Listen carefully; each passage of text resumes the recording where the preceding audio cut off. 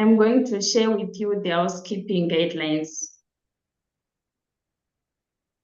So our rule number 1, please mute your microphones when you present to minimize background noises. For questions, contributions, and suggestions, kindly use the chat function to ensure smooth communication.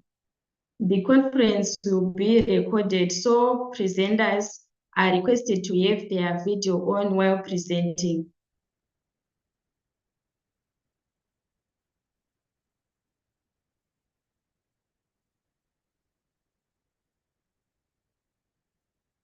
Just to confirm, am I audible?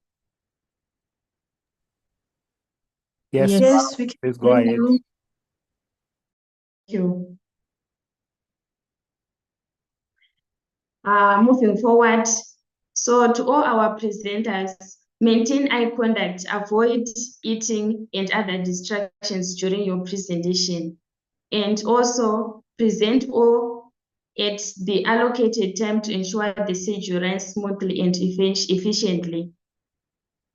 Then lastly, on the confidentiality notice, by joining this session, you acknowledge that the conference may be recorded for educational and achievable purposes. So I will leave this time to our committee members to introduce themselves. Thank you.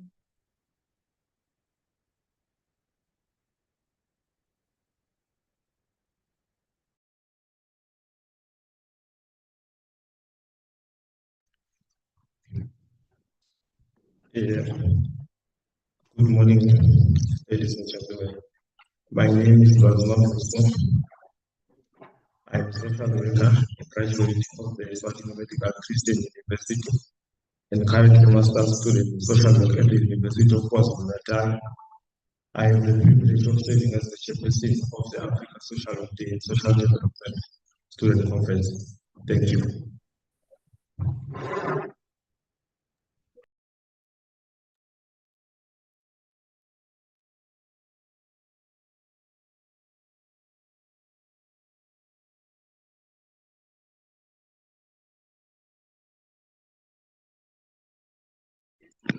Hello, my name is Hagai Mchapondwa. I'm a student at Zimbabwe Zeko Guti University, and I am the secretary of the SWDSC committee.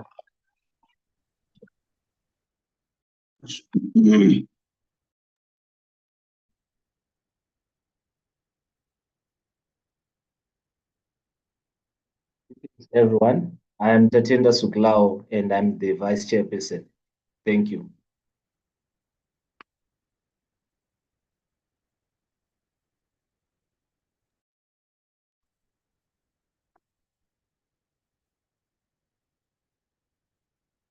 Good morning, everyone.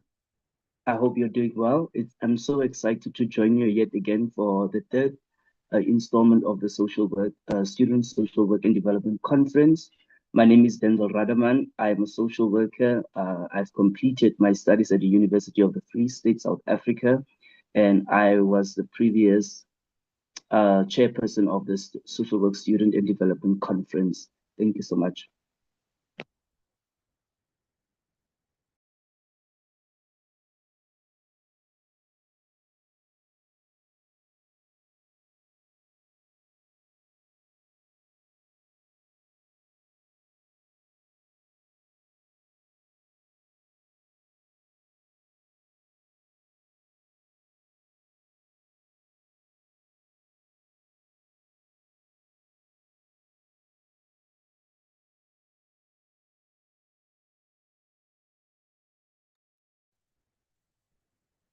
If there are no other committee members, Irina, you can move on.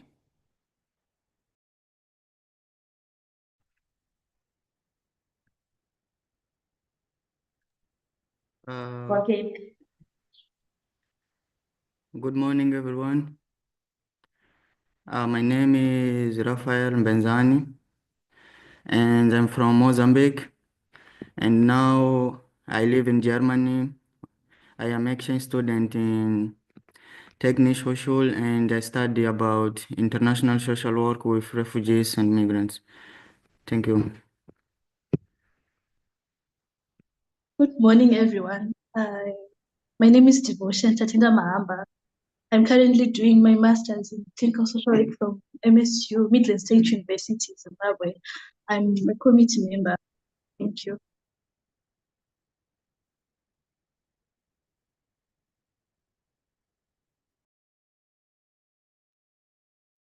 Good morning, everyone.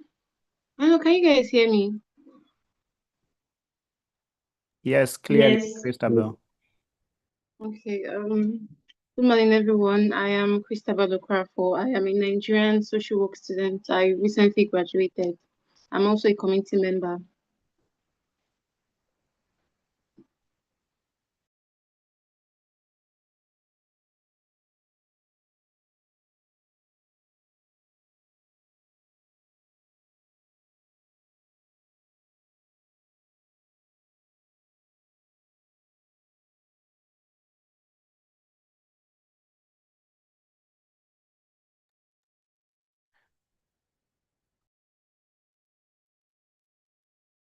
Okay, thank you so much for the introductions. So we are now moving forward. I'm going to leave this time to Haggai. He is our transitioner who will be checking all the progress, communicating throughout the conference. Thank you. All right, thank you. I believe at this point we need to go on to have the welcome and opening remarks from Luwazi Mavuso and his counterpart.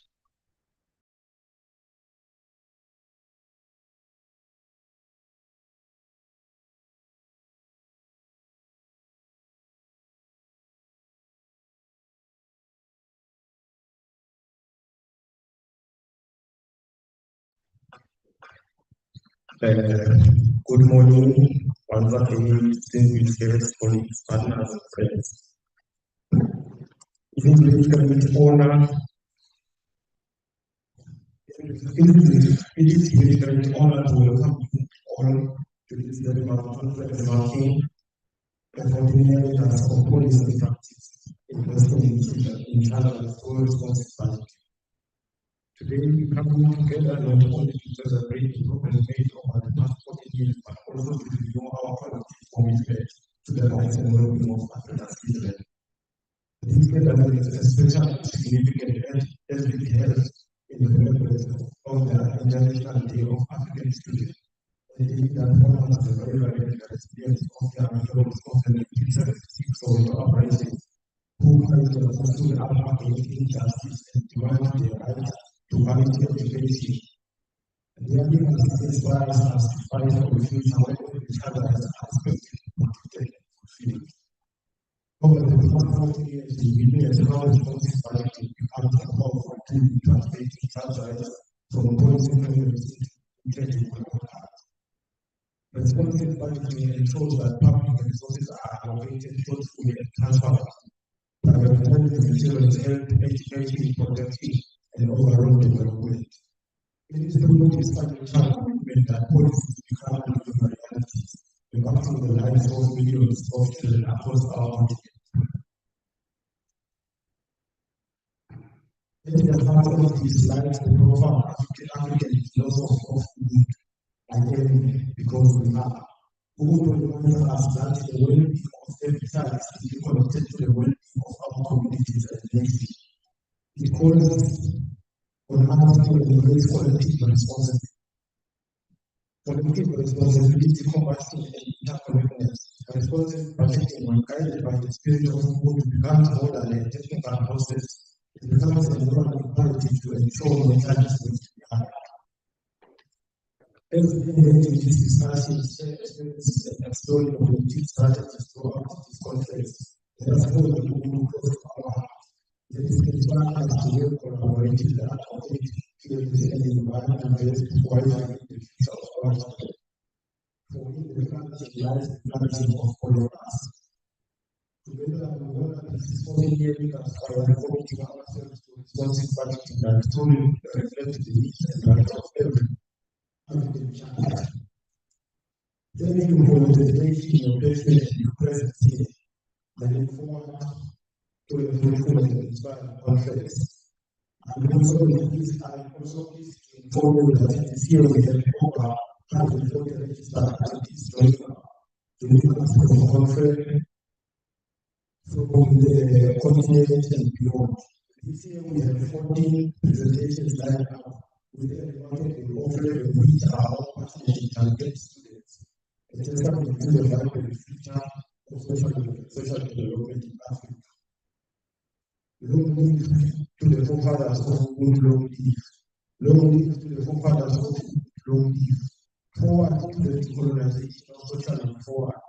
Forward to the decolonization of social and forward. Long live to the enduring spirit of social and social development. Long live to the enduring spirit of social and social development. Long live. Thank you, ladies and gentlemen.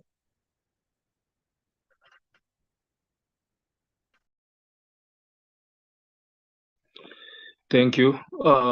I believe this is the time for our session to start. And I'll give this time to Dr.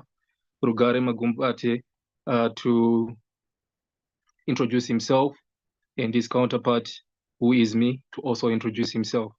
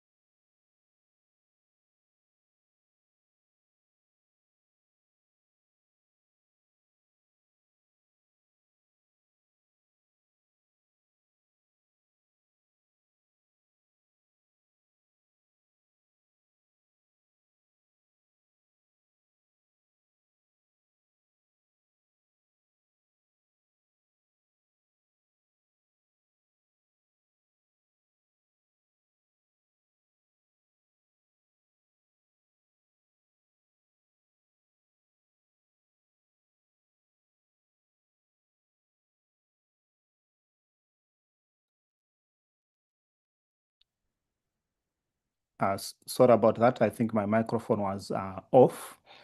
So in this session, we are going to have 4 speakers, 3 student speakers and 1 guest. I can see they are already in the room.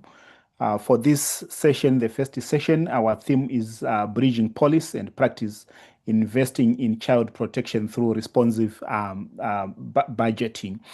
So our first speaker, who I can see is already in the room, is Nonkobe Shabalala. Nonkobe, be prepared. But before that, I'm going to ask Hagai to say a bit about the theme for this first session. Do you have a few words about the theme for the first session, Hagai?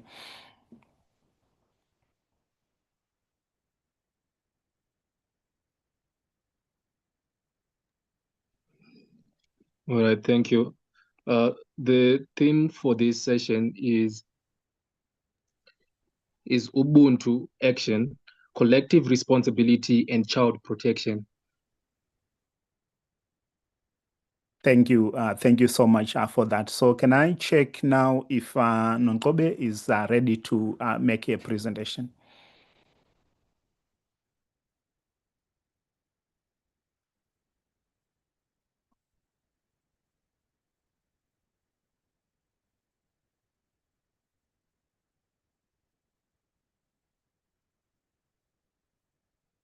Can I check if the first presenter is ready, please?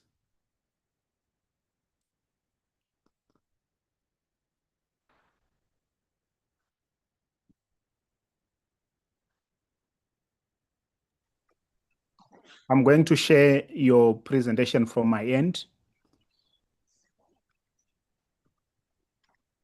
I'm ready, sir. Thank you. Thank you very much. This is your first slide. You can go ahead. All the best.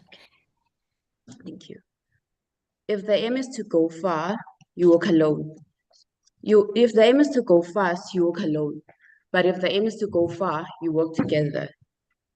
Bridging policy and practice, investing in child protection through responsive budgeting in Eswatini. Ladies and gentlemen, all protocol observed. Speaking is Nongabo Shabalala, a social work student in Eswatini Medical Christian University. I would like to welcome you once again at the 2025 Social Work and Development Student Conference. Taking you through my overview, I will discuss on the Day of the African Child, challenges and harmful practices, policy implementation gaps, lasting strategies for protection, and the call for responsive budgeting. The Day of the African Child commemorates the 1976 Students' Uprising, demanding their rights to equality and quality education. The African child knew there was a needed change for a guaranteed future legacy. In Eswatini, we say Umlibalua MB. Africa, with countries like Eswatini, upholds a 14-year legacy of policy and practice, celebrating an remarkable milestone of safeguarding children. The focus in 2025 aims in investing in child rights through responsive budgeting. However, with new challenges daily, the journey ahead is uncertain. Ligojwa lisemandi, an African phrase, but more of a practice that teaches a child about their responsibilities, cultural practices, and most importantly, about their rights. It has helped safeguard many communities in past generations in Eswatini. Between the months of January and May alone, reports of about 312 children raped and 5 murders have been made in Eswatini. Cases of missing children as young as 5 are reported monthly. With each day, Eswatini mourns the African child.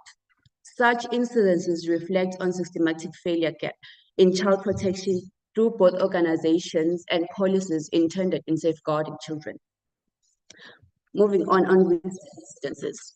On the 27th of May, a 5-year-old was murdered and disposed of, never returning home from school.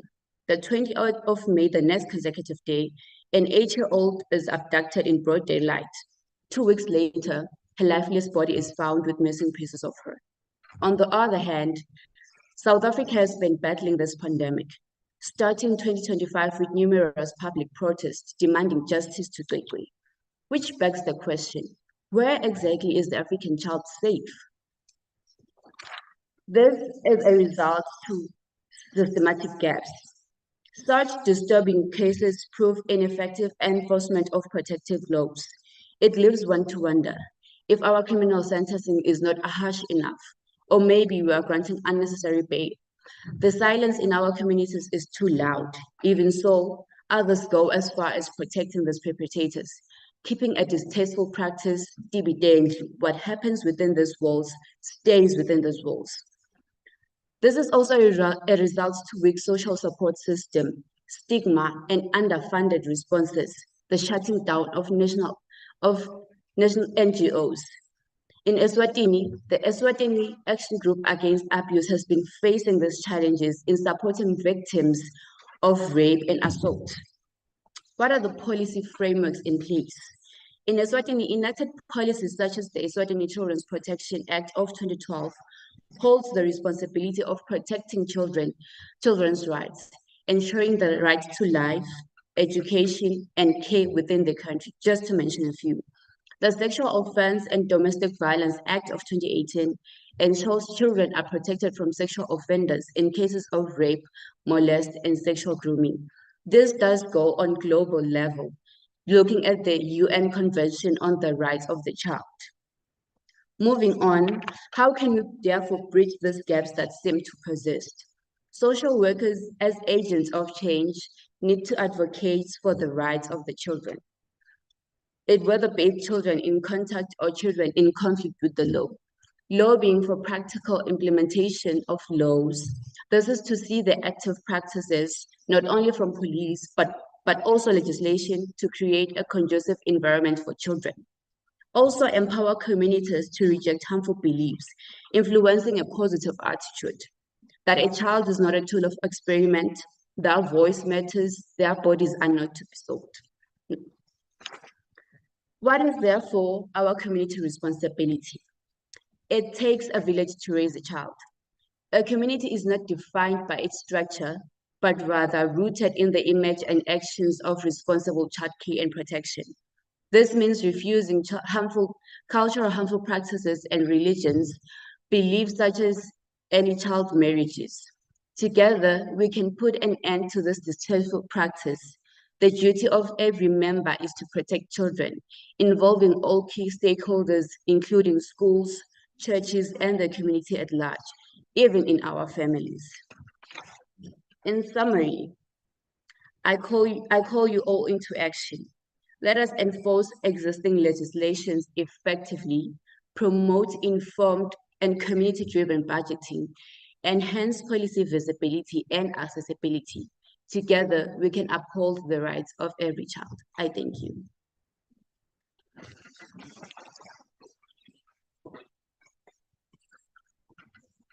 Thank you. Thank you very much for your brilliant presentation. I'm sure you are ready for comments and questions. I will pose the first question, then we ask the audience if they've got any additional comments. You can also put your comments in the chat. So you talked about the role of the community in ensuring that children are safe. In your view, after looking at all the safety issues around children, what do you think specifically the community is missing? Thank you so much for the question. There's a lot of gaps that are missing in our communities, but most importantly, the need for protecting children in our communities. And what are also the policies and places of reach in reporting these cases? In Eswatini, mostly it has been stigma and the way we have been treating the victims and making them as if they have called for these abuses and this tasteful and harmful practices. And therefore, if social workers as agents of change can reach out and teach these communities, children at a very young age, what their rights are and how they can report and end the violence, the rapes and the killings, I believe we can protect every African child in every way, or at least those numbers that seem to persist can be reduced very, very likely. Thank you. Thank you very much for your response. I just checked in the chat. There's another question for you. Are there institutional or communal efforts that can be leveraged to achieve this call of action? Do you want me to repeat that, or it's clear? Can you repeat it for me, sir? Yeah, that's all right. Are there institutional or communal efforts that can be leveraged to achieve this call to action? Okay, thank you. I believe that Inkudla centers in our communities can be of great use, not only using them to promote culture, but also to teach the communities what is expected or what rather can be done to protect children. The Inkudla is a very broad and wide aspect in Eswatini of a platform of reach, actually, that can help us to bridge these gaps that seem to persist. Thank you. Thank you very much for responding to the second question. We'll now ask if there are further questions from the floor. That's your opportunity to engage with the speaker, with the presenter. So please feel free to put up your hand or even to put on your mic and ask a question.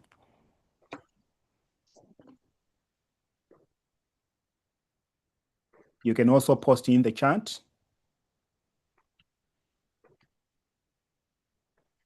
Further questions? Okay, so if there are any further questions for our first speaker, Nontebo, please put them in the chat or feel free to ask those questions at the end of this session. Once again, thank you so much, Nontebo, for your brilliant presentation and for taking us through the gaps that exist in our communities, in our family, but also in our states as a whole. Thank you very much. Thank you. Now we move on to our second presentation. Our second presentation is coming from Temandimadze Gamedze, who is from Eswatini Medical University. Can I check if you are ready? I'm going to be sharing your presentation from my end. Tema, are you ready?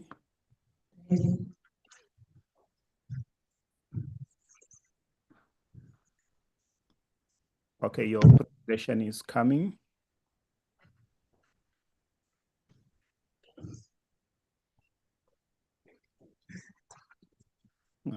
Wrong one, sorry. There you are.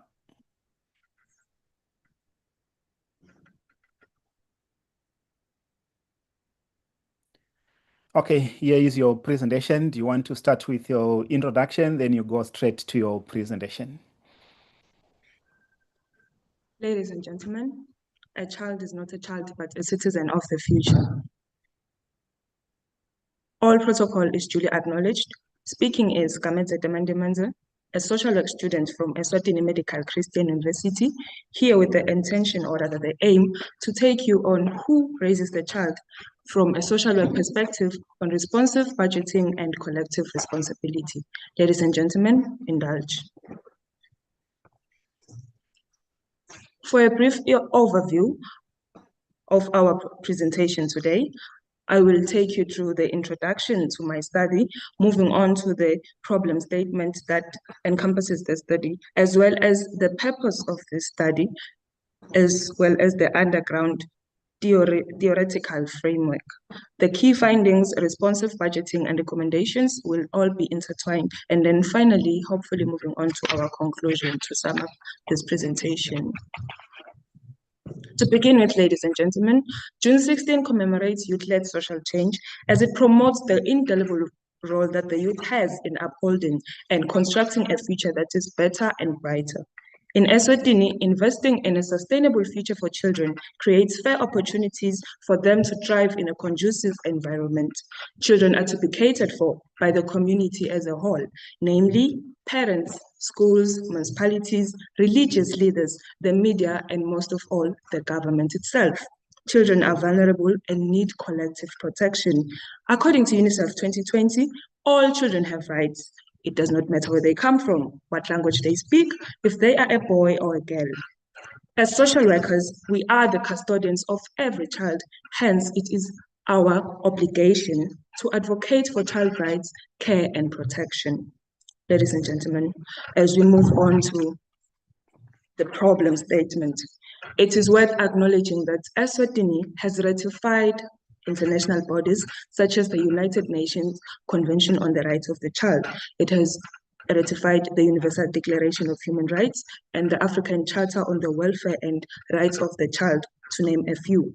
It has moved on to make its own state's legal arsenal that protects the rights of the child, which include the Constitution of Eswatini under Section 29, the Free Primary Education Act, the Children's Protection and Welfare Act of 2010. Ladies and gentlemen, due to the interest of time, we will only be able to acknowledge a few. The main problem being that policies exist, but implementation is weak, which then exacerbates the gap between policy and practice.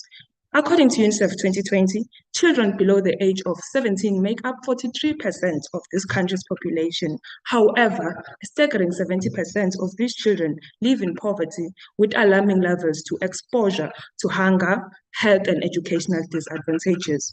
A report by UNICEF, UNESCO, and World Bank conducted in 2020 showed that primary school completion rate was at 86% in 2019 for boys and 91% for girls.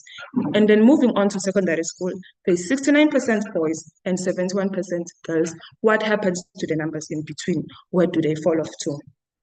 Ladies and gentlemen, as we move on to the purpose of the study, it aims to explore society's role. It aims to explore society's role in protecting children's rights through promoting responsive budgeting and solidarity while encouraging multi-sectoral policy implementation. As there are different ministries and different departments that play into child rights protection and promotion, That means we need to delve into the significant role played by those social institutions towards the upkeep of the rights of the child. Ladies and gentlemen, what rounds our study? The Ubuntu philosophy. The Ubuntu philosophy states that I am because we are, and since we are, therefore I am. In Africa, it is a familiar concept, as it is the worldview of African people from where we derive our relational, communal, societal, environmental, and spiritual knowledges, values, and practices. That is according to Mukumbate and others, 2023. This theory promotes solidarity because it believes that what happens to the individual happens to the community as a whole, in the same way that what happens to the community as a whole happens to the individual. This means that the upkeep of rights of the child cater for more than just the child, and this is but further into the society as well. This study was conducted as a desk-based literature review where qualitative research design was utilized, interviews were utilized, where there was the upkeep of informed consent as well as confidentiality, which was maintained through anonymity. Ladies and gentlemen, our findings from this study. Despite the various policies in place, there are still implementation gaps, especially because of a lack of community engagement and inadequate budgeting for children. Often at times when studying the gaps, people look towards just a single institution, forgetting that child rights are a collective responsibility. We have neglected our own responsibilities and are slowly shifting the blame towards just a single social institution. There is policy and practice disconnection, as this review points out that there is a gap between the creation of policies and practical programming. One cannot plan to cater for 30 schools if they do not have enough resources to cater for those 50 schools. It has to be implemented practically successfully. Moreover, there is a dire need for community-based social work and Ubuntu-informed practices, as these as social workers can help close the gaps in child welfare and advance more efficient child protection when combined with the development planning and Ubuntu-informed practices, where we cater for one another, because when I strive, you strive. Ladies and gentlemen, as we move on to further findings, there is a dire need for multi-sectorial and intergenerational commitment to child welfare as social workers, as the government, as parents, as the other community players cannot achieve it on their own. It is also important to include child rights in national development plans in order to empower local communities using frameworks that are culturally relevant, like Ubuntu, in order to create societies that are resilient and child-friendly. Most of all, ladies and gentlemen, investments in child protection must be more than just rhetoric, as this study emphasizes that funding for child protection must be reflected in responsive budgets that put children's needs first and not merely as empty promises. As I close off, ladies and gentlemen, the main problem is in this study highlighted that policies exist, but protection gaps remain and need to be addressed systematically and sustainably. Most of all, community-based and Ubuntu-guided efforts are essential to promote collective responsibility and efforts. As social workers, we must lead in advocating for children's rights and engage community involvement in caring and protecting the child. As a community, we must also cater for the child, because we are, they are because we are. Thank you.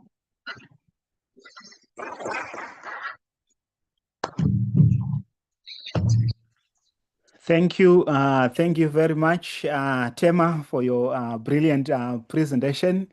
I will now open up for questions and comments from the floor. Let's ask our presenter questions or give comments. Please feel free to put on your mic and ask your question.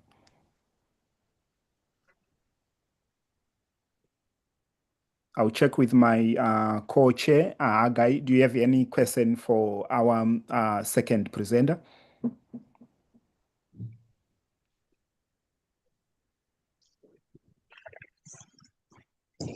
Dr. Rugare?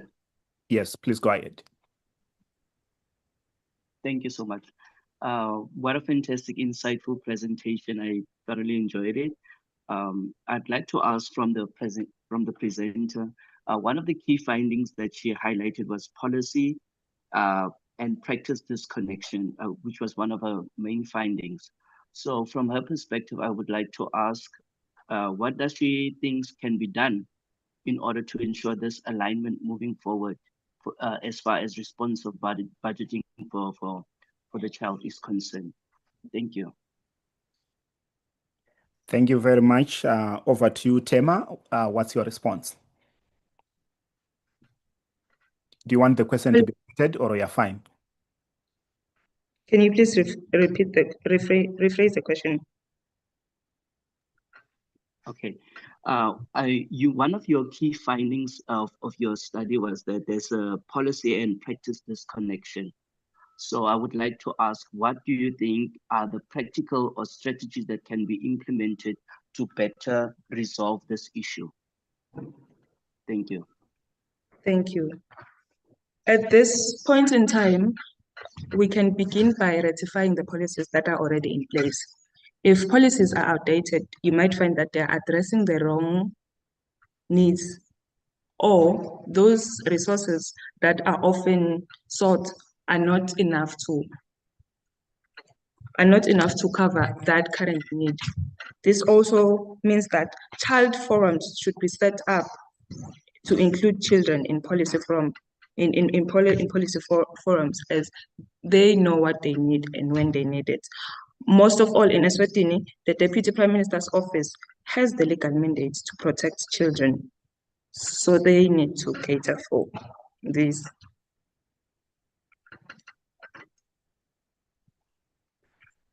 Thank you. Thank you very much for that. Denzel, do you have a follow-up question? Oh, yeah. Thank you so much, Chair. I'm covered. Thank you so much. Thank you. Okay. Thank you. Thank you very much for that. Please prepare the questions for our presenter before she goes. I've got a question for you, Tema, and my question is about the frameworks that you talked about. So you said there are different frameworks of ensuring that children are protected. One of them that you talked about, which you also used as a framework for your research, because it's a framework that can be used in research, in practice, but also in education and learning. That's Ubuntu. In your view, what are the barriers, or what are the factors that result in these local but relevant frameworks not being used in practice, but also in policy? To begin with, Westernization has taken over Africa. We have found ourselves driving away from our roots, which then is encompassed into our syllabuses. You'll find that we focus more on international information, which then causes us to disregard our own information as Africans. Thank you. Thank you very much for your response. We'll take one more question for you before we let you go. The floor, please feel free to ask a question. Feel free to ask a question. My co-chair, Agai, I'll ask you to prepare to introduce the next two speakers. Here. There's a question in the room. Yes, please go ahead. Yes.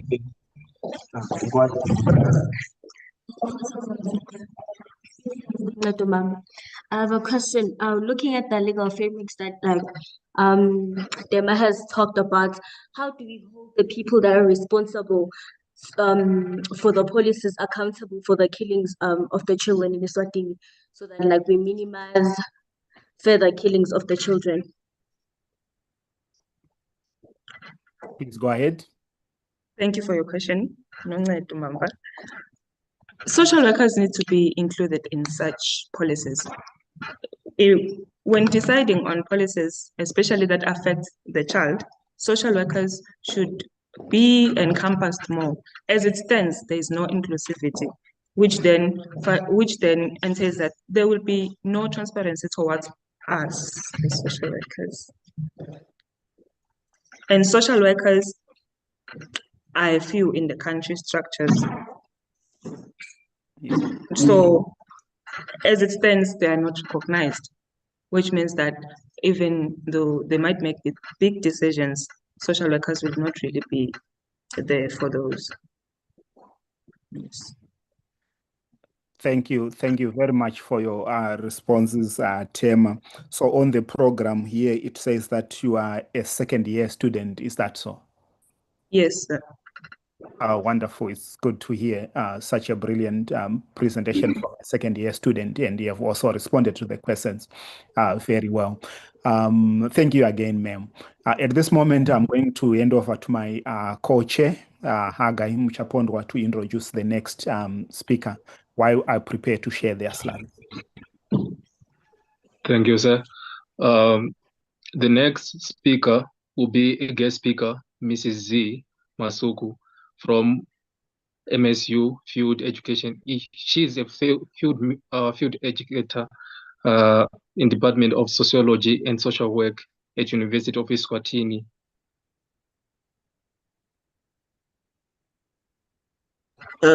Sorry, Mr. Agai. It seems like you have omitted another student presenter, Nosipo Simelan, before the guest speak, or you have changed the program. Maybe I'm using a program that is outdated. Let me check if I have the final one.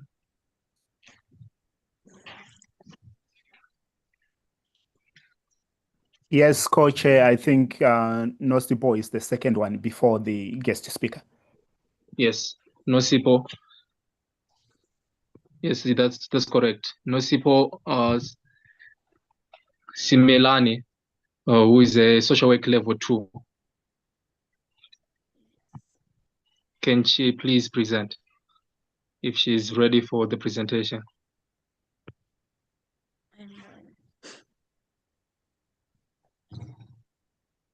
The African proverb says, "It takes a village to raise a child." It's a beautiful sentiment, one which speaks of collective responsibility and community care. But today we must ask ourselves a difficult question: what happens when the village itself is in crisis? Ladies and gentlemen, speaking is Melanie Nosipo from Eswatini Medical Christian University. I'll be taking you through threats to child rights in Eswatini, the impacts of US aid cuts, and pathways to sustainable protection through responsive budgeting. Now taking you through my overview. Key threat to child rights in Eswatini. What role the US aid play in Eswatini? The implication of the US aid cuts in Eswatini, an African methodological approach and pathways to sustainable protection, responsive budgeting. Ladies and gentlemen, the Day of the African Child serves as the reminder of the ongoing challenges faced by children. This day is crucial to reaffirm our commitment to safeguarding the rights of every child in Eswatini. Now, the key threats are poverty and food security. The widespread of poverty and drought are primary drivers of child rights violations, exposing children to malnutrition and child labor. Secondly, we have health crisis. Eswatini has the highest worst prevalence of HIV and AIDS rate, a crisis that PEPFAR programs directly address. This has resulted in a large population of orphans and vulnerable children. We have civil unrest. Political instability has led to violence affecting children, school closures, and psychological trauma among youth. Lastly, we have violence against children. An estimated 1 in 3 children experience some form of sexual violations before the age of 18, while corporal punishment remains a deeply rooted and socially accepted practice in schools and homes. I'll be moving to the state of child rights in Eswatini.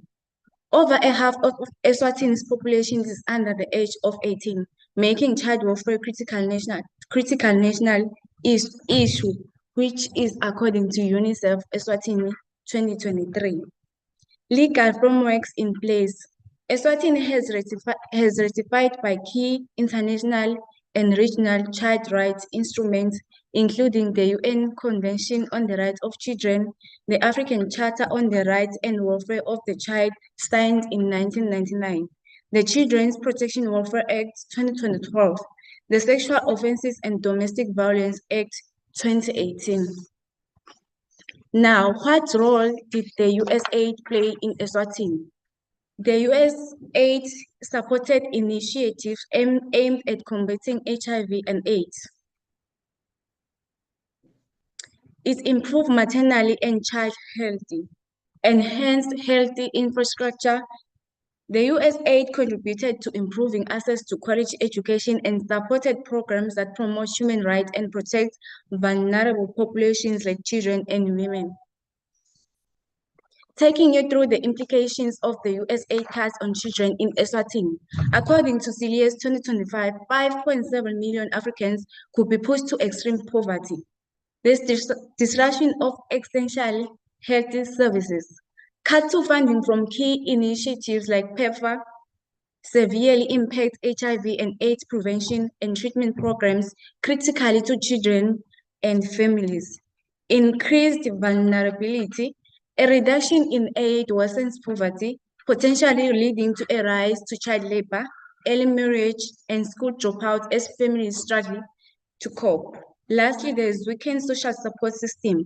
The loss of funding forced non-governmental organizations that implement PEPFAR funded programs to downsize or close, reducing vital supports for vulnerable children. The cuts jeopardize access to critical programs like those providing antiretroviral therapy, which is according to PEPFAR 2025. The loss of USAID funding arbitrary to the world's most vulnerable children. Taking you through my African methodological approach, Ubuntu and Sankofa. Moving beyond Western-centric models, in order to create a sustainable solutions, it is essential to adopt methodologies rooted in African philosophies. Ubuntu, I am because we are. This philosophy emphasizes community connection and collective responsibility for the well-being of every member. In child protection, Ubuntu promotes the idea that it takes a village to raise a child, fostering an ethic of community-based support to address root causes of vulnerability. Lastly, there's Sankofa, go back and get it. These principles encourages learning from the past to build a better future. The Sankofa is based on the understanding of historical and cultural contents of child rearing practices. I'll be taking you through pathways to sustainable protection, responsive budgeting. The need for child responsive budgeting. The US has played a significant role in supporting Eswatini through aid programs. Therefore, there is a need for budget allocation in Eswatini to be more transparent and directly address children's rights. It can be done through planning and allocating funds in a way that explicitly and equitably meets needs of the children. Community participation, Ubuntu in action. Involving communities, including children, in the budgeting process by having a child representatives in parliament to ensure allocation reflects their needs. Capacity building, strengthen the ability of governments and civil society to implement and monitor child responsive budgets. Ladies and gentlemen, the recommendations are: prioritize the implementation of child responsive budgeting across relevant ministries. Ensure that budgets prioritize essential sectors such as education, healthcare, and nutrition. Invest in community-based protection mechanisms rooted in the principles of Ubuntu.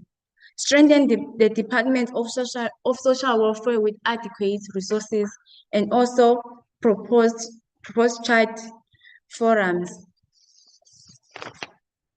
In conclusion, the threat to child rights in Eswatini are significantly worsened by poverty, political crisis, and the USAID cuts. By implementing child-responsive budgeting, Eswatini can ensure its national resources are effectively used to protect its most vulnerable citizens. Ladies and gentlemen, children are our future. Let us prioritize their needs. Thank you.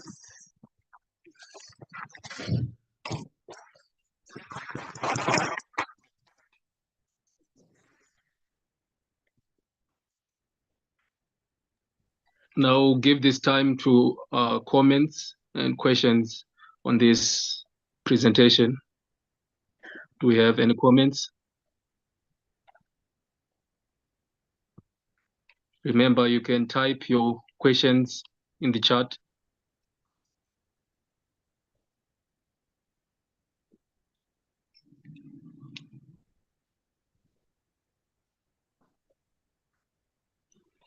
Okay, so we have a question from Mabuza. This is the question.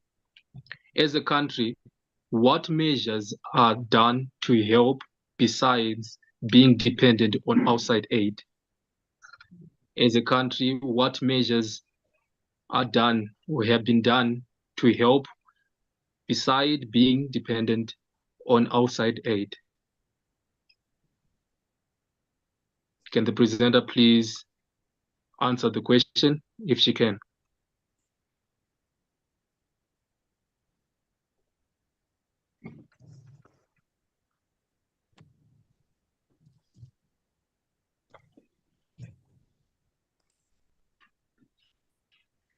Oh, there are national budget which caters for specific needs, e.g. school fees. In Eswatini, there is free education and scholarship for higher education. All right. Are you answered, Mabuza?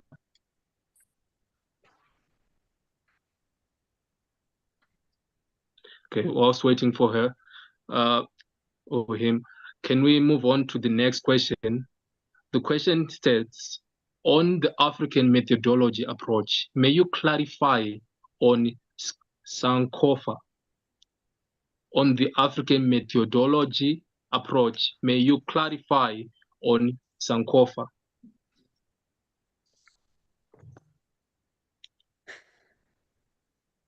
Then Sankofa says we should go back and get it. Like the principle encourages learning from the past to build a better future, like understanding the historical and cultural context that was used for child rearing.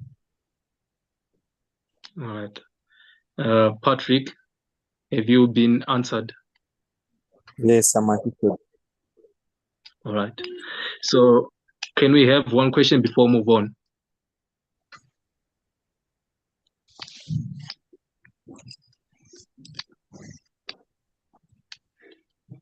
Okay, if there are no questions, I think we can move on to the guest speaker, who is Miss Z.C.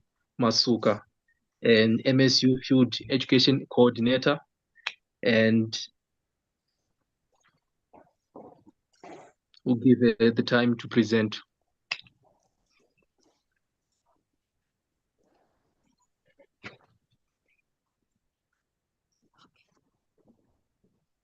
Thank you, and I'm also working on a presentation, just opening it for sharing.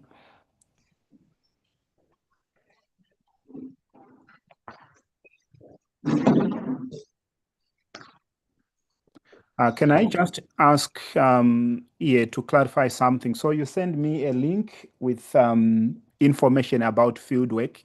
Am I expected to open one, and which one from the link that you send me, or do you want me to share everything? Share everything, please. The link is the whole presentation. Okay, It thank should. you. Thank you so much. I'll be doing that now.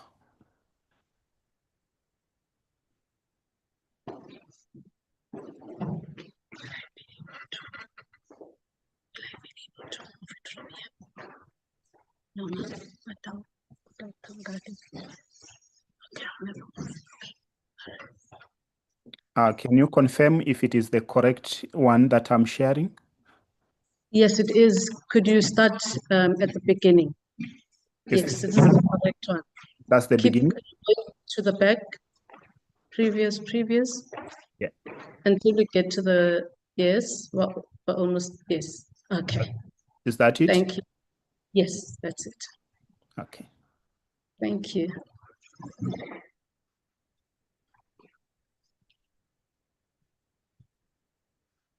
Good morning. All protocol observed. My name is Zima Suku.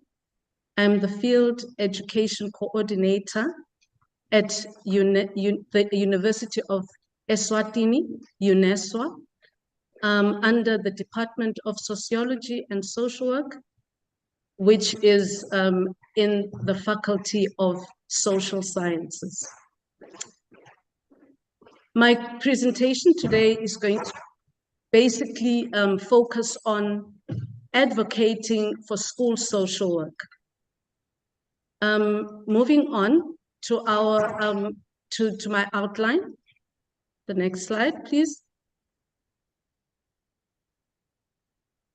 First, I'm going to go through the background, just to cover the context and the foundation of the advocacy work that has been done. And then next, I'm going to talk about the state of children in the country, followed by a fieldwork experience. This semester, which just ended at UNESCO, then the key findings from that field experience and recommendations thereof.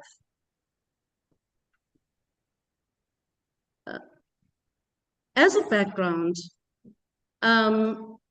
children in this country are going through a lot of psychosocial problems. And what we are needing is a safe space for children in the educational field, which is not currently there. You will see in the slide that I have the same picture of the little 8-year-old girl that a previous presenter mentioned. This little girl, I'm not going to go through the whole details of what happened to her, but basically she was kidnapped and then murdered, found murdered. Her head she was beheaded. The head was found in a kitchen in a household, and her body was hanging from a tree. These are some of the situations that are happening in Swaziland that are sending shockwaves to the nation. Can you move on to the next slide, please? Just to give you,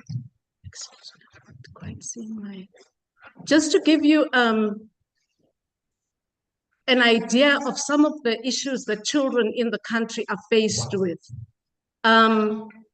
Educationally, access to education is not equal.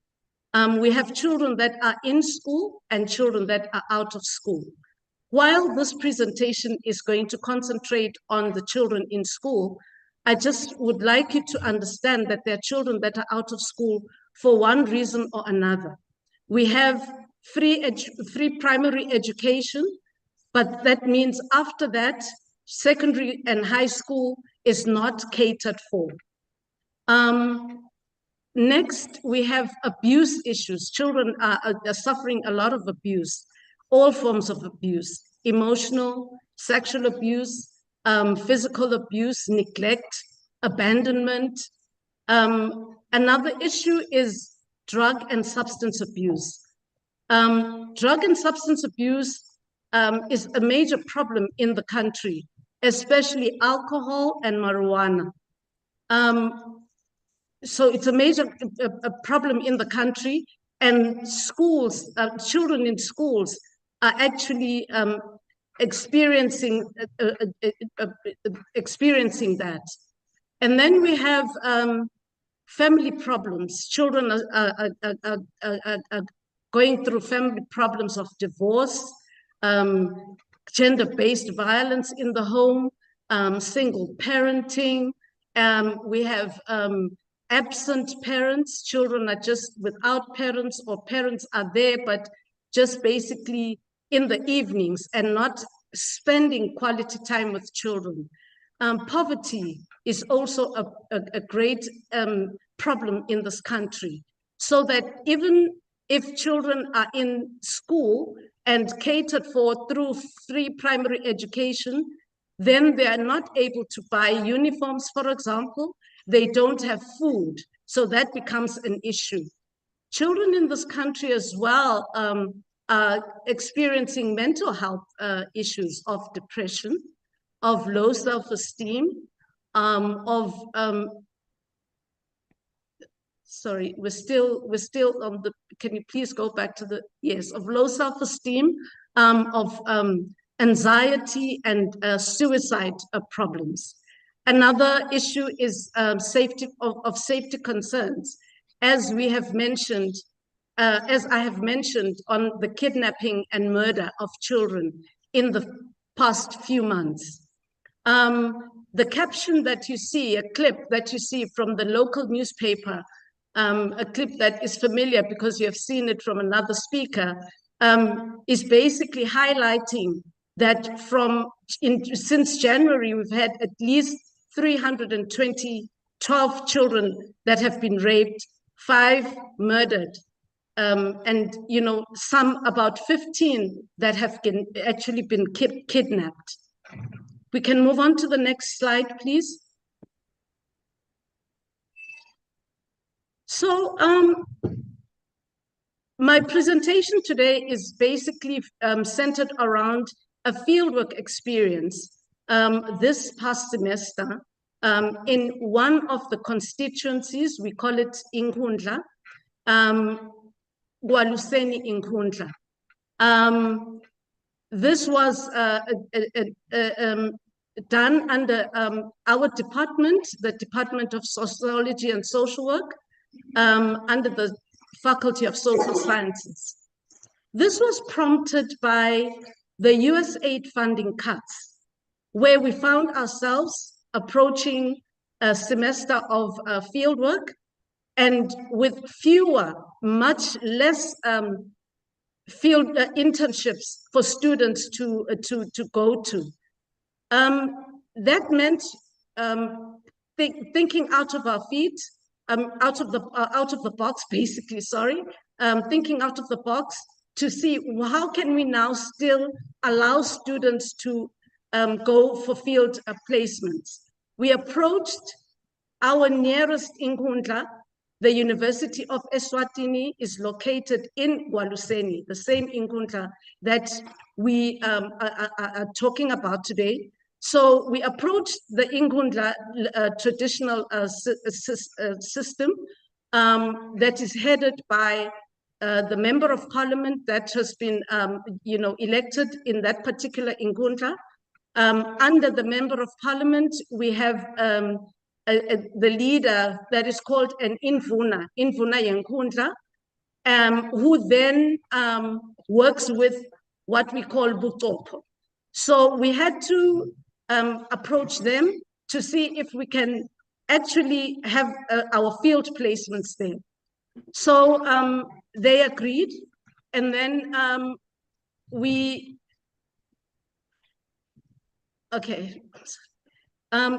they agreed, and then we had students focusing on 2 particular areas. Students focusing on 2 particular areas: school social work as well as community service. Next slide, please. I'm being made aware that I only have 2 minutes left. Just to give you an idea of what the Gwaluseni landscape is like, that constituency. It's an Inkundla, a constituency, one of 16 in a region in Swaziland called the Manzini region. It is across an area of 23.45 kilometer squares, and it spreads around 3 chiefdoms. It's divided into 3 chiefdoms. It's in a peri-urban setting where, you know, most of the land there is Swazi Nation land. We have a lot of unplanned settlements in that area. The population in that whole in Inkundla is more than 65,000 people, with 12 schools ranging from pre-primary to high schools. There are only 3 high schools in that in that particular Inkundla. 2 of them are private schools and 1 is a public school. So all of the other schools are public schools. The key challenges of Gwaluseni is that first of all, the key challenges of Gwaluseni is that first of all, sorry, I can't see, man. Why all of a sudden I can't see? I just want to see how can we make it. Yeah?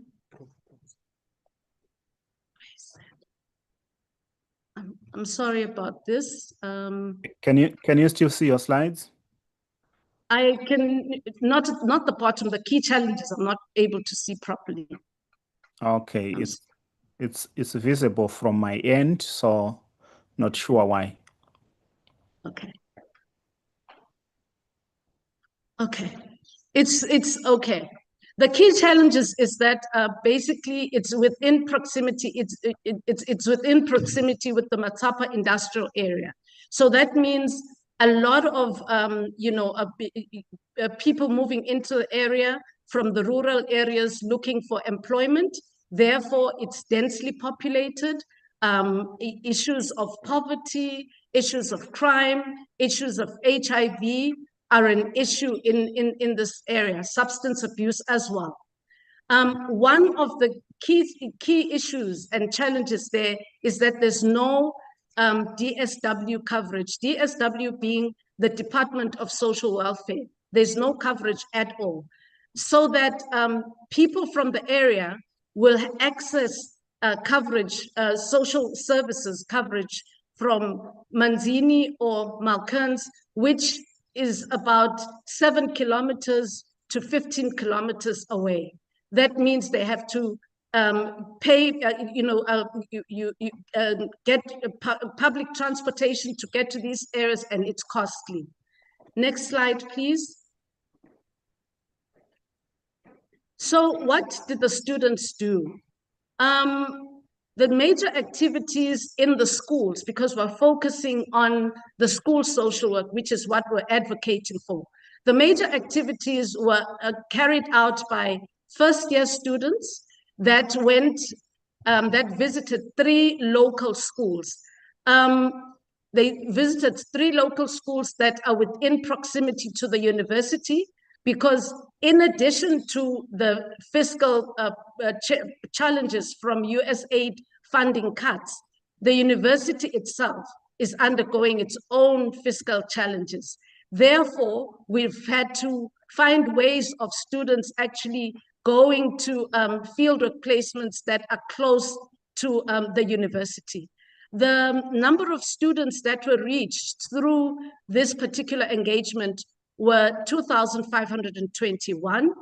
And then the key activities that the school, so the social work students conducted there was first, they did an awareness campaign on school social work.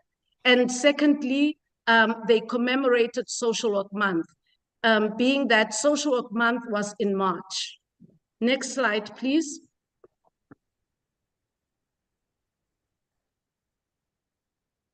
From the findings, this is what we can share.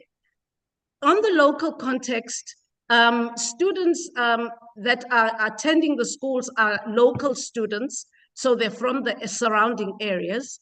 They're coming from basically homes that, broken homes, or, poverty-stricken homes, and also and then with very little resources to support them. And then in terms of demographics, as we have said, 2 of the schools are primary schools. So we had children from in grade 1 to grade 7 that are free primary education recipients, and large class sizes. For example, in one class, we had 64 students, and then both genders in the schools. Both those schools are mixed schools, so they have both genders. But what was striking was that most of the students are females and not males. Then in terms of the psychosocial issues. In terms of psychosocial issues, the students were found to be dealing with all forms of abuse. As we have mentioned, other SWAZ students or children are going through bullying, gangsterism. Children are suffering from academic issues. They have academic performance issues. Therefore, they have mental health issues of depression, anxiety. Students are suffering from family issues, that they are reporting issues from the family as a result of perhaps substance abuse, as a result of poverty. Their parents are unemployed, so the children lack the necessary things that they need. For example, uniform, they lack food as well. And then what were the service gaps that we found? The service gaps that we found is that there's little or no understanding of social work, period. Therefore, there's little or no understanding of school social work. However, there was an indication of a high need for school social work. But what was also standing out is that there are no school social workers in the schools. 2 critical case examples of that I need to highlight is in one school, while the social work students were working with the students, with the scholars, one of the scholars reported an sexual abuse case by her uncle at home, and she was therefore then taken to the one-stop center to be attended, and the abuse was confirmed. In another school, the school called the students, social workers, requesting for assistance because one of their students, an 11-year-old grade 3 pupil, had committed suicide by hanging themselves on a tree outside their home. And so the school didn't know basically what to do. So definitely that means there's a great need for school social work. Had there been social workers in the school, perhaps some of these issues would have been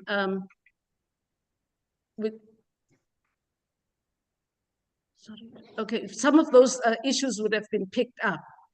Can you kindly move to the next slide?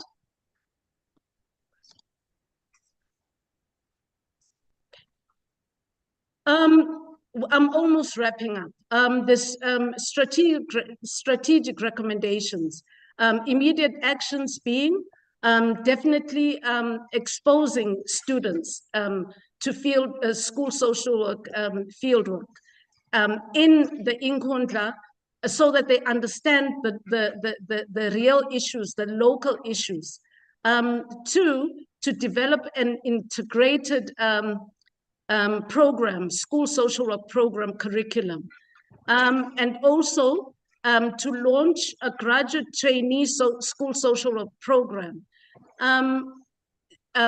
Just considering that there are a lot of social work graduates that are sitting at home unemployed, we could actually utilize these students. The long-term strategy being a pilot, a 3-year pilot at the Igualuseni Inkundla, followed by conducting research and developing case studies so that we have authentic case studies that are speaking to the issues of our children. And then a gradual,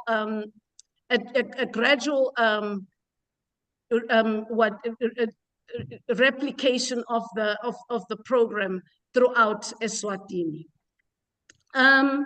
Implementation timeline is to launch during the first year, to launch the program, and in the second year to evaluate it, and then from the third year going on to expand it to the other regions in Swaziland.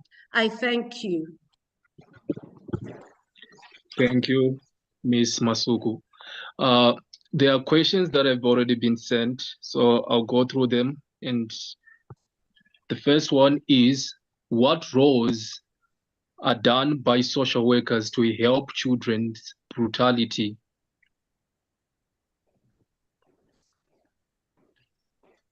What roles are done by social workers to help in the brutality of children? Thank you. To answer that question, at the moment, the roles that are done by social workers to help children's brutality are mainly roles that are carried out by social workers within the Department of Social Welfare, which is why we are needing more social workers to join. They're done by social workers in the Department of Social Welfare, which is the largest employer of social workers in the country. With the funding cuts, I'm sorry, I'll have to keep coming back to the funding cuts. That means now a reduced number of social workers that were actually complementing the services that are being provided by the social workers within the department, the social workers that were hired by NGOs that were funded mainly by the USAID funding. All right, thank you. So there's another question. From what you have said, what can be done to address issues or challenges, e.g. kidnapping, you have just mentioned? Thank you. One of the key issues is to definitely do an awareness campaign, especially in the Inkundla, because this is where we have most of the people in the Inkundla. And then definitely we're needing to have support from government as well, because part of this requires some funding, which at the moment is insufficient. So we're needing that at the moment. However, with advocacy on our side as social workers, that is something that can be done. All right. Thank you for your answers. I think we can move on to the next hour of our session, which will be coordinated by presenters, by modulators. Sorry. Okay, before we proceed, I do also have a question. Thank you. May I? All right. All right. Thank you so much. Thank you.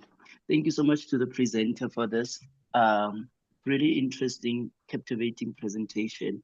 And I think it resonates so deeply because even here in South Africa, the challenge still persists as far as school social work is concerned. What I would like to ask from the presenter is that, in her view, what are the barriers for the implementation of psychosocial services in school? Why is this such a big drawback? Why is it such a challenge for us to actually do it, employ social workers in schools? Because when I think of my own home country, it's amazing to see how children are suffering, and there's no intervention. Perhaps the intervention comes way too late, because there's no need. There are no social workers in school, yet teachers have to grapple with all these behavioral issues that children present with. So what are the barriers for this implementation? Why are social workers not employed in school settings? Thank you. The main barrier is funding, really. Government has not employed enough social work.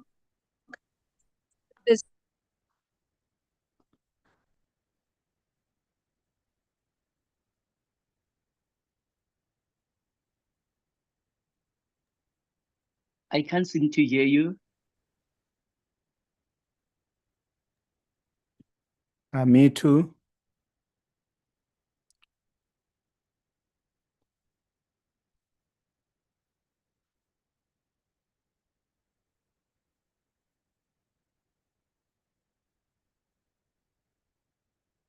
It looks like those attending from Eswatini, they've lost their connection. Yes, I believe so. So maybe we can move on to the next segment, considering that. Yes, I agree with you. All right.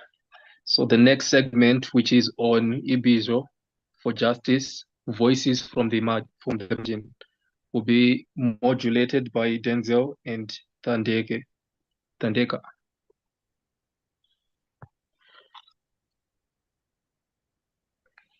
Denzel, can you take over? Thank you so much, Agai. Thank you so much. Again, it's a great pleasure to join with you this morning for our third installment of the Social Work Student and Development Conference. Moving into our second session now, as my colleague already indicated, in Ibizo for Justice, Voices from the Margins. We have 3 presenters, and then we'll close off this session with a guest speaker, Dr. Langa. So could I just have the program up here for me now? I need to look for it. So let me quickly go into the first presentation. Could you kindly assist me with this, Dr. Rugare, on your end?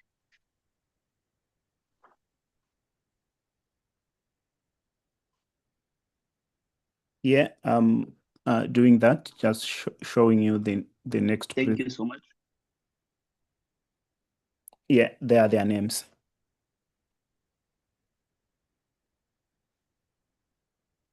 So, okay, our first presenter, I hope they are here in the meeting.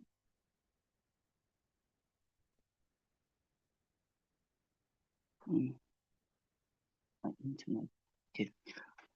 The first presenter will be speaking on protection from child exploitation and child labor in lithium mining communities, a case of Goromonzi, Mashonaland East Zimbabwe, and we have Calvin T. Gavaza and Kudzai Women's University in South Africa. So over to you, colleagues, to present your paper. Thank you.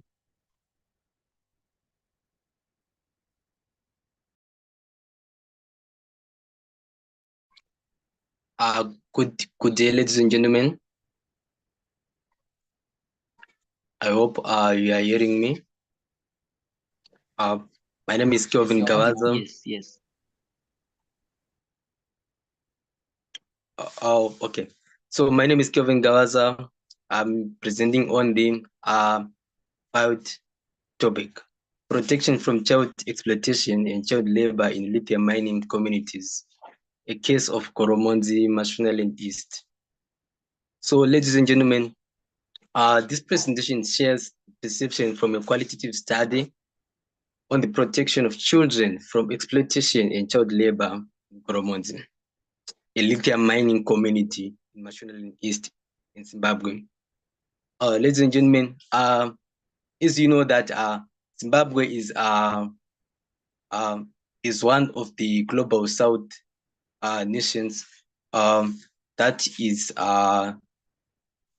garnering for economic growth under the National Development Strategy 1. The issue of lithium mining has been risen due to the issue of economic growth. So lithium mining is booming, but it is necessitated to negative social pathologies. Oh, I'm sorry. Can you go to the slide number 3? Sorry, I'm just doing the random. Yeah, that one on the background. Thank you very much.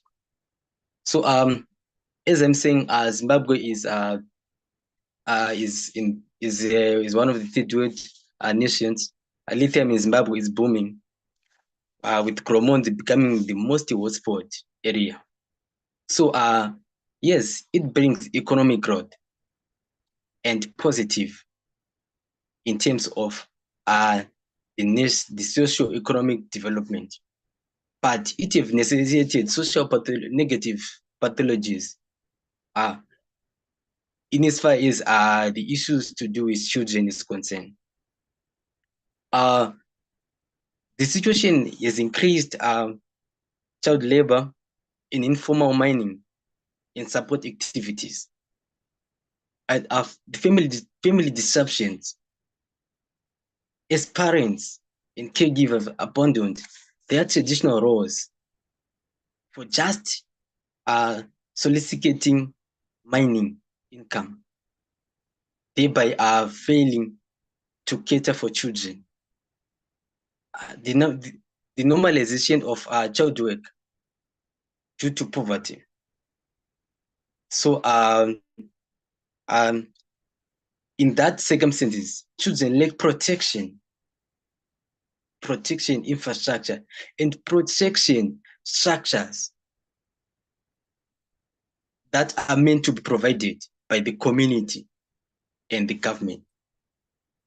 And also such instances ensures silence of informal labor. The government and the community cannot stand up due to the informal labor. So as a result, these are all elements of legal breaches, especially the Children's Act, Chapter 5.06, rendered on the Articles 2A, which talks about the best interest of the child, and Section 7, which prohibited exploitation and child labor, and Section 10, which articulates that children deserve the right to education and parental duty. So, why are all sorts of things happening? They are happening because the parents and the caregivers of these children have cries, they have socioeconomic challenges, they have ends that are saying to meet. So such dual aspects can create the distance or the gap whereby they cannot be able to meet up the needs or the ends whilst protecting their children. Can you move on to the other slide? Sorry. Also, this study was guided by the Ubuntu perspectives, centered on the issues of collectivism, empowerment, universalism, social justice, and stuff. I expect it further on the next slides and on the implication. So my study was centered on the use of the descriptive phenomenology research design, and also the basis of qualitative research rooted in the interpretative philosophy Also, the study was guided by in-depth interviews with parents and guardians of children, key information interviews with the child protection experts, including the social development officers from social development, which was called the social welfare. And also my data was analyzed through the use of IPA, rooted in hermeneutics, and the study was guided under the gatekeepers of the Goromonzi community from the Ministry of Women Affairs, since the participants were the guardians of children. So right now I can now explain the findings. So this study resembled that there are certain drivers of child labor and child exploitation in lithium mining communities. So based on the parental related issues, these aspects are indirectly drive children. So the issue of financial gain, which pushes the parents and guardians of families to venture into lithium mining for their capacity to solve SDG 1 of poverty. The end result, in as far as children is concerned, children can start on participating in mining activities. For instance, boys can endure informal mining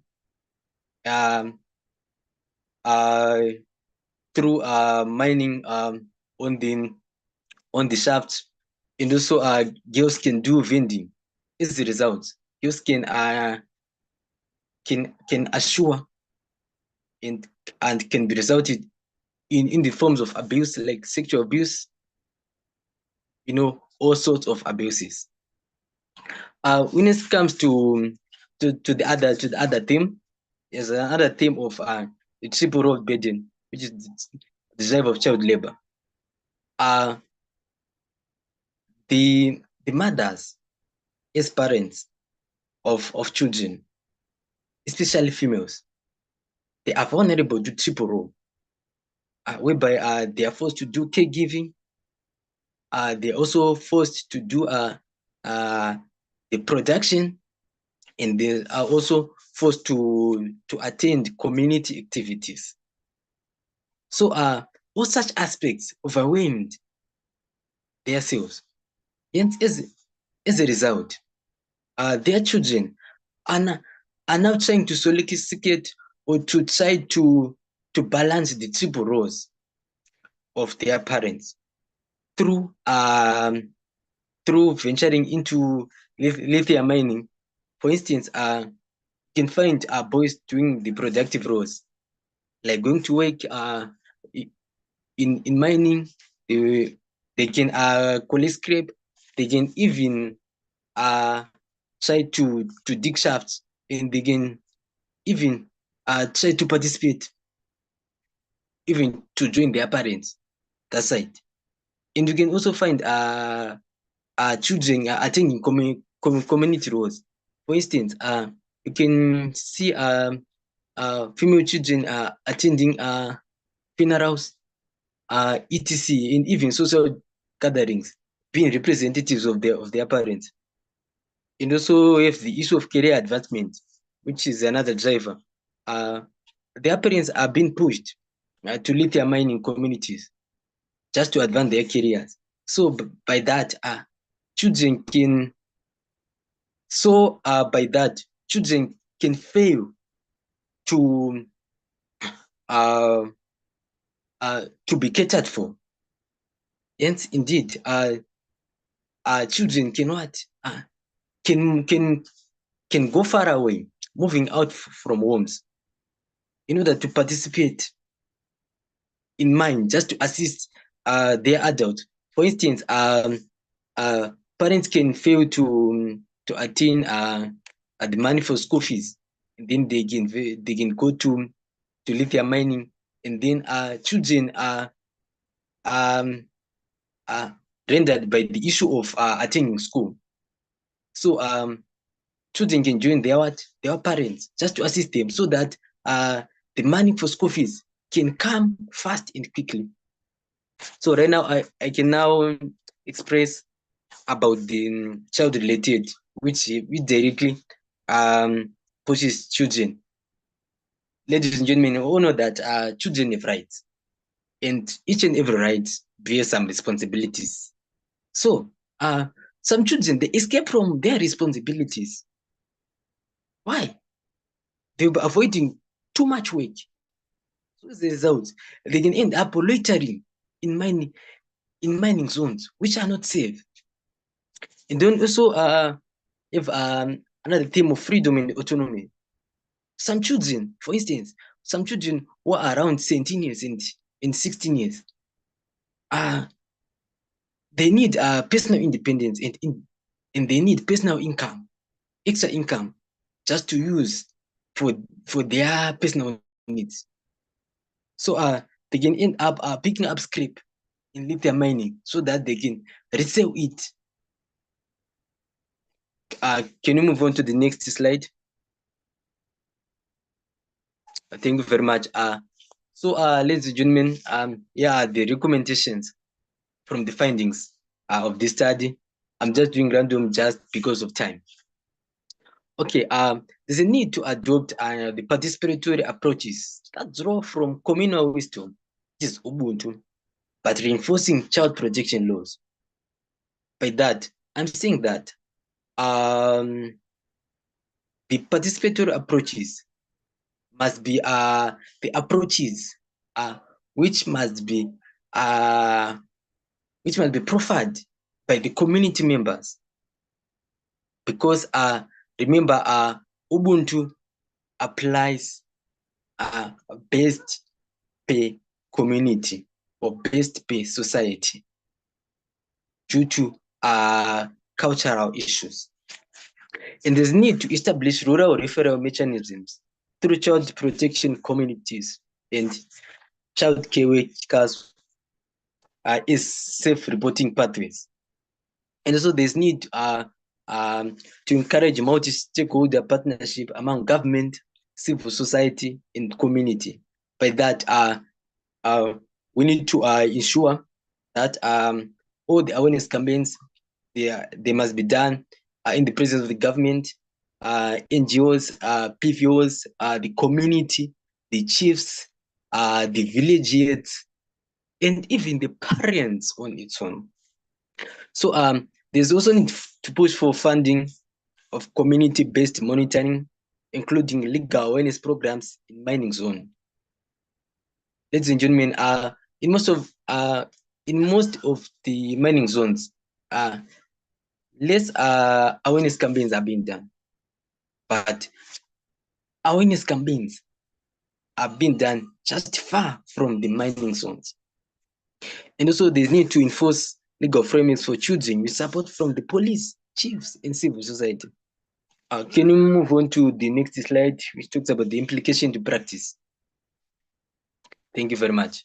Okay, on this, the Ubuntu perspectives implies that developmental social remedy is best to apply through its values rooted in collective responsibility, human dignity, solidarity, and social justice.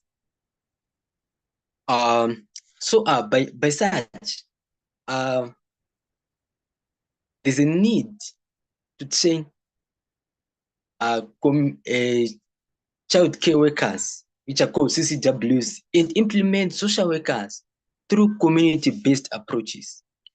By community-based approaches, what am I meaning? For instance, in Zimbabwe, we have what you call the 6-tier structure, which ensures about the proper strategy for catering children, especially who are orphans and vulnerable, and children who bears some of the filed aspects in the file as child exploitation and child labor. And also there's a need to ensure village savings in loan associations. In Zimbabwe, in the Shona term, they call it Mukando, in order to reduce reliance on child labor. So the village saving loan associations it's a program that is designed by the community among its own. The community can start a group, so it's more of a group work, and they can share the money, they can save the money. For instance, a group of 5, and after 1 month, the money will be shared for everyone. And also the needs of community livelihoods projects co-managed by the local communities. Therefore, this Ubuntu values aligned with middle developmental social work practice, principles of empowerment, local solutions, and sustainable protection. So in conclusion, ladies and gentlemen, protecting children is a community contract. Let's prioritize Ubuntu, UNU, Ubuntu, Boto, two, in nurturing our children. I am because of who we are. A child is right. Thank you very much. And go for questions. Thank you so much. I appreciate you. Thank you so much, Calvin. Colleagues, now I'm officially opening the floor for questions to Calvin. Do you have any questions regarding his presentation? Now is your time to post your chat box. You can use the chat box, or alternatively, you can use your microphone.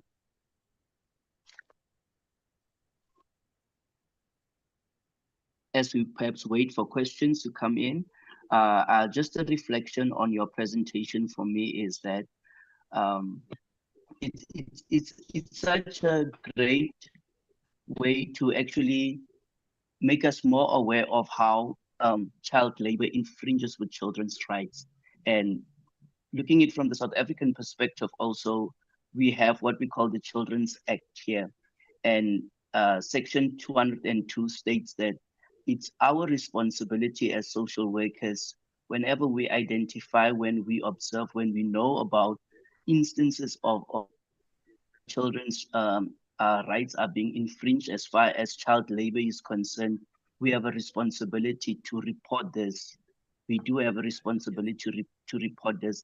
And this, what are the other contributing factors that can be aligned with this phenomenon? Because clearly it's not just one size one fits all thing. It's so multifaceted, because you talk about the silence of informal labor, child labor, which also speaks to the fact that children are parentified. They have to go and work for families. But what is the mining state? What governance is there as far as the mining is concerned? Because mines do need to have governance frameworks that clearly states that you cannot work as a child in the mine, because the activities that are being done there, it's so dangerous. It's not safe for their well-being. And who looks after that? Who looks after that to ensure that the activities of the mines are really safe, and they are the employees that they employ, they can do that. So perhaps that's just something we can think about to say that, how does the governance looks like for this mine in your country?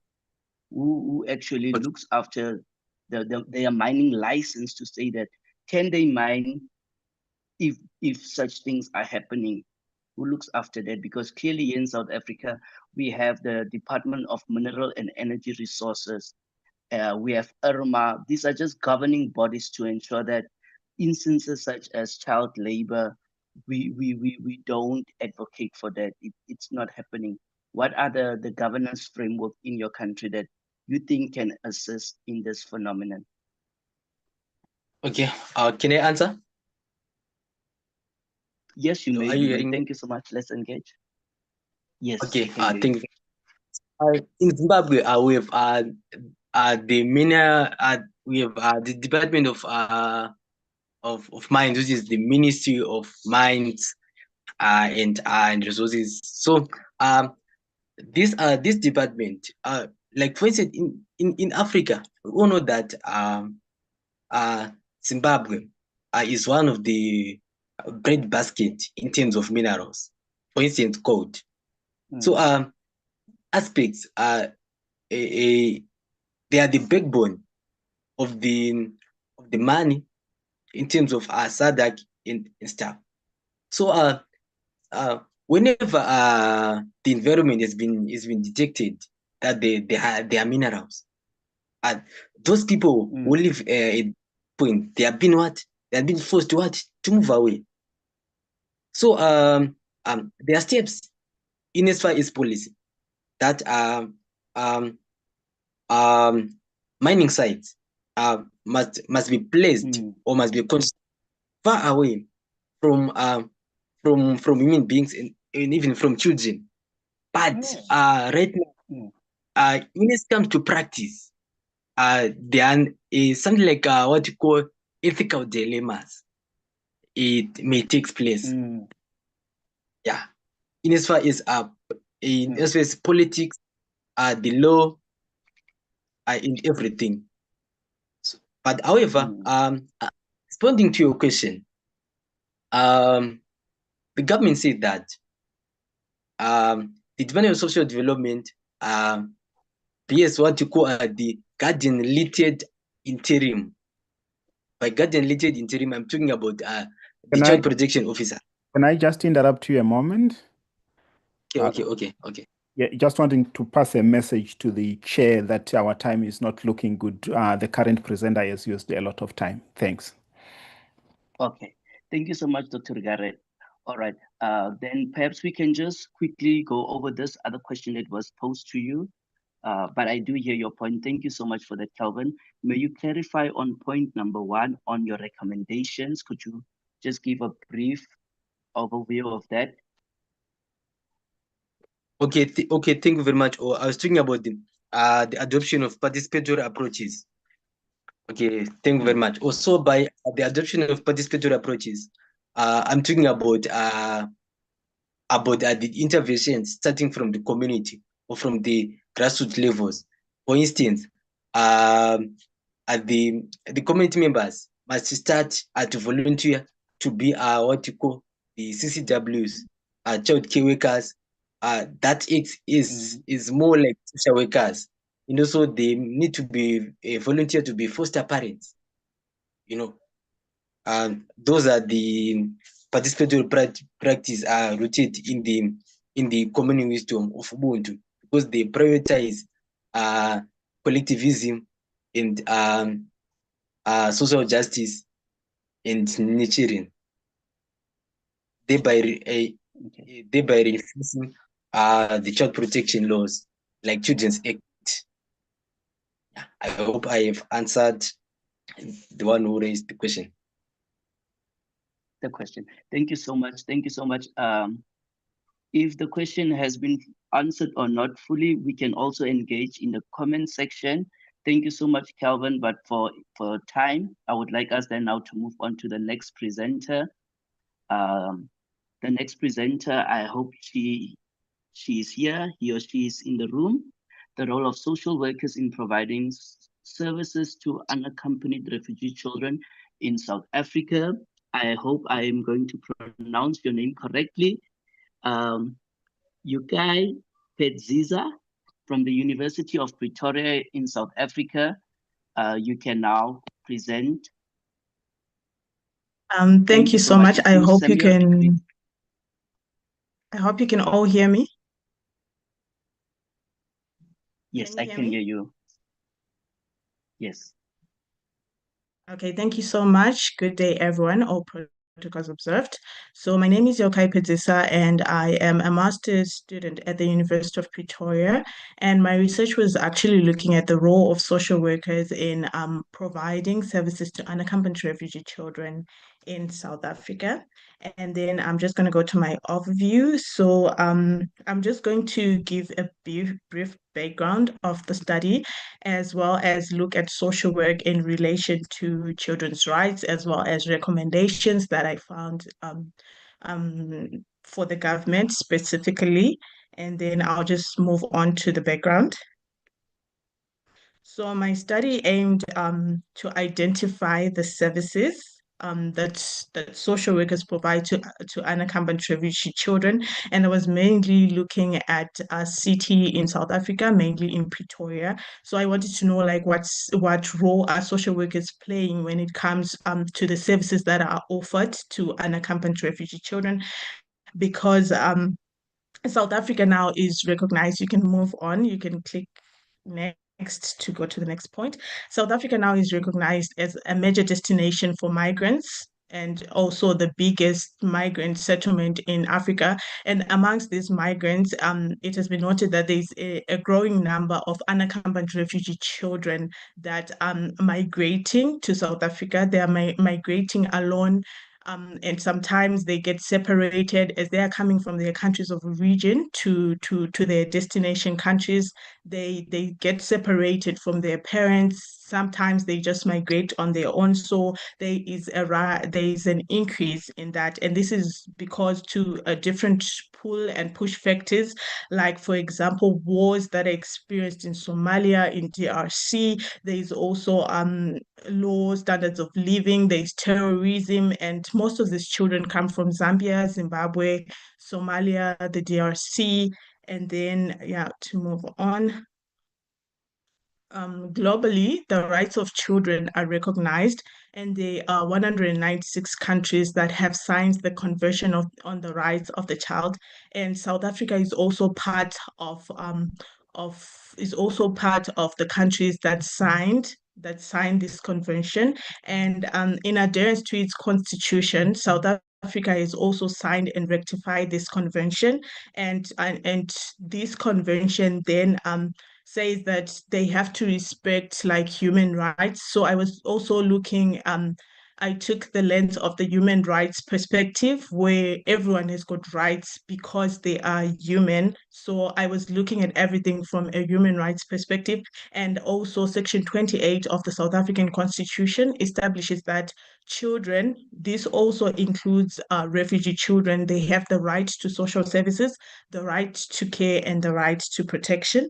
We can move on.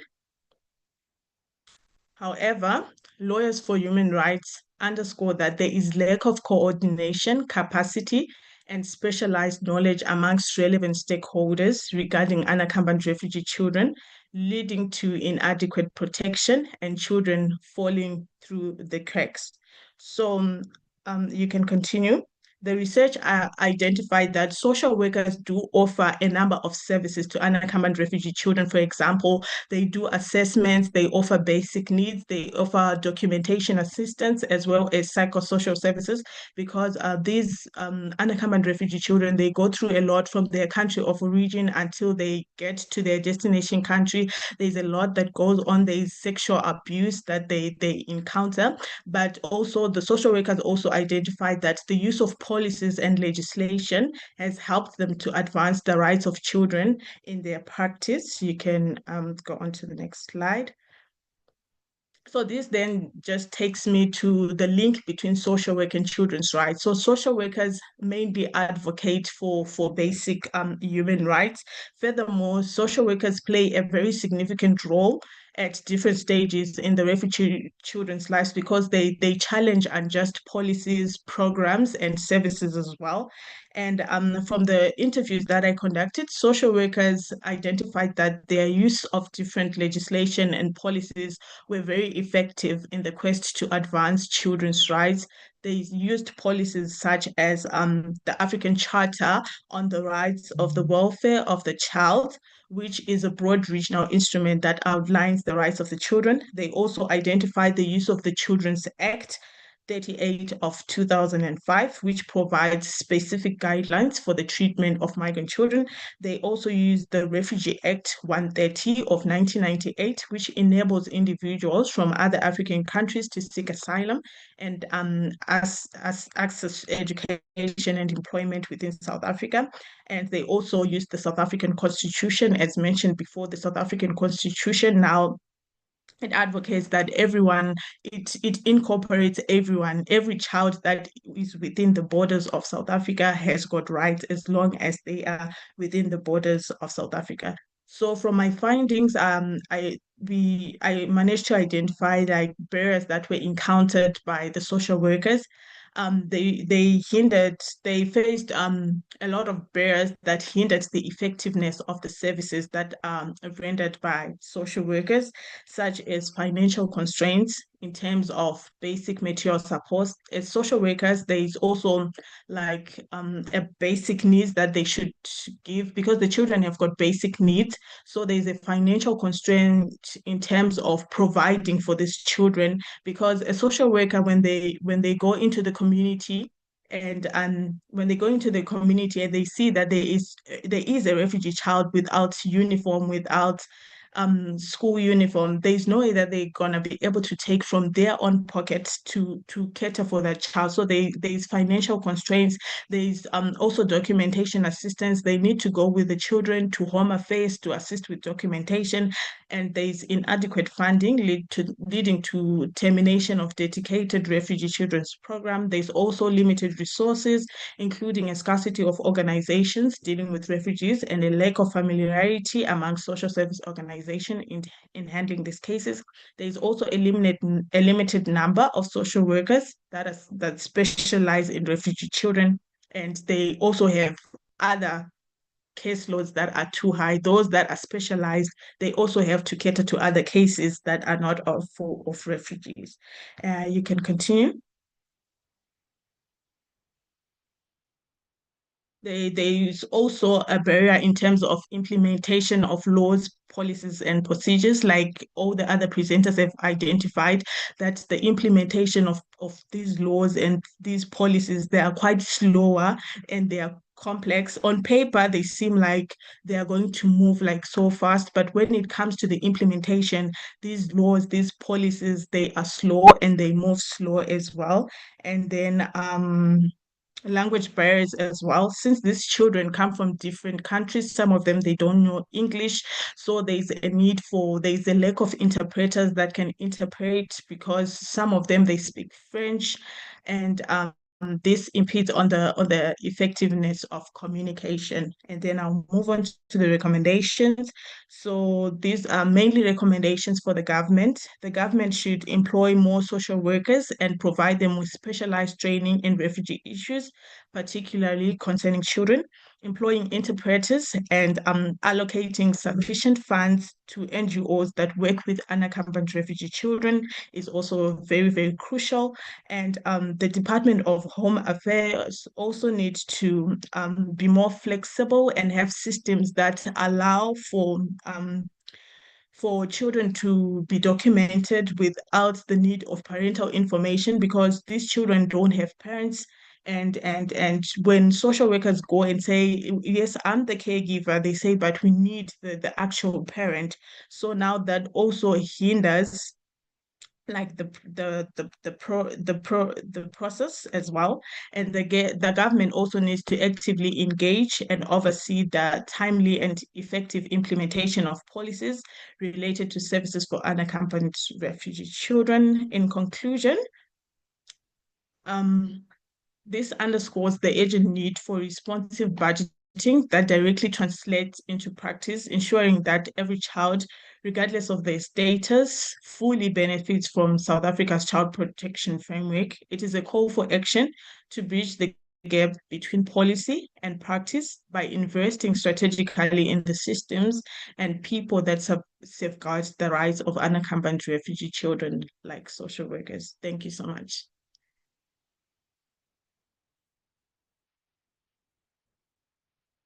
Over to you. Thank you so much. Thank you so much, Petsiza. Thank you so much for your presentation. I will now open the floor for questions, comments on your presentation that so beautifully the theme for the second session, Imbizo for Justice, Voices from the Margins. Do we have any questions? We do have a question from our guy. It reads as follows: what can be done to mitigate against incriminational implementation of policies by social workers?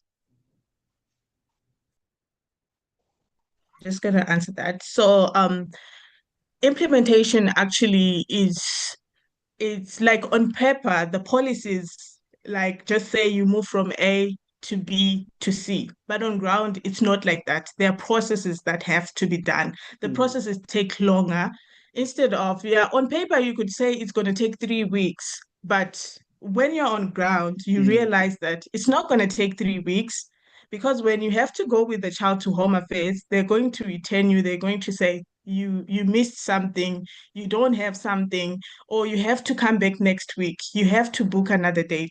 So it's mostly on the government, literally, not on social workers per se, but the systems. The government really need to change the system. Like if we say the process is going to take 3 weeks, let it take 3 weeks.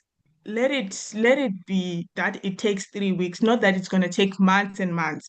Because for a child to be documented, they have to wait like a longer period of time, and the children can't go to school if they don't have like documentation. Now they have to wait for the whole process, a process which on paper it says it's supposed to take so and so time, but there are backlogs as well. So I just think it's more on the government. They need to, if they're employing more people at Home Affairs to make the to make the papers move fast, but mainly it's on the government, not the social workers, because social workers can do much up until a certain extent. Thank you. Thank you so much. Thank you for that, Petsiza. And then also then another follow-up question from our guy. So is there a way to address that bureaucracy as social workers, policy briefs, lobbying, etc.? I think there has to Is the be a question lot of clear? talks there. Yes. Can you hear me? Yes, I yes, think I can. there You may has to be proceed. a lot of talks, like have people in certain positions in governments, people that have got influence.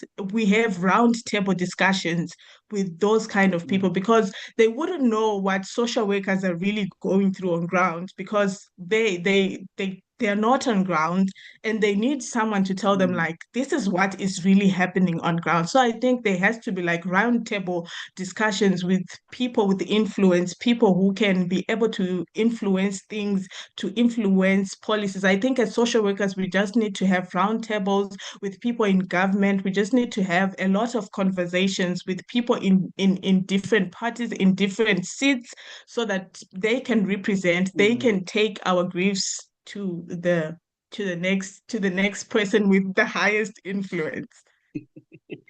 Absolutely. Thank you, Petsiza. And again, it speaks so well to our role as also as venturing into policy development. Another question that we also have from Western is that how do you reintegrate these unaccompanied children, migrants with their families? How do you reintegrate these unaccompanied children, migrants with their families? Okay, so from my study, I've identified that social workers try to reintegrate the children with their families, but it's a very long process, because it's a matter of trying to track down the families. Where are the families? And also, there was a suggestion by some social workers that we need to work, like social development needs to work with social development in other countries, so that if there is a case, maybe there is a child from Zimbabwe, we liaise with social development in Zimbabwe and say we have this child, we're trying to track down the family. But it's a very long process. It's a very long process. But what they end up doing is that they try to integrate these children with families within South Africa, but with the same roots, like so that they don't lose their cultural touch and the likes. Yes. Okay, thank you for that. Then we have another question for you. From Dr. Rugare, what method did you use for your study? Was it part of your PhD? What quick ideas can you share with your researchers who would want to do their PhD? So I think it's a multifaceted question. Thank you. Thank you so much for this question. So I used a qualitative method. So it's my master's, it's not my PhD. Hoping to do my PhD as well. Yeah, we're cheering you on.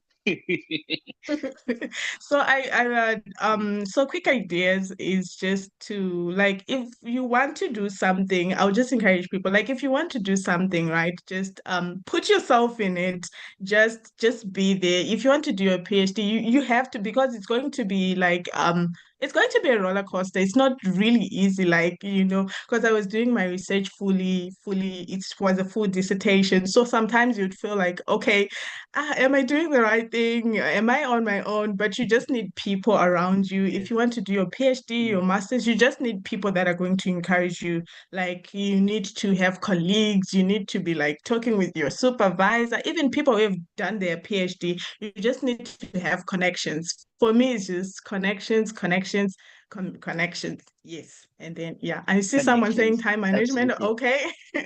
Time, yes. Yeah, we're about to wrap up with the last question then.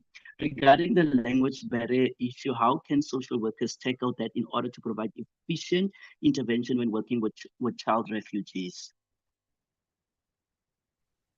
Okay, thank you so much for that. I'm just gonna make it brief. So with regard to language barrier, what I've seen is that it's an advantage to know a lot of languages, but actually you can't know all languages because they come from like different countries. So the most intervention is just having interpreters, making sure that when there is a child from another country, there is an interpreter. That's the I think that's the most important thing that can be done, having interpreters. Thank you so much for your presentation. Lots of interaction. We love it. Thank you so much, Pedziza. Then we shall move on to our next presenter. I would like to then introduce Tolera, PhD candidate, Department of Sociology and Social Work at RC University, Ethiopia. She will then look into situation analysis of street child beggars in Bisoftu City, Ethiopia. Over to you, Tolera.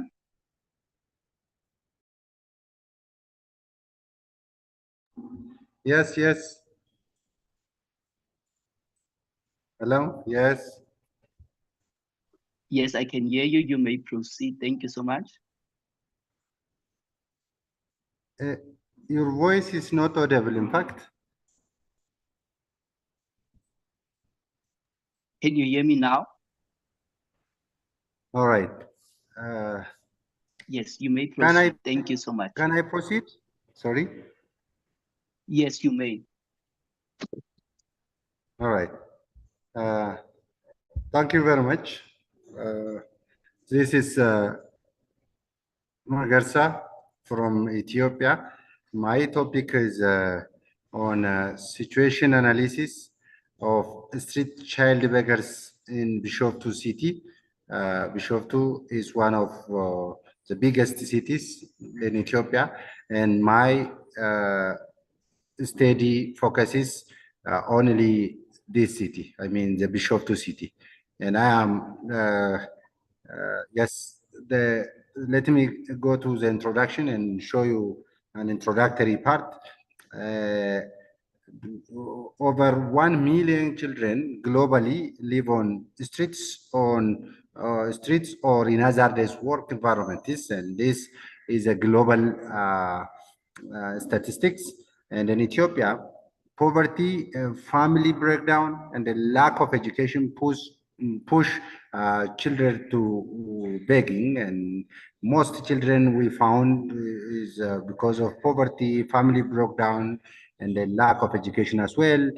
And in Bisoftu city, there is a rapid urbanization, which increases street child begging because there is in city called corridor development, and this corridor development is currently pushing and children to go to street because it is going to break down families, and when family is break down, then there is a pushing factor, or there is a probability for the child to be to the streets, and they engage on child begging, and then this resulted into their malnutrition, their abuse, and this abuse could be sexual abuse or labor abuse, as well as psychological abuse, and the lack of education, and health risks are also observable in the city. And this is because of urbanization and rapid urban increases into street child bearing. Then the study has 4 objectives. One is to assess the educational status of street child beggars, and the second objective is to investigate. All right. Sorry, Tolera. Can you hear me? Sorry to interject. The request is that could you perhaps okay. When you present? Yes. Thank you so much. Thank you. Can you leave your camera on as you present? Would it be possible? Right. Sorry, Okay. sir. Your voice is not audible anyway. I'm asking, would it be possible to switch on your camera as you present? Okay. To leave your Can you camera make on. it on it? All right. How can I do that? Okay. You've just stopped your camera. Can you show us your face as you present? Okay. Sorry. View profile, mute, start video. Right. Now, is that audible? Visible? Is that Yes, visible? perfect. Thank you. Right. It's fine. Thank you. Thank you. Right. Then, with regard to objective, I do have 4 objectives. The first is to assess their educational status of street child beggars, in fact, and to invest. The second objective is to investigate hygiene practices, and the third objective is to evaluate healthy conditions of child beggars, and this fourth objective is to determine extent of abuse they are facing. So these are the 4 studies, the 4 objectives of the study, and this all have covered down the study. Next. Right. The study is, in fact, as I have already mentioned, it is undertaken in Bishoftu city. This is one of the biggest city in Oromia regional state. And Oromia is one of the biggest region in the country. And I took 160 street child beggars, and 40 from each of the 4 high density begging zones. In fact, there are 4 begging zones in the city, and I took 40 from each 4 density.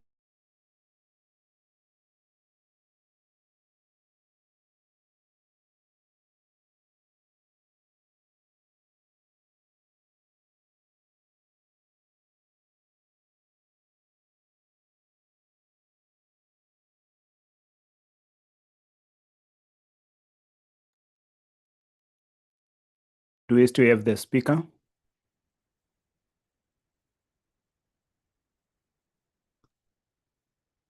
Tolera, are you still there? Since we've lost you.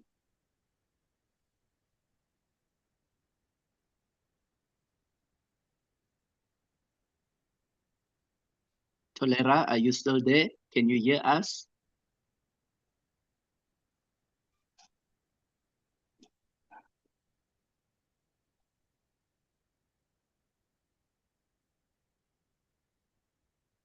Tolera, are you still there? Looks like it seems as if we may have. Yeah, he has dropped off. Dropped off, yes. Yeah, you dropped off. Okay. I'm not sure if our guest speaker is in the room.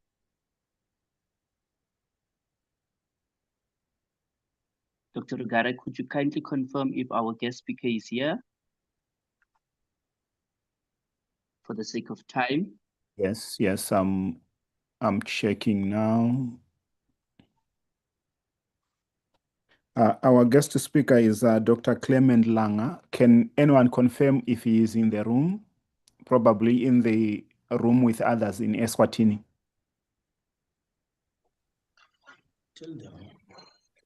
Yes, Lwazi, Dr. can Langa you is. please confirm? Yes, Dr. Langa is here. He's ready. Okay, thank you so much. Would he then be able to present?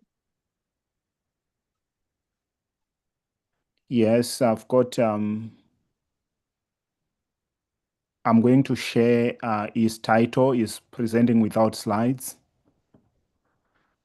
Okay, thank you so much, Dr. Rugare.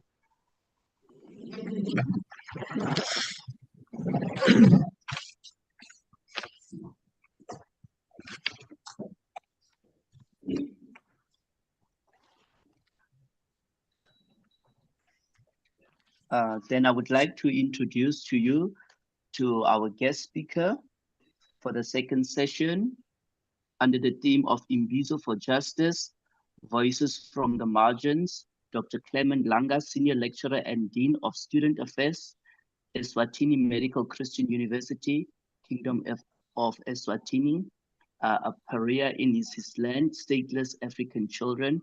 Over to you, Dr. Langa. Thank you so much.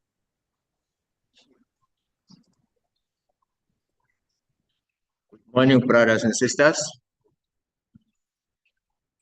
The theme of my presentation is a pariah in his land, a stateless African child. Please allow me to make a confession. After reading the Convention on the Right of the Child, published in 1989, I was scandalized because I discovered that children in Africa are not considered citizens in their own countries. There is a Greek term, kereo. Kereo in Greek means to accept or to make room. I think our communities need to make rooms for children. If we will make room, and then our children will not be pariahs in their own countries. They won't be stateless, they will have voices. This entails a community not only listening to children, but also dedicating time to understand their needs. It requires communities to promote dialogue with children. When communities inadvertently ostracize children, for example, by silencing their voices, overlooking their concerns, or turning away from their struggles, they not only diminish their expression, but also jeopardize the future of humanity. Paradoxically, major wars in this world were started by adults, male to be specific, and yet many children and women suffer most. The anguish caused by the Second World War, 1939 to 1945, led to the establishment of the United Nations Organization in October 1945. Subsequently, UNICEF was founded. Later on, I'll say something about UNICEF. Communities should make room for children to express themselves. Every child is innocent. Children are often too young to engage with political matters and may not draw a line between what is considered to be proper and improper. Unfortunately, many communities in Eswatini and in Africa overlook the potential value can bring. They view children as distraction or a source of disturbance. It is important for communities to recognize that fostering an inclusive environment for children can enrich our communities and humanity. By showing love and respect towards children, communities can help children to feel valued, and you can learn a lot from them. It is essential for communities to respect every human being, regardless of age, gender, or nationality.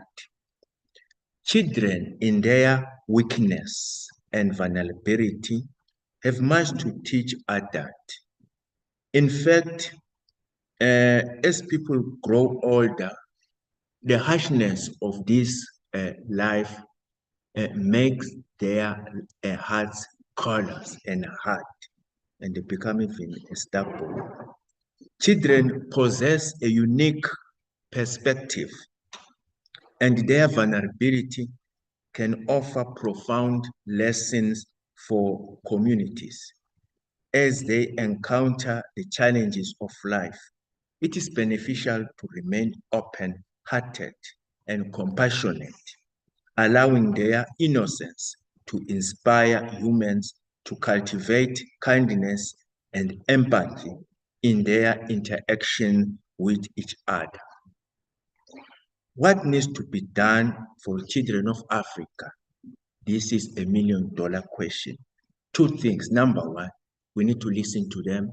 And number two, we need to protect them. Before we could do that effectively, perhaps one needs to understand the African context. Let me begin with a brief history that ties up us all together.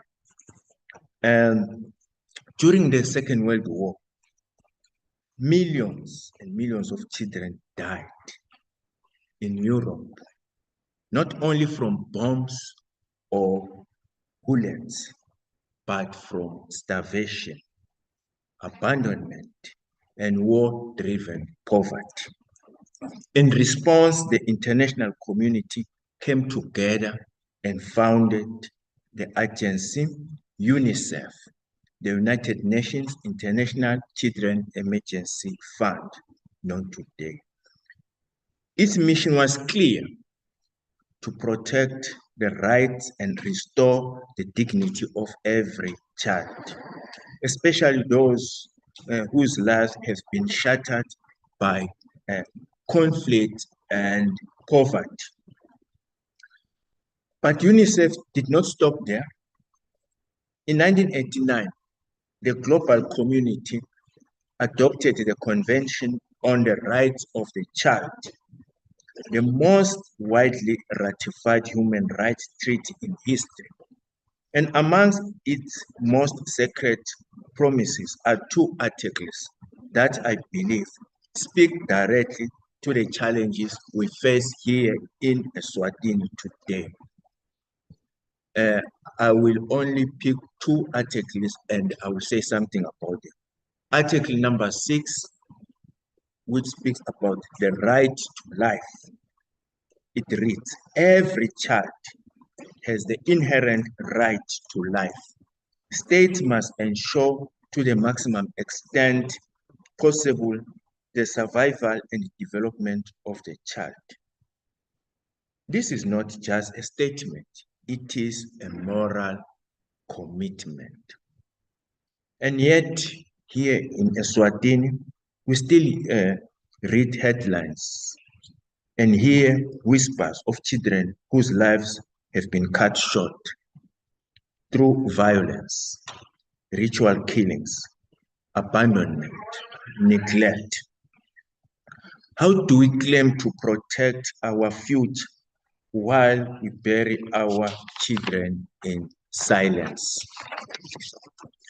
Let me go to the second article number 19, which speaks about violence.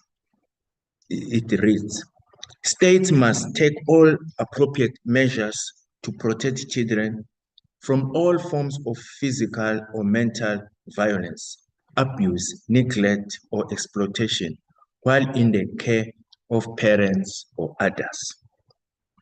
This includes abuse at home, in schools, churches, on the streets, and in every hand of those meant to protect them. It includes children abandoned due to disability. In Eswatini, children are harmed under the cover of tradition. And children are never given a chance to live with dignity. These articles, Articles 6 and 19, are not foreign laws in Eswatini. Eswatini proudly upholds its commitment as a signatory to the convention, which emphasizes that every child born within its border is entitled to these essential rights. Whether it's a child of a refugee, is a child of a foreigner, is a human being. These commitments lays a strong foundation for the protection and well-being of all children in our nation. So Kereo is very important. That is, we need to accept, and if we accept them, then we'll be doing the right thing for humanity. And then our children will not be pariahs in the land, a stateless African child. Thank you.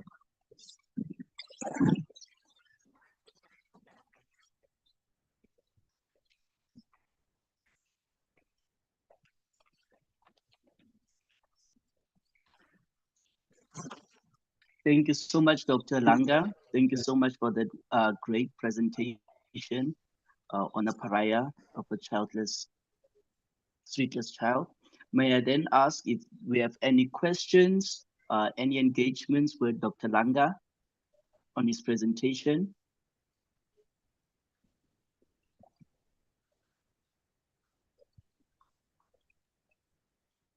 I think there's a question in the chat, Chair.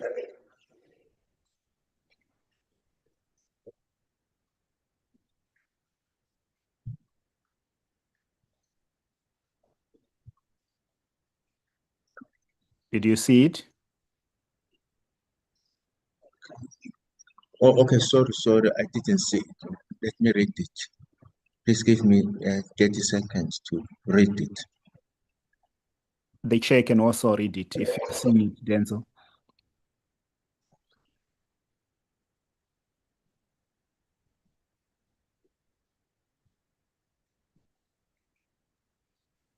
Okay, I can read it through. While I am in support of the supposition of your inquiry into an issue that is overlooked, how do we institute a balance between children agents and citizenship with the developmental constraints of their conceptualization, societal issues? The children's participation is vital, but can we really adopt some of the unmitigated Eurocentric entitlement culture?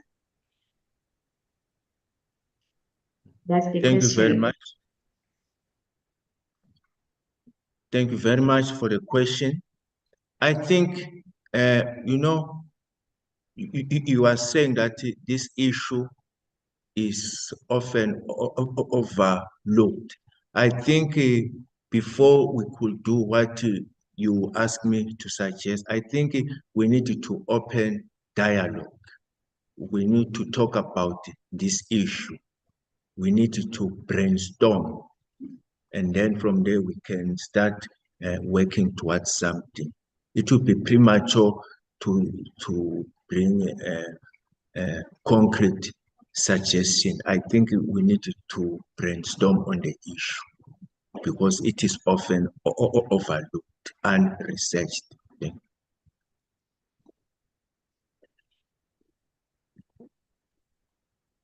And I've got a question, Chair. Can I go ahead?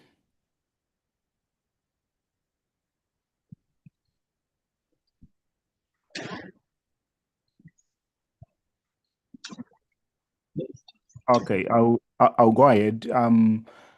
So thank you very much, Doctor, for the insights you shared with us and also the examples that you provided in terms of what could be done as a way forward. Just wanted to pick your reflections and ideas on the African Charter on the rights and welfare of children, as well as the African group of experts on the rights and welfare of children, which runs the Day of the African Child event, the one we are sitting here to talk about. What's your reflection, and do you see them also playing a role in ensuring child security and safety in Eswatini, in Africa as a whole? Okay, before we come to that, I think we need to go back to June 16, 1976. Children in South Africa realized that they were being ostracized by government, by society. They took into the streets. They advocated for their own rights. So I think we need to allow them to express themselves. This can help in generating ideas that would be fruitful in future, especially when dealing with issues that affect students. So I think the June 16, 1976, it's a paradigm. Thank you very much for responding to my question. We have another question from Megesa Tolera. It reads, children become stateless when they lack nationality or citizenship in any country, often due to legal, administrative, or situational factors. Is that the case in Eswatini? Yes, it is the case.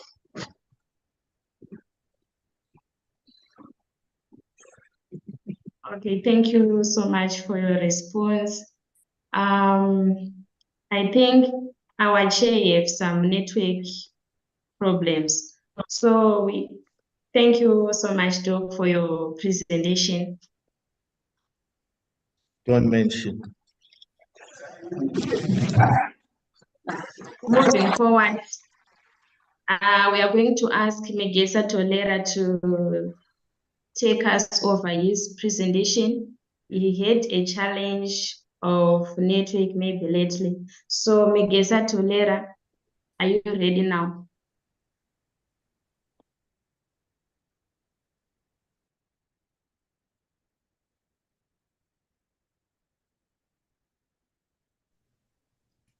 Right. Please take me to the conclusion and recommendation part, because for the sake of time,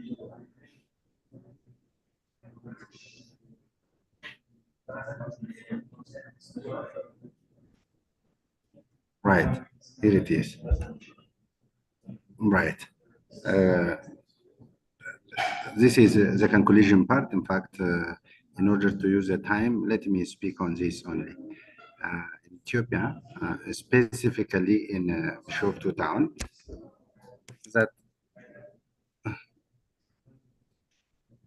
that audible? Audible? Yes. Yes. All right, thank you.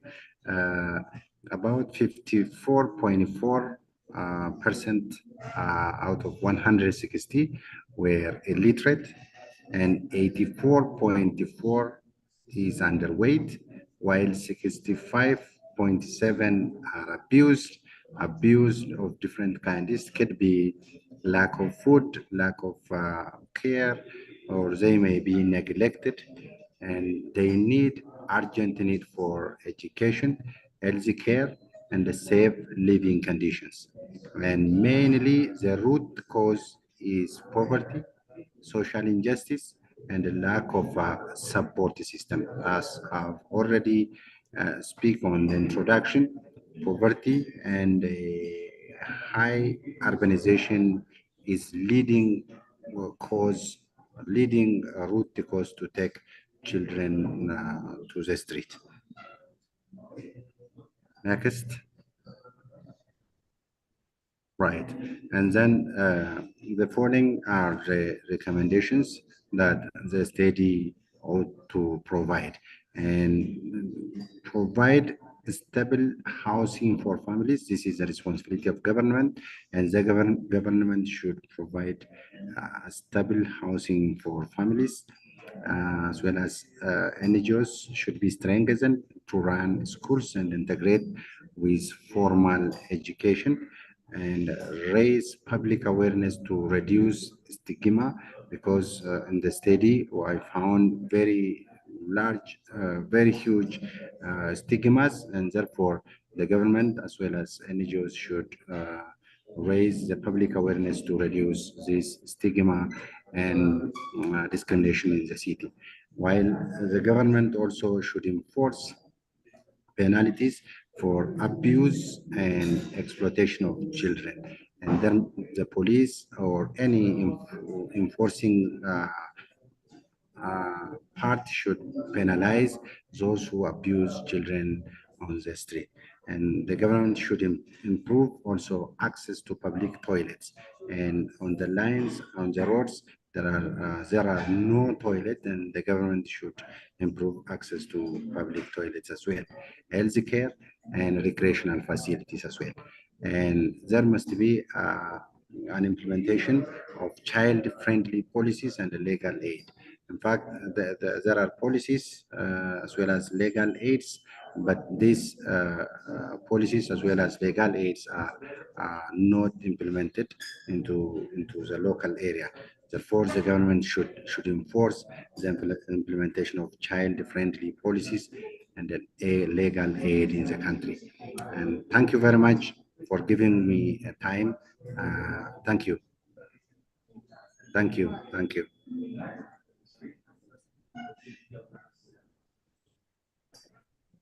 Thank you so much, Megesa. So we are now giving this room for those who have questions, contributions. All right. Thank you.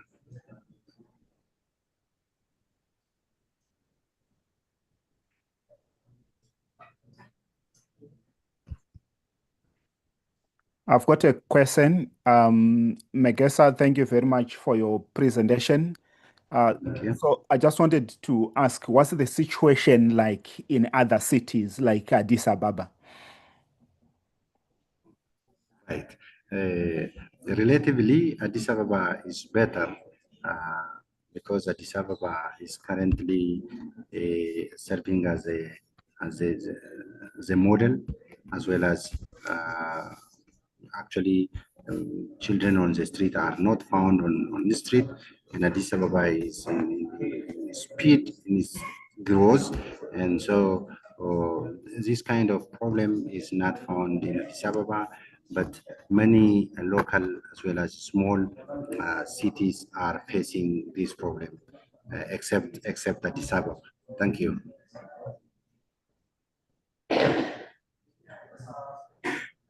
Thank you. Thank you very much.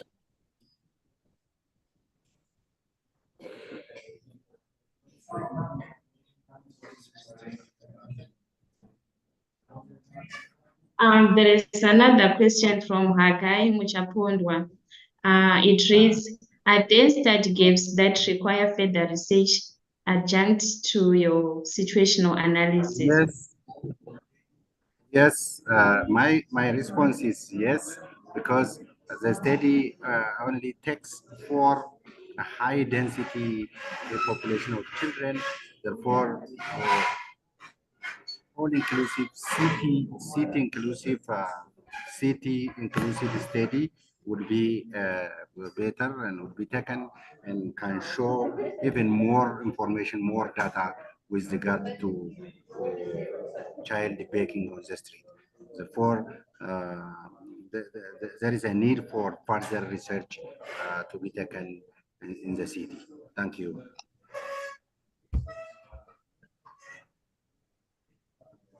Thank you so much. Hagai, are you answered? Yes, I have been answered.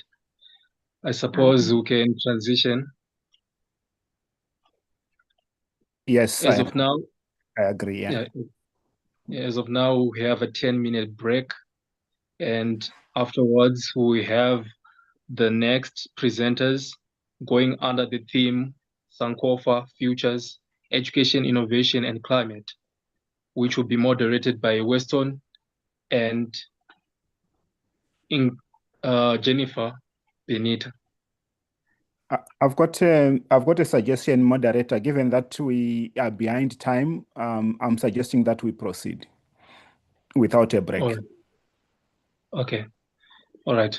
So I'll give this time to our moderators, Weston and Jennifer.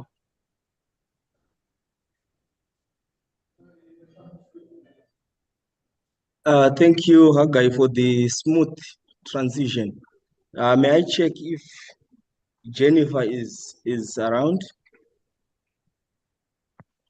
Who is my co-chair? Okay, maybe she's going to communicate. But in this session, we are going to focus on Sankofa Futures, Education, Innovation, and Climate. We are going to have our 3 presentations, one from Porter Mzamba and Willard Mtanga, followed by yourself, Hagai. Then we are going to have another presentation from Maeze Vivia Amarachi. Then our guest speaker, Dr. Noel Murizo, will then finish off in this segment. So may I check if Porter Mzamba is there, or Willard Mtanga, because they are co-authoring this particular presentation. Their presentation is going to focus on an exploration of climate change, polycrisis on children's rights to education, and responsive budgeting, a case of being a rural district in Zimbabwe. Over to you, Mr. Porter Mzamba and Willard Mtanga. Thank you. I'm available. Unfortunately, Willard is engaged somewhere, so he may not join us. He will join us later, but I'm available to do the presentation. Okay, Mr. Haga, you can go ahead on your presentation, a pathway to the realization of equal opportunities in children's right to education, mapping the gaps in policy and practice with respect to artificial intelligence in the Zimbabwean education system. You can take us through your presentation, Mr. Hagai. You have 10 minutes for this presentation. Thank you. Over to you. Thank you. So I'll start by introducing the concept of AI integration. Guy, sorry to interrupt you. So the Yes. other person who's supposed to present now is in the room, but they joined using your link, so they've got your name. His name is Porter Mzamba.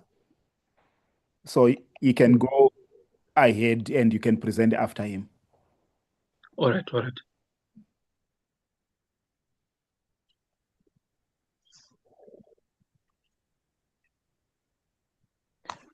Porter, please go ahead.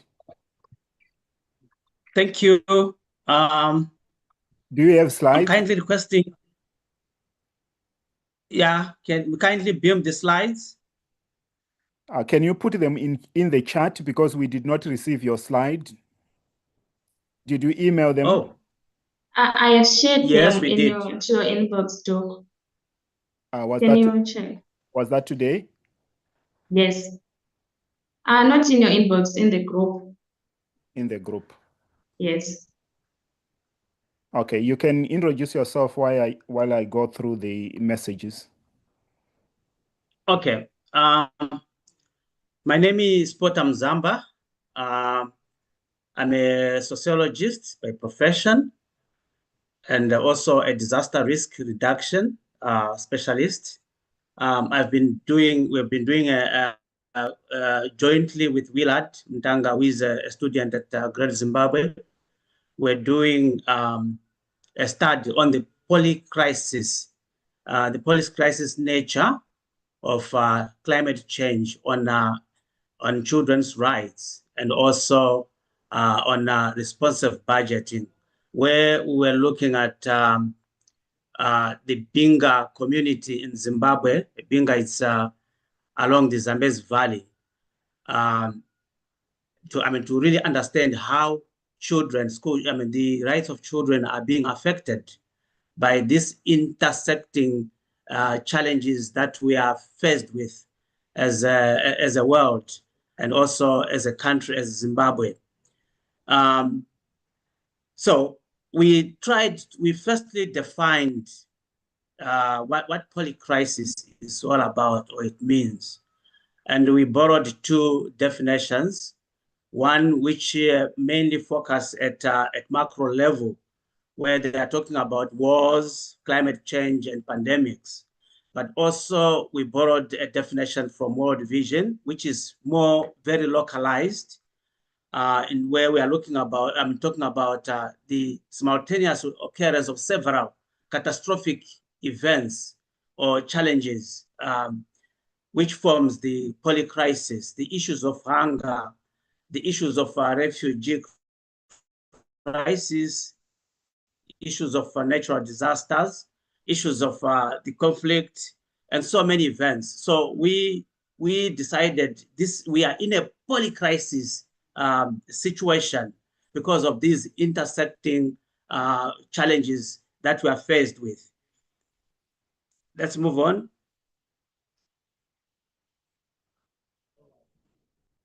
So our research is premised on 3 Tonga proverbs. The first one, which I will read the English version. I will leave out the Tonga, where it says, "A home is respected because of children." If we do not have children, then the world, it will be a boring world to live in. When we do not have children, we know that, we do not have a future. So these children, they are also the future leaders, and their homes are respected because they have children. I think from an indigenous knowledge system, you understand even a family that do not have children, it's not very well respected. Then the other one, it says there is need for collective effort to make work easier. So here we are saying we should not leave our children in the budgeting process, in the planning process, because they have special needs which they can articulate on their own. So we shouldn't exclude them in any process, be it at family level, be it at school level, be it at national level or district level. We need to involve them. And also the last proverb, it says, "No one knows everything." So it's about, we share knowledge, we share ideas. So also we need to involve children as much as possible. Let's proceed.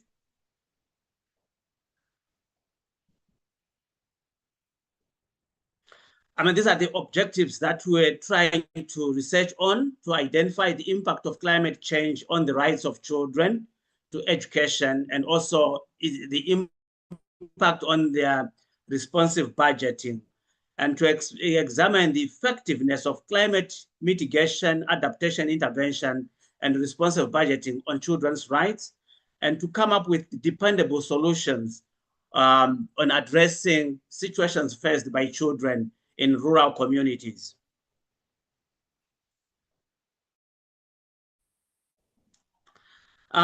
Knowledge, where we had some key informant interviews, and also we did a lot of documentary reviews the documental reviews to support our research or our argument.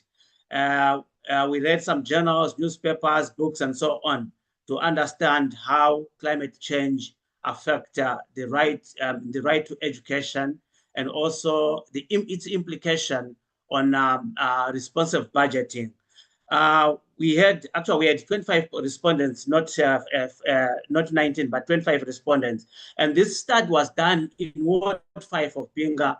This ward was affected by flash floods. At some point, we had some flooding in that area, and it affected the right to education and a lot of processes within that community. Yeah, let's proceed. That's the sample size, 25 people, and we managed to interview all these people. Let's proceed.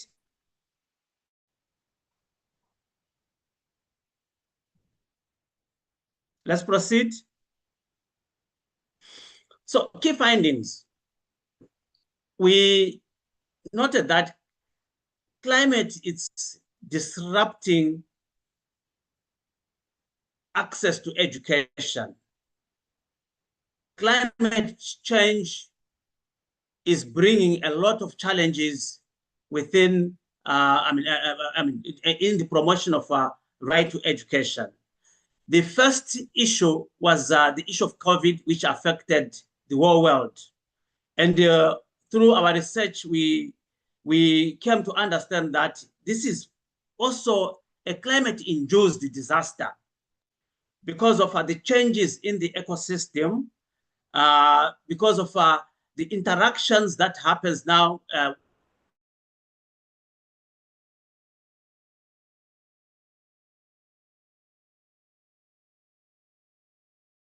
within the environment.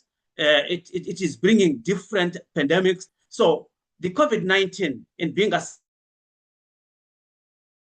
situation, it had directly disrupted the learning processes because of the COVID, the induced, due to lockdowns where children could not go to school. But within that period, the government had introduced some initiatives to make sure children continue learning through using the televisions, using radios, and even using our phones. But unfortunately, these children, they do not have those phones. And also the radio receptions are very bad in these rural communities, even the television reception. So the children lost out because of this climate-induced problem. They could not learn. And because of that COVID issue, young children now we didn't have much activities to do. They were lying idle. They had no activities. And mostly what we experienced were high pregnancy rates in communities. Children indulged in promiscuity, and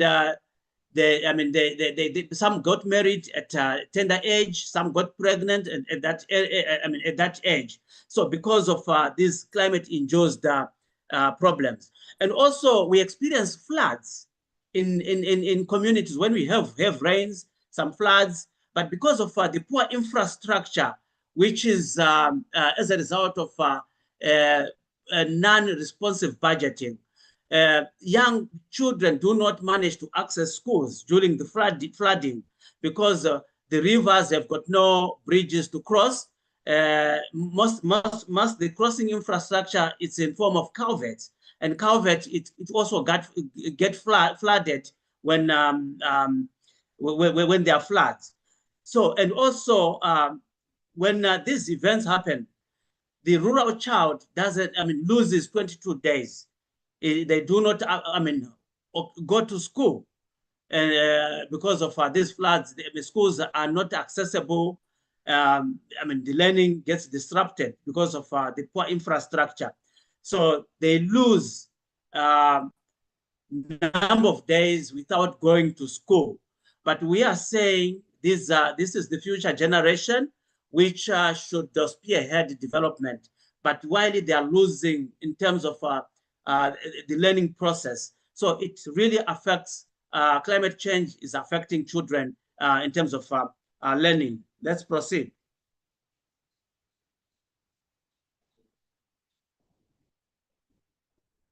And we have realized that, especially where this disaster happened, children, when they don't go to school, they are used for child labor. They are used for other activities. I mean, to supplement the household income, or to increase food security at home. So they are used. They are sent by parents to do menial jobs to bring food on the table. They are so they are engaged into child labor activities because of these pandemics, because of these climate-induced disasters, which prevent them from going to school. And also children are married. Presenter, can you listen because to the of announcement? the droughts that we experienced. This presenter. Hello? Yes, Mr. Mzamba, you are running out of time. Can you kindly wind up your presentation? Your 10 minutes is over. Okay, Thank no, you. that's fine. So, all right. So I was saying, children are married off at tender age to supplement the family incomes, especially in terms of disasters. Let's proceed.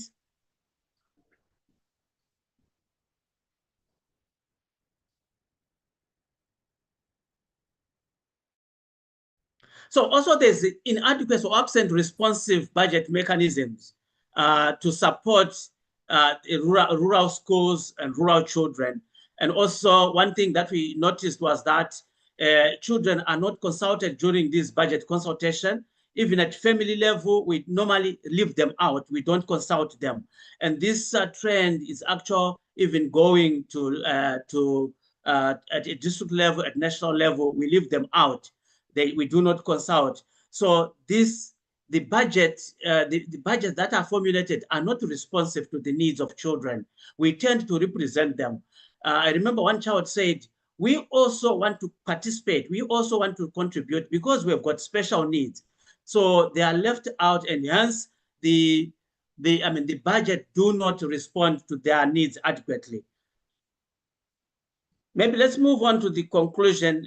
The girl child is the most affected in the whole cycle of these disasters, and also some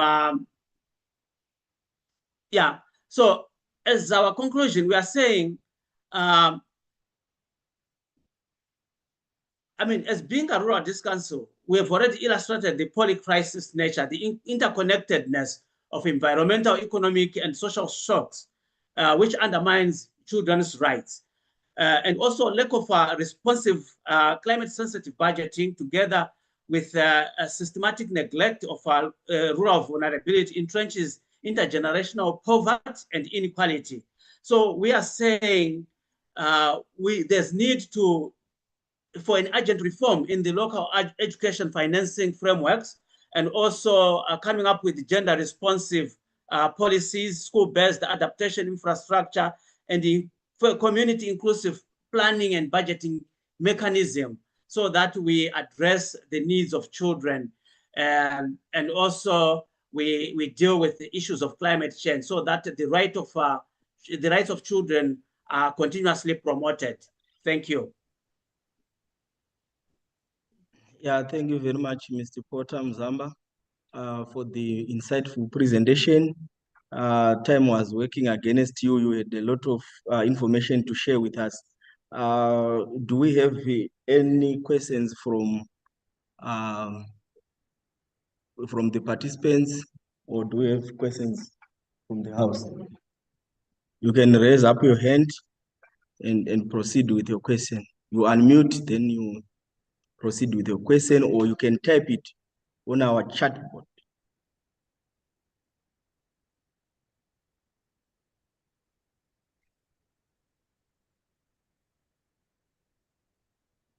Do we have any question? Irina, is there any question that you have seen? I'm sorry, I'm just connecting like now. My devices had went off due to power challenges. All right, thank you very much. All right. Thank you. Okay, thank you, Mr. Porter, for bringing us back to the issue of disaster management and social work. It was quite an insightful presentation. Thank you very much. We can move on to our next presenter, Mr. Agai Muchapondwa. If there is anyone who is having a question for Mr. Porter, you can even write it on the chat board. Mr. Hagai, are you there? Yes, I am. Yeah, Can you hear please, me? you can take us through your presentation. You have your 10 minutes. You can go ahead, Thank you. Mr. Hagai. Oh. All right. So to start off, my name is Hagai Muchapondwa. I'm the corresponding author for this presentation on a pathway to the realization of equal opportunities in children's right to education, mapping the gaps in policy and practice with respect to artificial intelligence place in Zimbabwe education system. Now, if we want to understand what the role or the impact of AI can provide, we can utilize Maguire's concept of equity drawing, which was further simulated by Levison et al. 2022. Let's go to the next slide. All right. So if you look at how the AI has been utilized in society, you have to understand first we have to have comprehensive understanding of its effects in the education system and its deployment. And then we also need to understand that the dimensions of its adoption. While it might seem that the insistence of equal opportunities is a subsequent issue into the right of education, we should understand that for inclusive education, equal opportunities are a major challenge. Now, we have issues in Zimbabwe where the sections 27 and 75 have provision for education rights, but they have limitations. And this is the case for many issues in terms of law and policy. So I propose an Artificial Intelligence Quality and Accessibility Act, which focuses on three aspects. The first one is on scale. AI will provide adaptability where it gives a multisensory and systematic leverage learning. And then scope, when you're looking at the accessibility of large amount of data, amount of knowledge. Then the fourth one, feasibility, because it can be personalized, we have co-location of decision making for knowledge access. Now, going to the problem or the statement of the problem or the research questions. The first question was, is there a relationship between AI and equal opportunities in education? The second one, what are the primary categories for AI application in the education system? The third one was, what precisely makes AI inclusive when inducted or deployed? And the fourth one, is there value or merit in AI indigenization? And the fifth one, what exactly is AI offering for inclusive education? Now, the aim is to formulate a comprehensive guide in the attainment of accessibility and equal education in Zimbabwe using artificial intelligence. The methodology that we utilized was layered or embedded on comparative analysis and was also supplemented by rapid literature review and qualitative interviews. Now, for the comparative analysis, we saw that for AI integration, we have personalized learning experiences, interactive hands-on learning, it provides targeted support in subjects. It augments teachers' capabilities and support teachers and enhance the learning experience. Now, going to the theoretical framework, there are three frameworks and approaches that we synthesized so that we would have a more comprehensive analysis. And the first one is knowledge management framework. The second, indigenization philosophy, and the third one is didactic approach. Now, conceptually, these three were utilized in first instance. Knowledge management helped us delineate the issue of creation. What should be the suppositions in terms of AI integration, identification of the areas, storage, diffusion of these AI tools, replication in terms of what can happen after a pilot stage, and then application of knowledge. Then also the idea of co-location, where we're decentralizing the amount of the education system so that parents, teachers, as well as the community can work hand in hand. Now, in the indigenization modality helped us have an indigenous knowledge system, and it also goes by the research that evidence that indigenous inclusion policies are beneficial for indigenous people as they result in high retention rates and education completion. Now, the didactic approach was an extension in a way to the indigenization framework, as it worked to help us understand and define our research, because African societies are didactic. Now, a synthesis of this goes to three issues. One is adaptability, the other one accessibility, and the third one is co-location of decision making. Now, as a point of discussion, the common fear is that the utility of AI is hampered by cheating, biases, and overall devolving of critical thinking. But this has been debunked by models like the Kaningo responsible AI in America, which serves 112 schools. And this is just a tip of the iceberg. Now, to help us have an AI inducted in our education system in Zimbabwe, we need a personalized learning framework, which can be illustrated with curriculum content at the top, self-directed learning at the bottom, and then on the sides we have new technologies and a personalized school system, powerful teaching, learning, and assessments. Now, on my presentation, there was a video that I might not be able to play, but it's of a school called Alpha, which utilizes AI.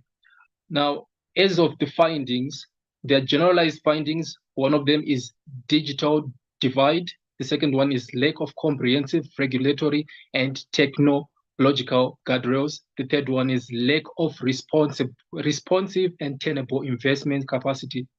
Now, in terms of the questionnaires, the interviews that we conducted, there were 6 children participants, ranging from the age 12 to 17. And then we also had reputable educators and parents. And their response on perceptions on AI, they universally noted the relationship within AI and equal opportunities in education, although they raised concerns in terms of applicability and management. Then there is the issue of application of AI. There was consensus that AI can impact minority and marginalized groups, especially those who are geographically disadvantaged or disabled. Then there was the issue of perceptions on AI inclusiveness. There was agreement on the possibility of a learning curve depending on the scope of AI tools, but by and large, the respondents noted inherent use of AI as a point of adaptation in society. Now, the other array of perceptions were on the issue of value and merit in AI indigenization, where it was a matter of debate. But I'll read one of the respondents' who said the cost of making artificial intelligence is high if we are so isolated, because we require chips and specialized practitioners and technocrats in the pilot stage. But that is not to say we cannot adopt or partner. The trends in production of this technology can now allow for tailored systems, be it large language models or AI agents. We can definitely indigenize. We can have systems that are culturally sensitive. Now, on the last perspective, it was on the issue of inclusiveness, and it was noted that customization of visual teachers can be tailored by parents and teachers within a standard and rigorous but flexible AI system. Now, in conclusion, the recommendations. The first recommendation is partnership with developing African AI factories, with Strive Masio being at the forefront, and education technology EdTech being a shining example in South Africa.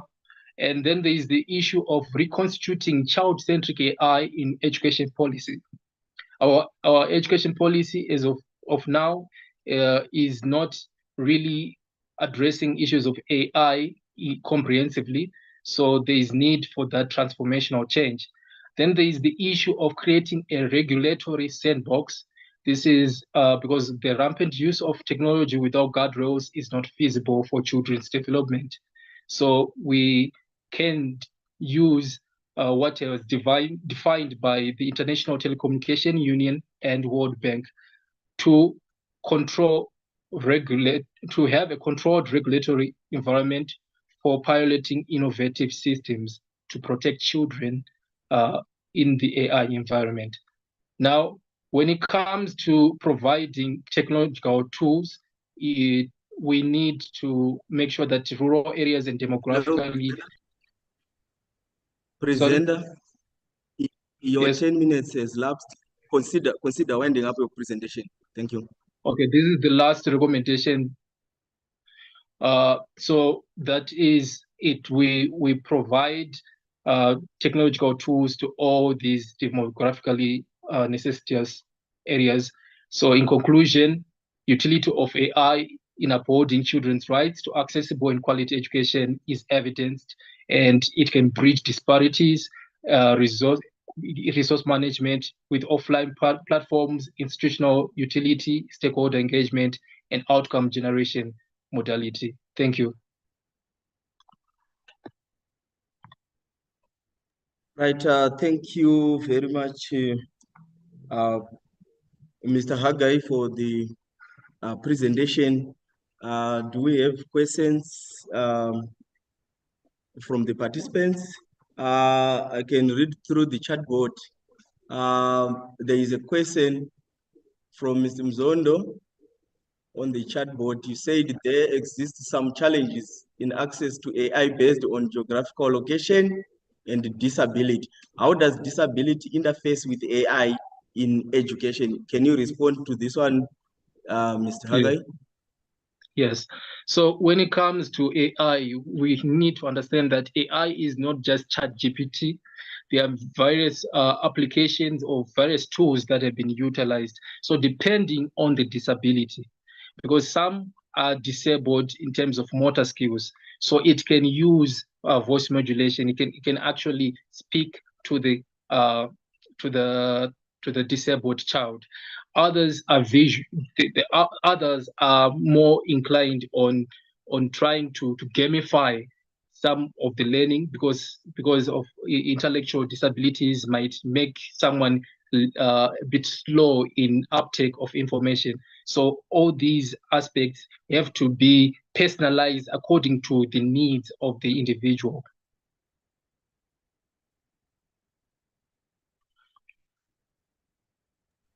Thank you, Mr. Hagai.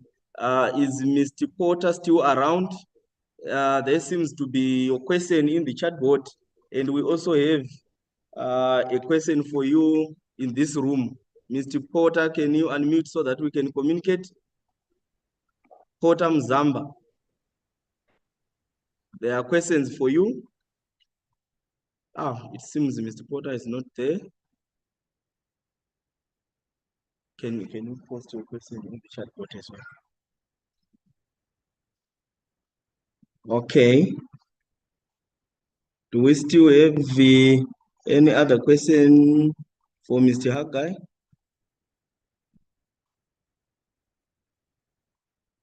Thank you, Porter, for your presentation on poly crisis. Okay, it's for Porter, this one.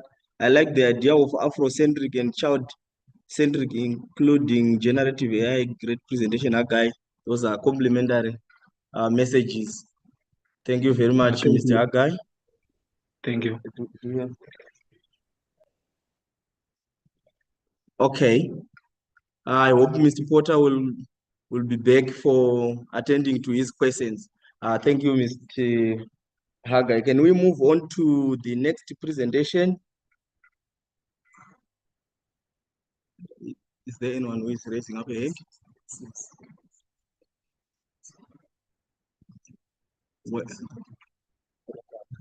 Yes, it's for Porter, that one. Porter is not around. It's not for Haggai, it's for Porter. That's why I had to call for him. Can we move on to the next presentation for the interest of time? Is Nwayeze in? Nwayeze Vivia Amarachi from the University of Nigeria. Can you come in, Nwayeze? Erina, can you check? Can you check with the Nwayeze? She said she's not able to present. She was not able to finish her presentation. It's like prepare her slides. All right, thank you, Erina. Then this one will take us to our guest speaker, whom I'm going to introduce while he is preparing to come to his presentation. Dr. Noah Murizo. I've known him as a lecturer. Little did I know that he was also an entrepreneur. The skills that he learned when he was working for a local bank in Zimbabwe, when he was championing child rights issues in Zimbabwe. Dr. Murizo is a leader, is a motivational speaker. His leadership spanned when he revived the National Association of Social Workers in Zimbabwe, to which a lot of people can also learn a lot from him. He also climbed through the ladder in representing us as Africans in the IFSW when he became the vice president of the IFSW Global.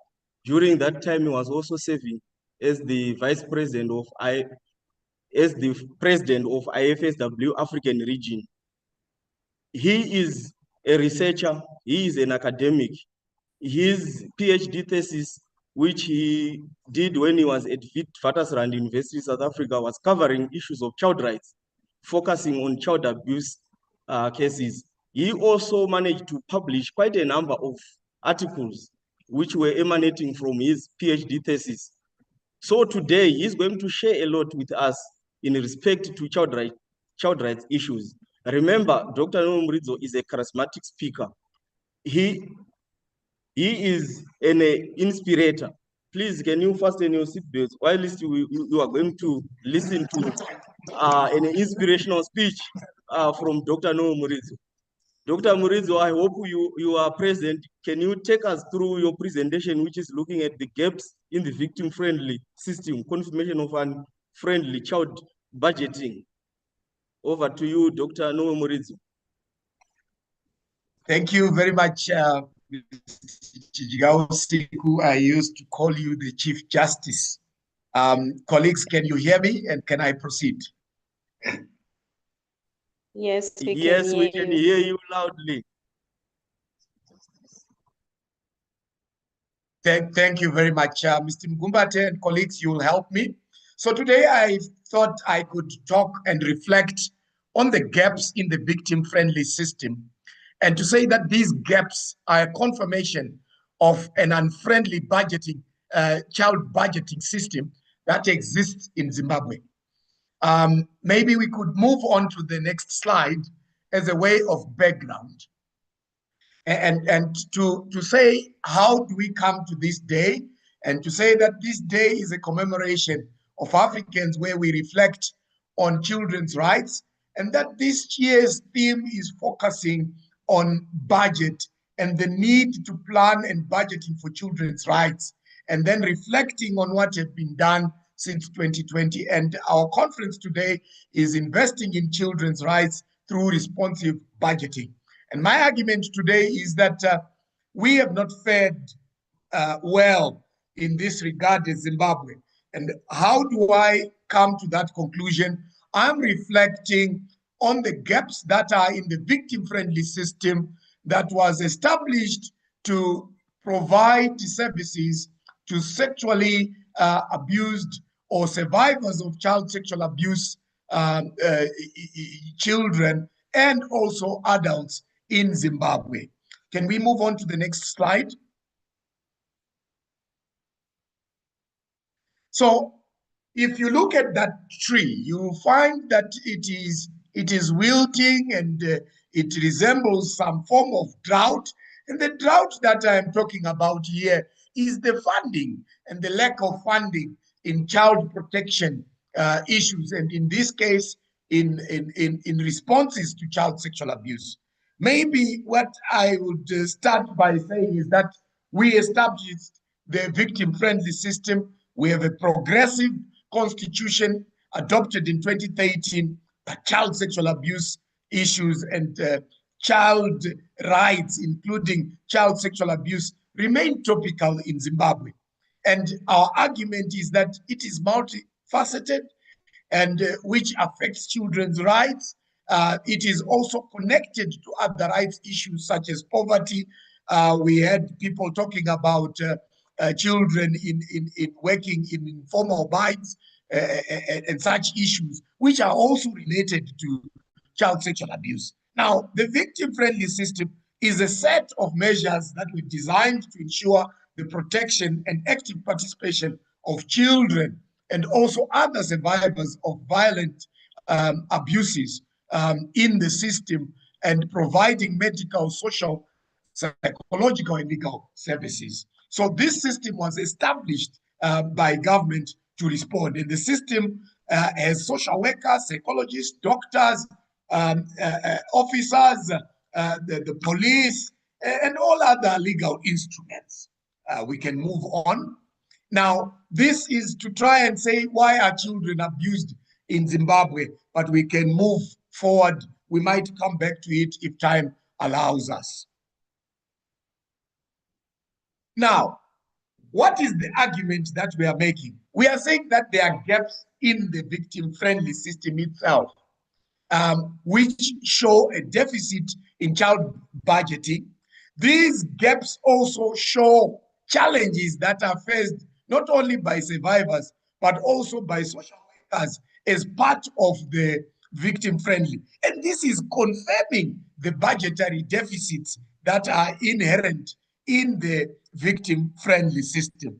And we are arguing that investing in child rights through responsive budgeting, social workers have a role in all this debate. And I'm glad we are having this conversation, which is part of our mandate as social workers and also as child protection practitioners and other professionals who are in this forum, that we have a role. And we argue that social workers have a role and also other development practitioners have a role. But we are arguing that budgeting itself and the discussion that we are having should not be divorced from the development discourse of any country, let alone Zimbabwe. So social workers also have a role in the development discourse.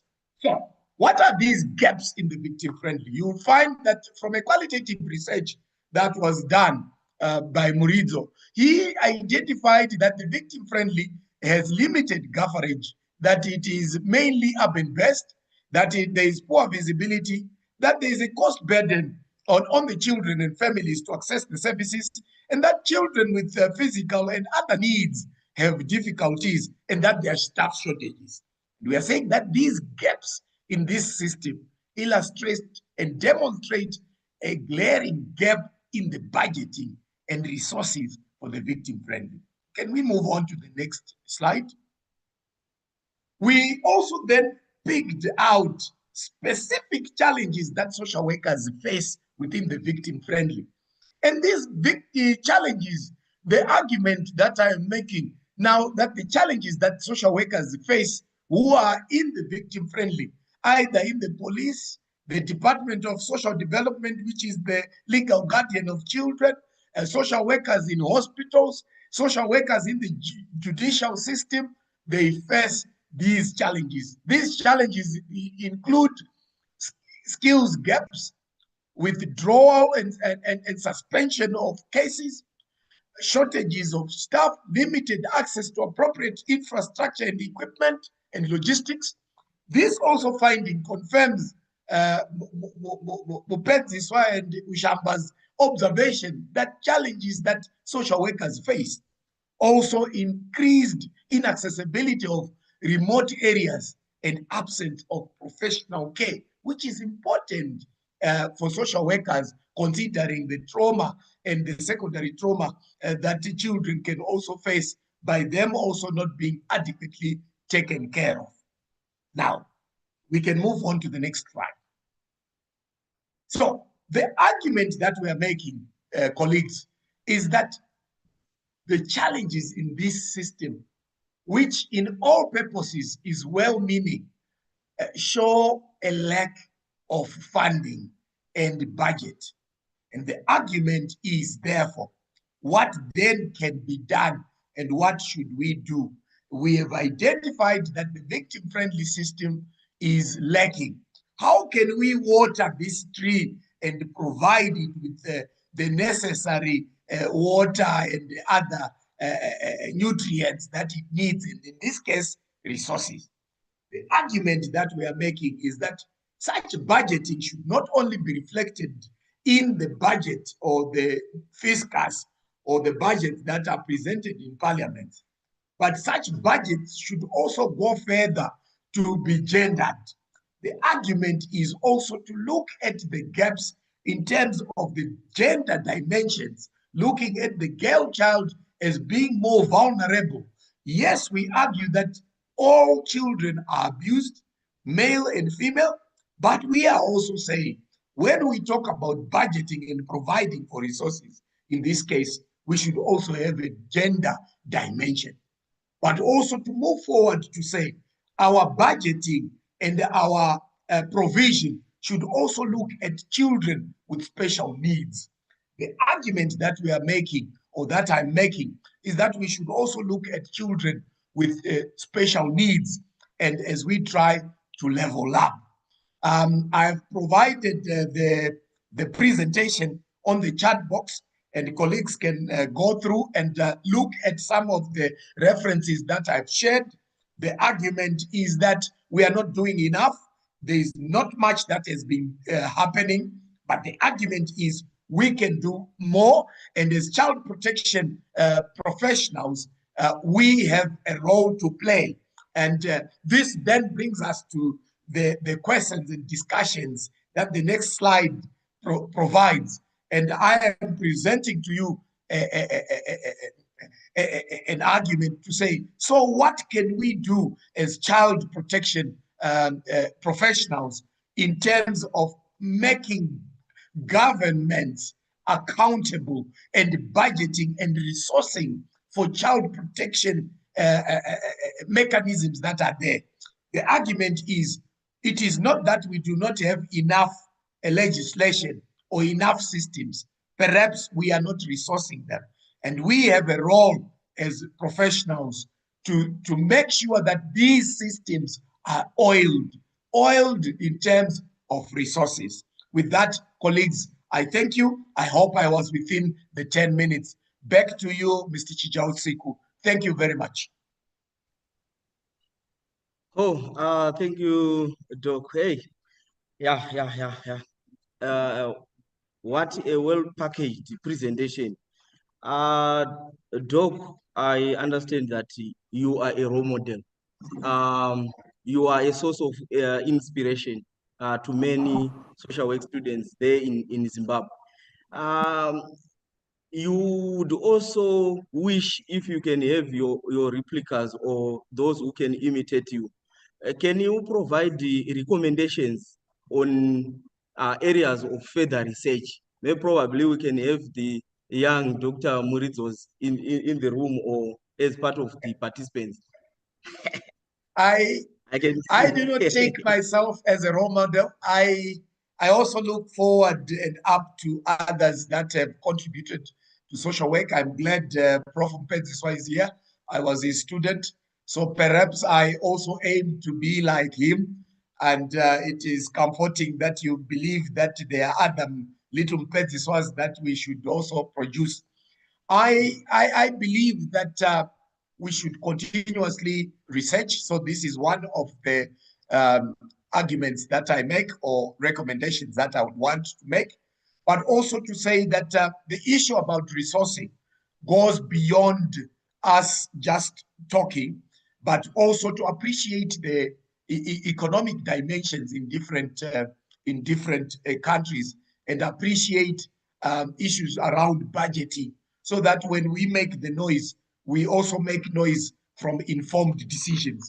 But I want us also to move away from just making the noise, but also making noise that is informed by research. So one of the recommendations is for us to make research, but also to acquaint ourselves with new things and what is happening. We are talking about use of AI and other things that have been coming up in this recommendation. So we can also look at how that impacts us as social workers, but more importantly, also for us also to keep pace with what is happening and also to learn about these issues around AI and acquaint ourselves. So I would also recommend in that direction. Thank you. Thank you very much, Doctor, for the strong recommendations. Can I allow Prof. Mpedziswa to speak? I know he's smiling to see and listen to his product. Prof. Mpedziswa, can you say something, please? Can you unmute? Can you unmute and also show us your face? We can also smile to see you. Gosh, why is somebody unmute me from that side? Is that possible? I see it's refusing to unmute the video. We can hear you, Prof. You are muted, but you are audible. Technology. No, I'm saying I am not muted on this side, but the video part is refusing to unmute.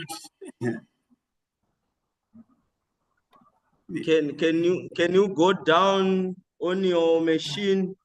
There are some icons to your left. Maybe probably you can find one for the audio and the other one for the video. Yeah, sometimes it does that. Can you hear me? Trying, but he can't unmute the video. Okay, you can go ahead, Prof. Can you hear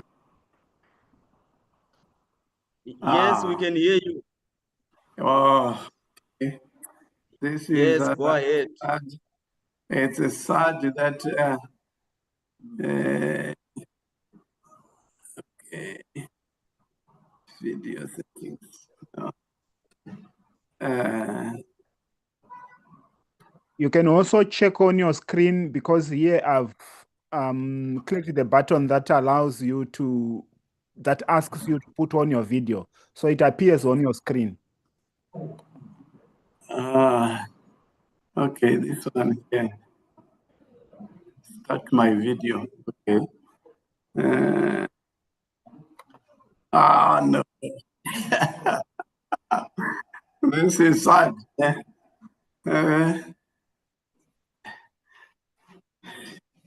It's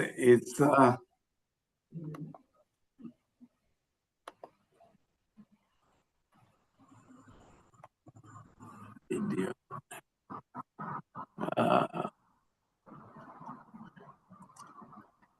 Hey, Can I have 2 minutes? My IT guy is next door. Is that All okay right, if I go to Prof. ask him? It's okay. We are still within our time limits. As you are preparing your IT issues, do we have any questions, any feedback from other participants? Right. Let me quickly.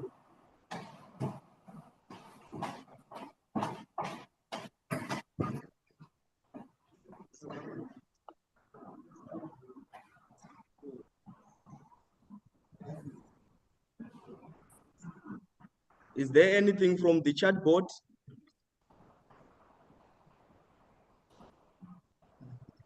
I do not see anything, sir.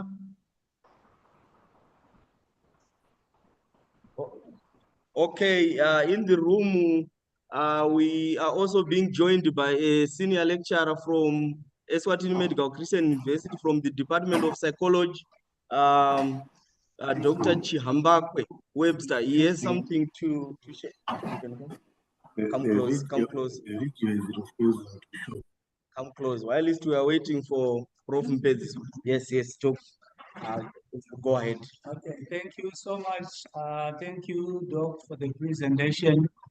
Mine is not much to question, but to appreciate, because I did a similar study for my PhD studies in 2016 in Zimbabwe. And I was looking specifically at the legal system per se. I didn't focus much on the budgeting aspects, but from what you have presented, it also bring a new dimension to me to understand the victim friendly. Possibly, I thought that having UNICEF taking a part into this, it was trying to cover a lot, but what I saw is there are gaps that we have unpacked here that needs to be really looked at and try to encourage our government to really put more efforts, like the things like putting infrastructure such as one-stop shop for victim-friendly. It will aid, it will also assist its effectiveness in terms of trying to address sexual abuse issues in our home country. Thank you so much, Doc. I appreciate the presentation. Thank you very much for the kind words. In fact, the inclusion of UNICEF in the victim-friendly shows a gap in budgeting and government's responsibility, because ideally you should have government taking over the responsibility of such government arms and funding the collection of those services. Then also, secondly, to say that the inclusion of, even when we had the inclusion of UNICEF, we did find that there were challenges in terms of such things like furniture, like transport, like stationery.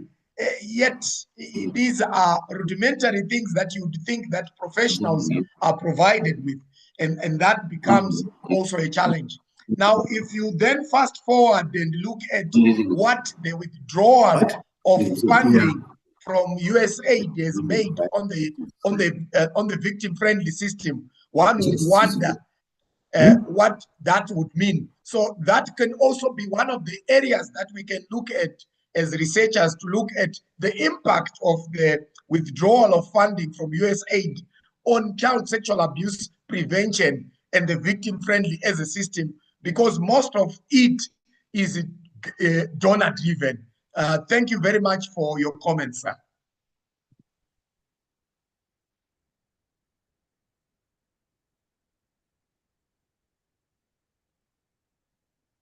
Yeah. Over to you, Chair. Mr. Chair, we seem to have a problem here. Okay, thank you very much for the conversation, Dr. Murizo and Dr. Chihambakwe. Prof, have you managed to resolve? We are now running out of our time now. Have you managed to resolve your IT issues? No, I haven't. I think I'll just proceed without. Can you go sorry ahead? about this. It's okay. Can you proceed? Can you proceed? Okay, thank you. So sorry. Just to begin by saying thank you so much, Patrick, for the invite. And, you know, issues of child welfare are very close to my heart. If you go to the JSDA Journal of 2007, one thing that I wrote there, you know, was wanted a role model for the African child. Please read that one when you have time. Anyway, let me go into my presentation. I've been given 20 minutes. I hope it's still 20, or you want to it's 15 now.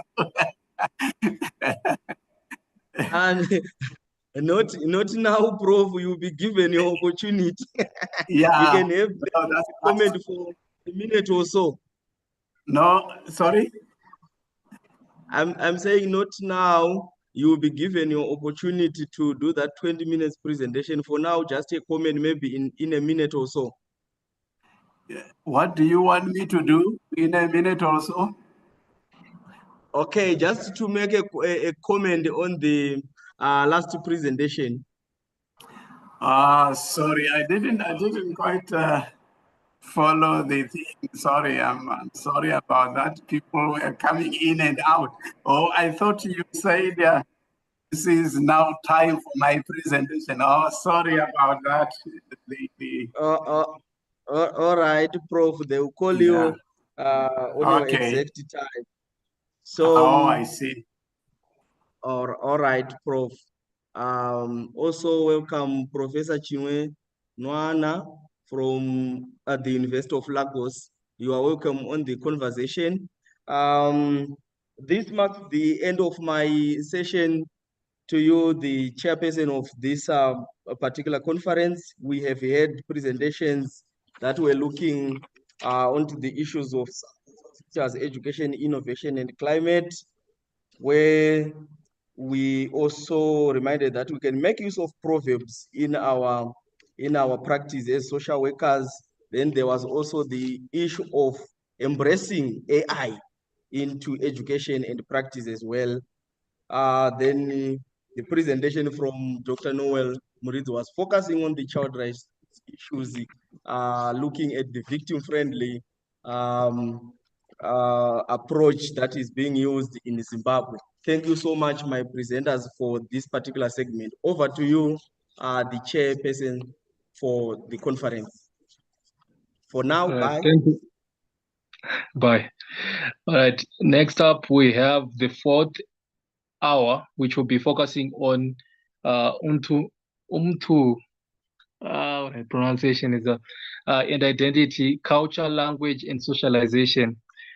This will be modulated by Tatenda Sukwalo and Luazi Mavuso. Luazi Mavuso. Thank you so much, Chair. I'm Tatenda Suklao from the Midland State University. I'm going to be the chair and moderator for this fourth session. Thank you so much, Ms. Chijwasiku, for chairing the previous session. And I'm glad that we are learning and learning is taking place. On this fourth session, we are going to be focusing on Ubuntu and identity. That is our culture, the language, and socialization. So we have 3 presenters, and I'm hoping we should be done with this fourth segment in about 25 minutes. So presenters, please take note of your time. I'm giving you 10 minutes maximum, or even less if you can present even in less than 10 minutes. And the first presentation is going to come from Devotion T. Mahamba, Charamba Sunungurai, and Matanga Anesu from the Midlands State University.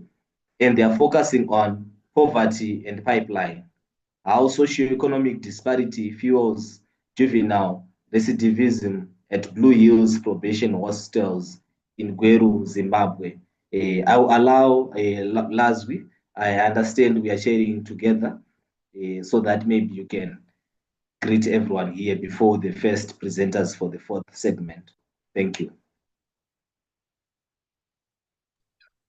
Greetings once again, ladies and gentlemen. I think we can proceed, Vice Chair. Yes, we are against time, so let's get the ball rolling. Thank you.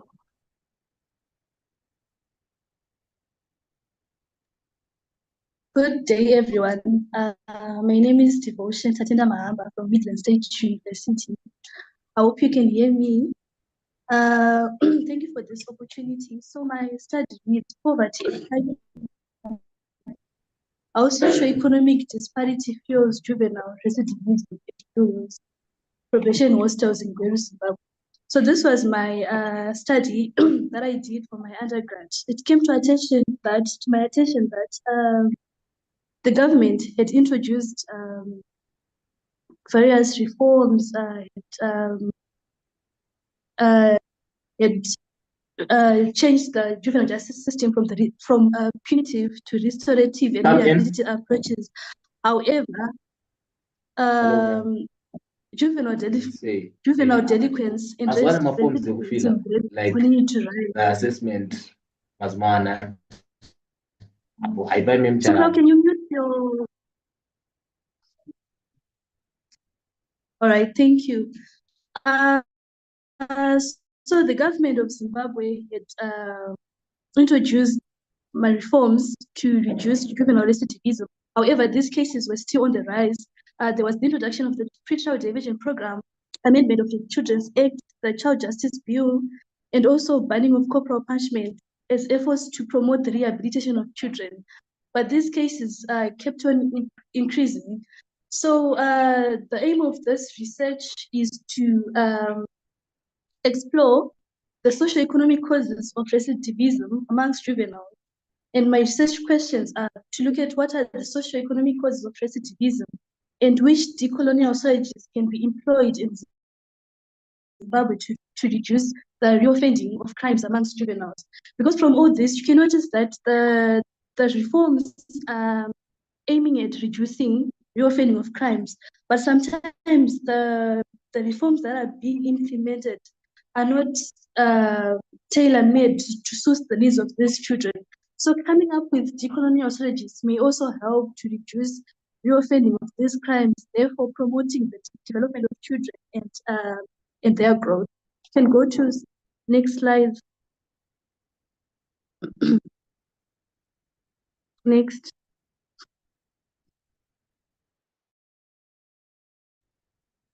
Next slide.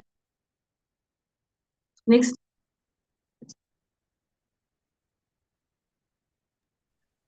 Sorry, I've moved the slide 3 times. I think there's a lag between your connection and mine. What's the title of the slide that you are looking for now? I'm now on theoretical framework. I'm talking about, I'm now on theoretical framework, which guided the research. It's the next slide. After the A. This one? No, the next. Yeah, this one. So my study was supported by the social learning theory by Bandula 1977, which notes of how the social environment of the child contributes to their behavior. So sometimes the children are influenced by the environment they come from to commit or to reoffend crime. So guided by this approach, it may also help in coming up with cultural intervention, taking note of the environment that the child is coming from, the causes of their behaviors, and implementing reforms that may promote their full rehabilitation.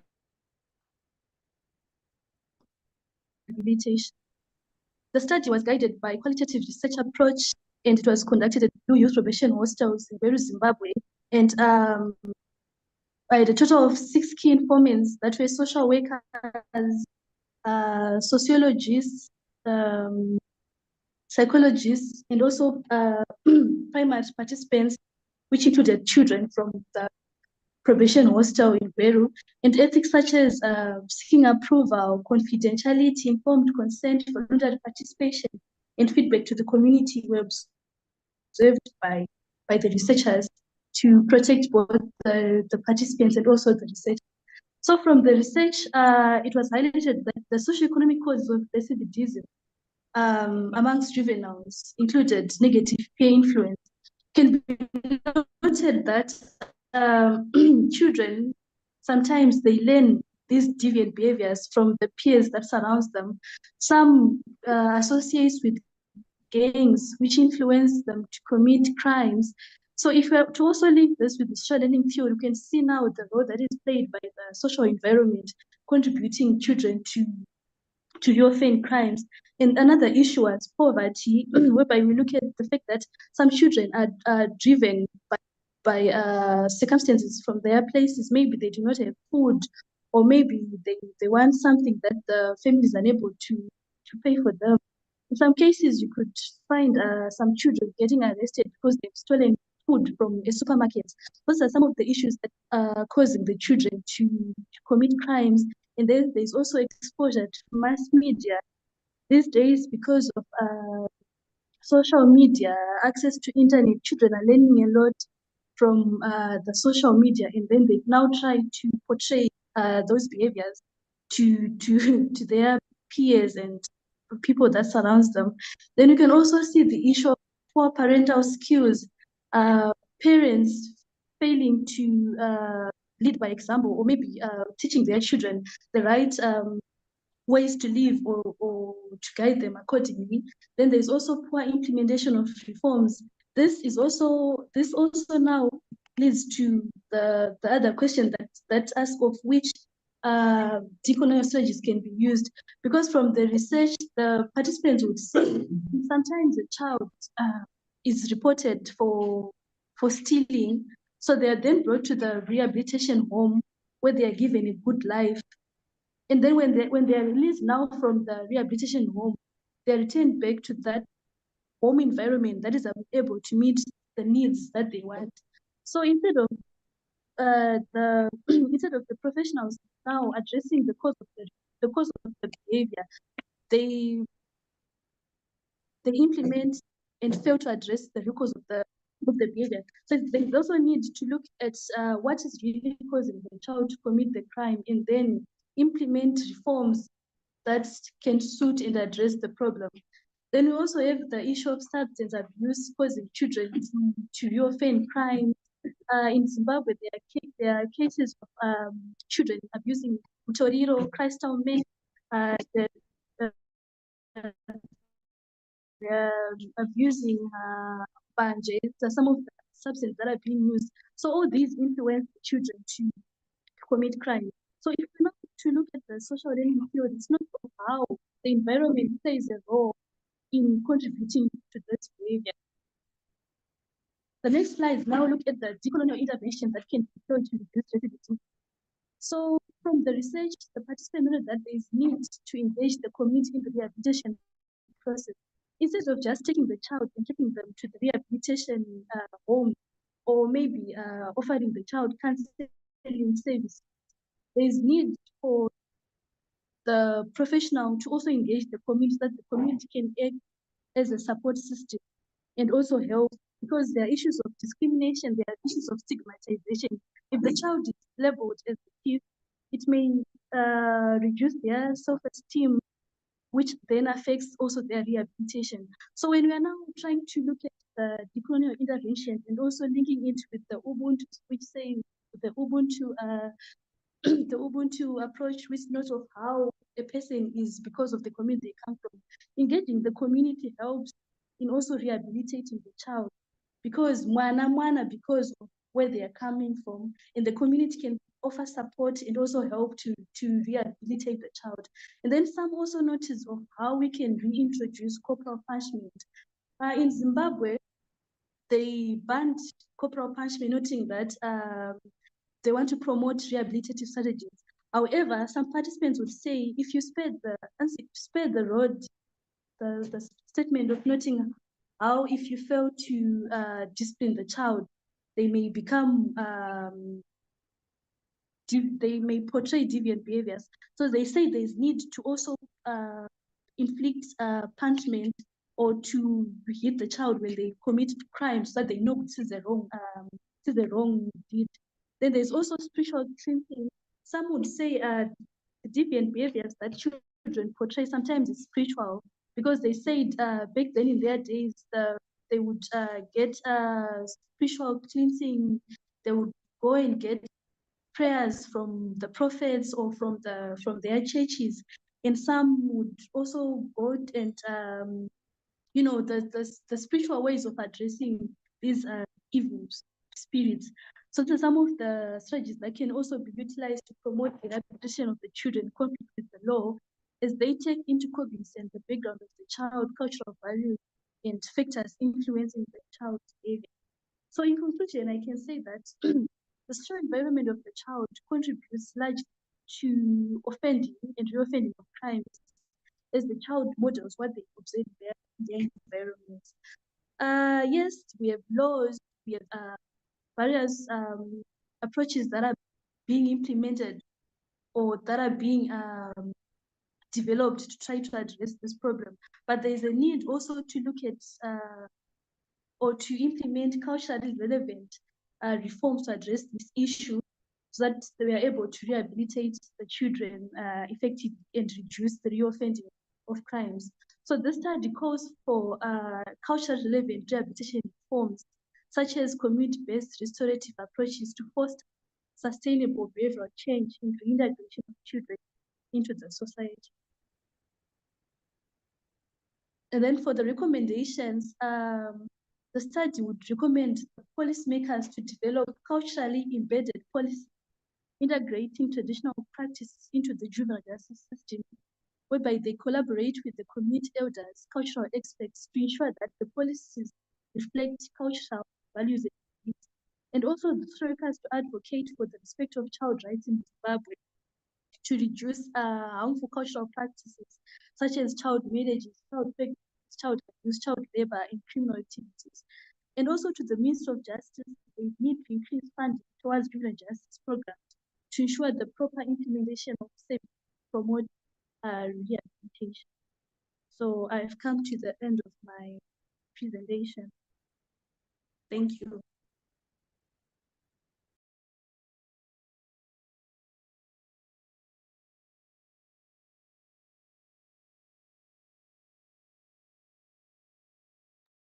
Thank you, Devotion. I think thank you for such an insightful presentation. I would love to ask, how do you engage your community in the rehabilitation process?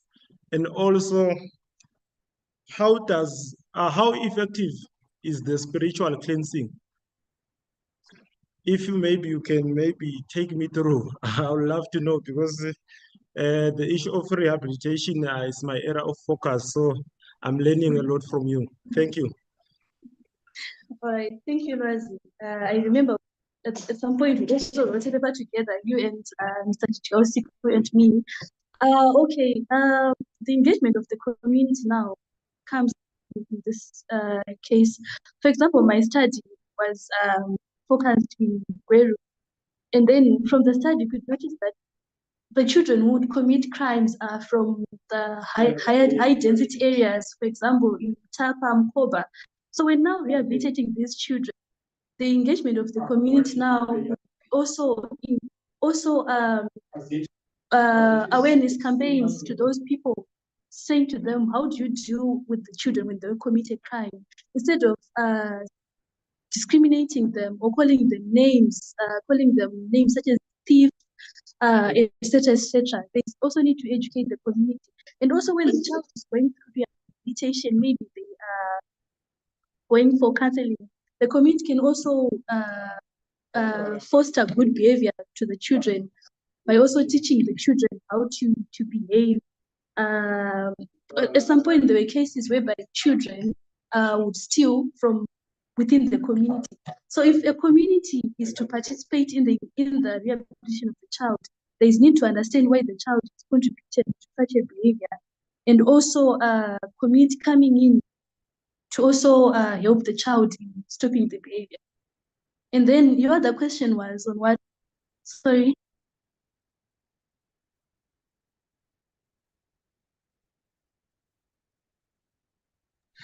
All right. The other question was how effective is the spiritual cleansing?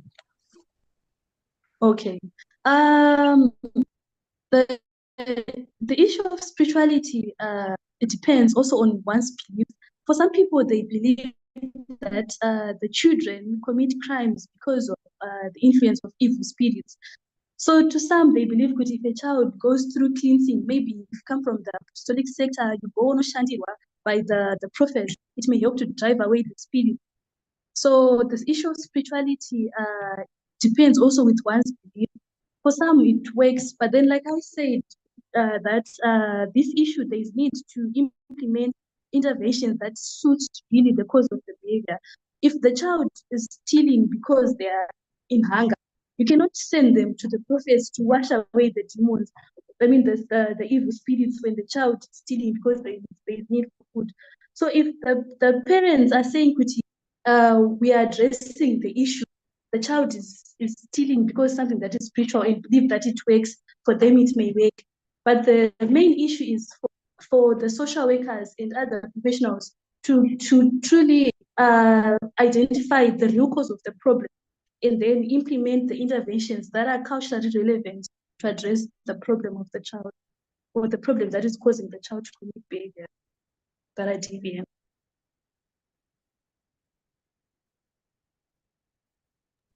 Oh, all right. Thank you. There's another question from Mr. Hagai. I would like to know the practicality of having recidivism or rehabilitation as an approach to help reoffending children who may have a social personality disorder, ASPD, e.g. psychopath or sociopath. Sorry, please come again. All right. So Mr. Aka is asking that he would like to know the practicality of having recidivism or rehabilitation as an approach to help reoffending children who may have antisocial personality disorder. For an example, psychopath or sociopath.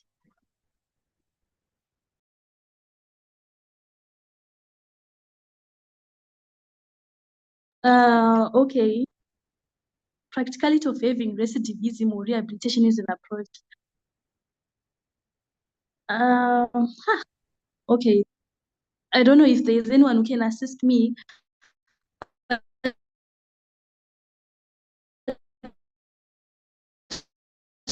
All right, let me ask Mr. Weston to chip in. It means reoffending, right? Reoffending of crime, especially when someone is going through rehabilitation. Hi, Mr. Chidiosiku.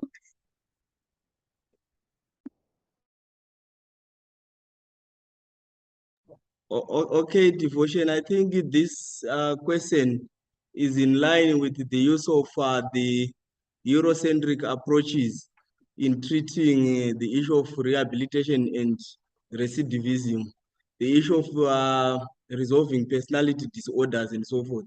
It's more of Western-centric approach to rehabilitation.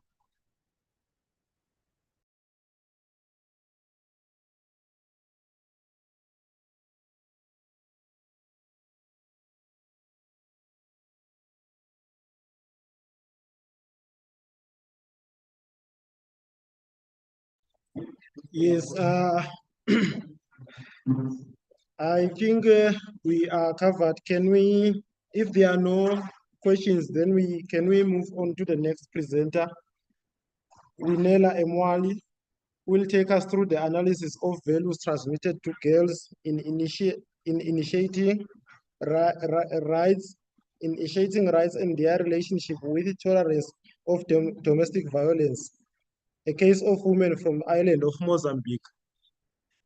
Can we let her to chip in so that she can take us through? We are against time.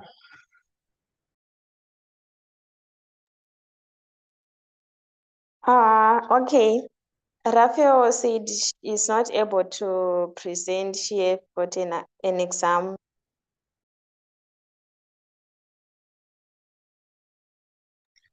No, thank you.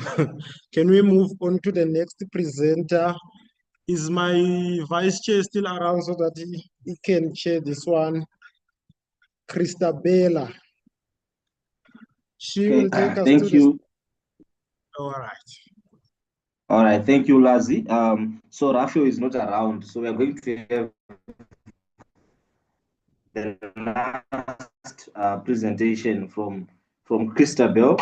It's focusing on state of emergence, the identity, a case of receptive bilingualism. I think the presentation is ready, and over to you, Christabel.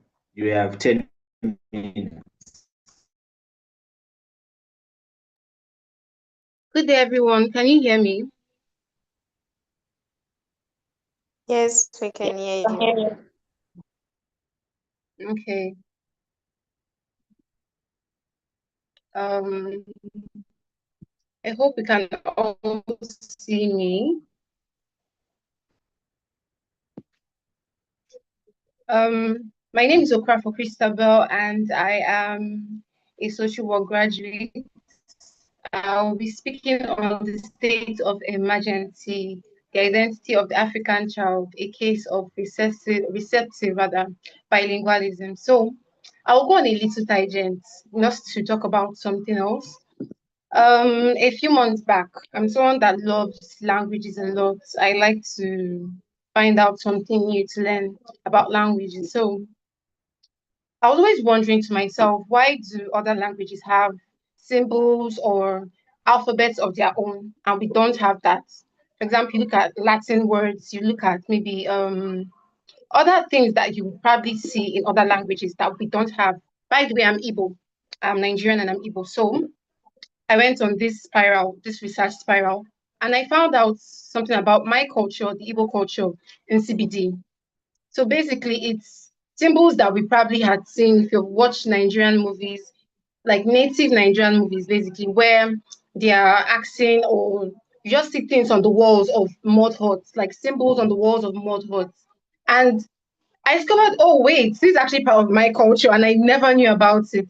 And that's something that receptive bilinguals experience, where they don't get certain things from their culture, maybe because they're never told those stories or they cannot speak it.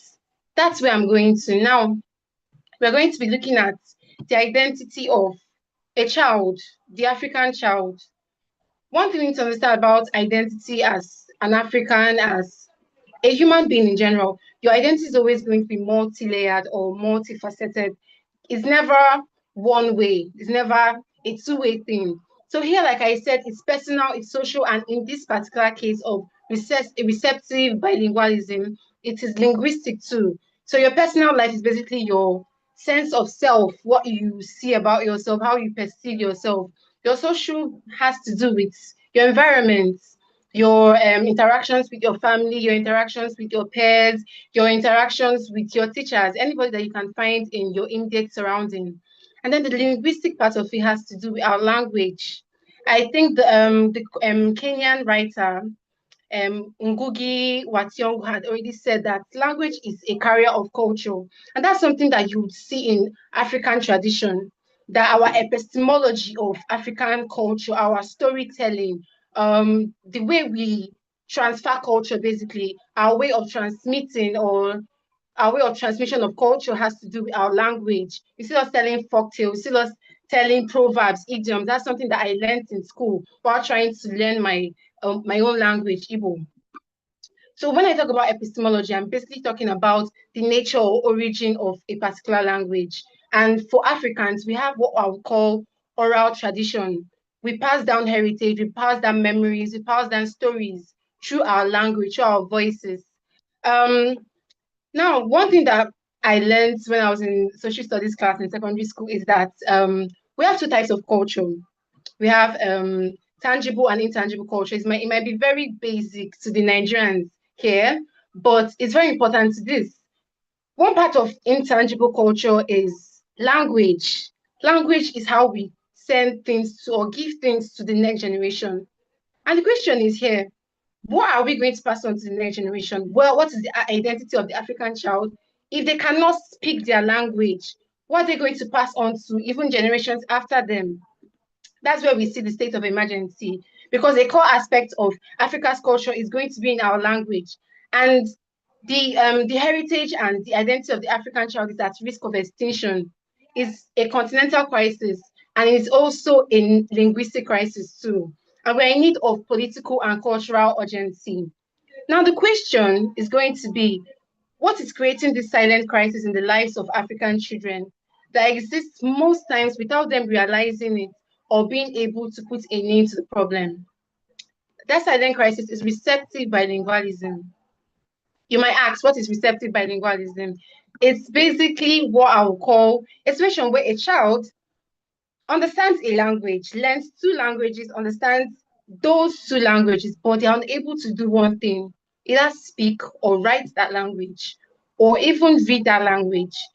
I'll use myself for example. I am Igbo. I can understand if you speak Igbo to me, I'm going to understand you clearly. I can read Igbo, I can write, but the fluency in speaking is not really there. And that's how I went on that tangent of trying to discover what receptive bilingualism is. What's the reason? Why don't I have that confidence in speaking my own culture, speaking my own language? Now, for us to truly understand receptive bilingualism, we have to understand the phases of bilingualism. We have simultaneous bilingualism, which is when a child learns two languages at the same time, and emphasis is given to both languages. So they get to understand these two languages at an equal rate. Now we have successive bilingualism, and the main focus here is succession. So most times, that's what happens to most Africans. At home, you learn your first language, and then when you start schooling, you learn your second language. And the last but not least is going to be recessive bilingualism, where we as Africans, it's the most problematic one, like I've already said. It's very problematic because you're able to hear, you can listen, you can observe, and even dialects of my language, Igbo, I can piece two things together. I'm like, okay, yeah, this person is trying to say this.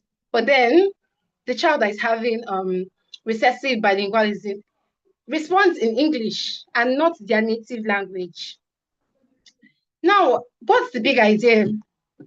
Why is recessive or receptive rather, receptive bilingualism even a problem? We can choose to ignore it, move on, do nothing about it, but we can't do that.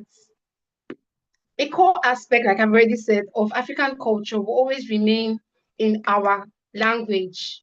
And for Africa, we have multiple languages. We have multiple dialects.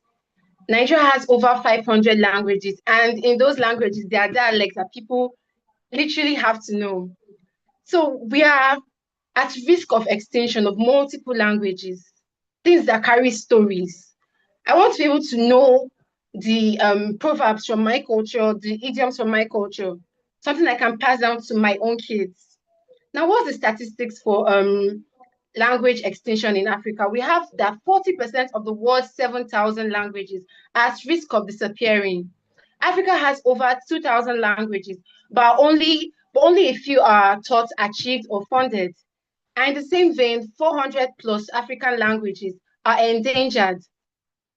So what does this mean for the identity of the African child? What does this mean for the sense of belonging of the African child? And what does this mean for the survival of the African child in post-colonial Africa? For us to truly understand or really get to the root cause of receptive bilingualism, we need to look at the core aspects of bilingualism, because I might be mentioning certain things and we might be a bit lost. So I thought to explain a few concepts so we can be on the same page. Now, first concept we have is language acquisition. We have L1 and L2. We have L1 attrition. We have acquired intelligibility.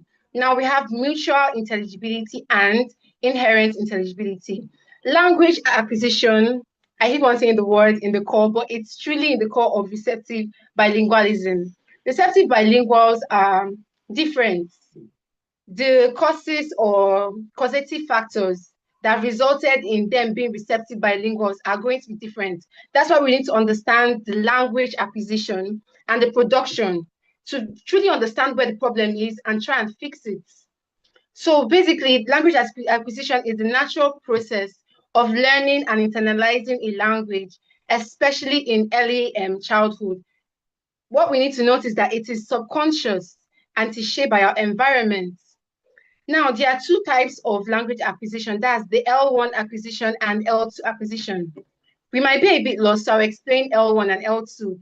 L1 and L2 basically means L1 is language 1, L2 is your additional language. If we're talking about receptive multilingualism, we'll have L3, L4, and so on and so forth. But this is bilingualism, so we have two languages. So in most cases, L1 is going to be your native language or your mother tongue, and then L2 is going to be an additional language, maybe an official language in your culture, in your country. For example, in Nigeria, our official language is English. Now we have L1 attrition. This is just a depreciation, partial or complete depreciation rather, of one's L1 or your first language when you're trying to increase your proficiency in your second language. Now we have acquired intelligibility. This is the understanding that we gain when we have repeated exposure to a language. Mind you, this is different from mutual intelligibility and inherent intelligibility. Mutual and inherent basically has to do with you understanding a language or being able to piece together, like I talked about Igbo having different dialects. I can be able to piece together things even if I don't understand, sorry, excuse me, even if I don't understand the complete picture, I can piece certain words together. That is mutual intelligibility. Now, mutual intelligibility, you don't have any prior exposure to this language. You can see this sometimes in certain European languages. Like I listed here, the Igbo dialect and the Delta Igbo dialect. I remember a time I was in a car with my uncle, and his Delta Igbo, he was saying something that I didn't really understand, but there were certain words I could pick up. That's mutual intelligibility. I never had any prior exposure to Delta Igbo, but because of the similarities in that and my own language or my own dialect of Igbo, I was able to understand what they're trying to say. Now, inherent intelligibility is the extent to which there are similarities in grammar, maybe vocabulary and pronunciation of certain words in two languages or more. Now, let's look at the root cause of receptive bilingualism. For us, like I said before, I have to explain some of those concepts so we can really understand how receptive bilinguals are different. They differ in their language acquisition and production. So like I said here, to find out where things went wrong, we have to understand the nature of language acquisition, because receptive bilinguals are different at the core, as the circumstances surrounding their language deficiency differs at the point of language production. In language acquisition, we have to understand the components of skills, which are listening, speaking, reading, and writing. In language acquisition, we have listening. You might have one skill as a receptive bilingual. Like I said, you might be able to listen and understand, but you don't really have fluency in speaking. You might not be that good at writing. You might not be that good at reading.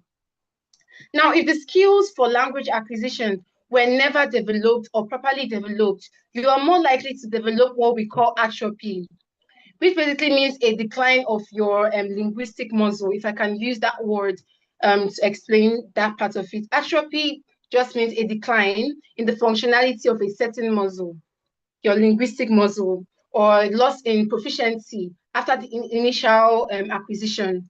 So let's say you're learning a second language, you go to school, you're learning English, but you originally knew your native language. But as you're learning that one, you're noticing that your native language, you don't speak it as often, you're no longer as fluent, you're no longer as proficient. That is atrophy. Now, I want to use an analogy to explain a bit about not being able to develop a certain language acquisition skill. In the body, when you go to the hospital, you normally see people that are bedridden. They always do one thing. They always tell you move their muscles. Even though they are bedridden, they can't really move. Move their muscles to prevent atrophy, to prevent loss of muscle mass. And that's the same thing as this. If you don't use a muscle, if you've not developed it, you've not been able to actually fluently speak your language before, you will have issues. Now, moving on, I'm not going to dwell too much on it. We have the key issue of lack of confidence. Certain bilinguals or receptive bilinguals have not gotten that confidence because they never developed the skill of speaking in their language acquisition. Now, we also have the politics of language and sociology and the sociological cause. The question is, what language counts? We have in most African countries is an official language, which I understand perfectly. As a Nigerian with 500 plus languages and counting, some are probably not even recorded. We can see that we need one central language. So I understand the concept of choosing an official language. So the question is, what language and what tongue counts? And the dominant language in the country or in the community equals the one that has the most power. Most African school systems teach in the official languages, where your ability to speak is a medium or measure of intelligence. And that's something we talk about. I remember when I had a maths teacher at a point in secondary school. He spoke Igbo. He would teach you in Igbo and English. And he's so smart. He's so intelligent. So not being able to speak the official language, be it Portuguese, French, English, should never be a measure of someone's intelligence or ability to comprehend sentences. Now we're going to move on. Our mother tongue is respected but dismissed in structure. In systems, you see where people are writing in English, saying things in English. It's the official language. It's what is most marketable. It's what is seen as the best, or where African kids have to code switch in school. They speak their native language at home and they come to school and have to speak English and they have to speak it properly. So next, I want to talk on the scholars and theories. Like we always do, we're always going to refer back to Ubuntu. Ubuntu is... Sorry to disturb, Christabel. Yeah, please, sum up. Time is against you. Sorry, my colleague. Sorry. Okay, thank you. So I'll just rush through it. Thank you. So we have Ubuntu, we have the Kenyan writer Ngugi wa Thiong'o, we have Frantz Fanon, and the epistemology of African storytelling and oral tradition. What is this trying to talk about? We can see how Ubuntu says, I am because we are. When the African child is not whole or not complete, the Ubuntu philosophy is weakened. Now, the Kenyan writer, Ngugi wa Thiong'o, has spoken about how language is a vehicle of culture. It's how we tell our stories, how we communicate our experiences as Africans. And he's someone that embodies the post-colonial theory. That's a very Pan-African theory. Now we have Frantz Fanon. He's not African, but he wrote a book named Black Skin and White Mask. What we need to know here is that he talks about how when you speak a language, you take on a world, you take on a certain persona. And we understand that with his psychoanalytic work in his Black Skin and White Mask, African children wear a linguistic mask with an African essence. Now, the epistemology of African storytelling and our oral tradition, like we already know, most of African tradition, most of African stories, most of African values are the core of what we are as Africans. It's in our language, it's in our voices. And it's something that we need to treasure. It's something that we need to hold dear. Now, where does this leave the African child? There are two impacts. I'm going to rush through them. We have the internal impact and the external impact. Now, the internal impact, we have alienation and shame. When you're not able to speak a language, you're separated. You have a bit of separation, a wall between you and people who actually speak that language, like the elders in your family. I remember times when I would go to the village and my grandmother would say something to me in Igbo, and then I'll respond in English, and she'd be like, Swoya Nibo, Swoya Nibo. What does this mean? It means, it translates to say it in Igbo, that's my native language, and I'll have to repeat what I said in my native language. And there's also shame that comes to the African child with not being able to speak their own language. They question themselves, why am I not able to speak my own language? I've lived in this country all my life. What's the problem? The external impacts can be marginalization and peer pressure. Like I said, the African child is forced to speak English and is forced to speak it properly. We are told when we go to school, you have to speak it well, you have to sound all proper and all enunciate your entire words.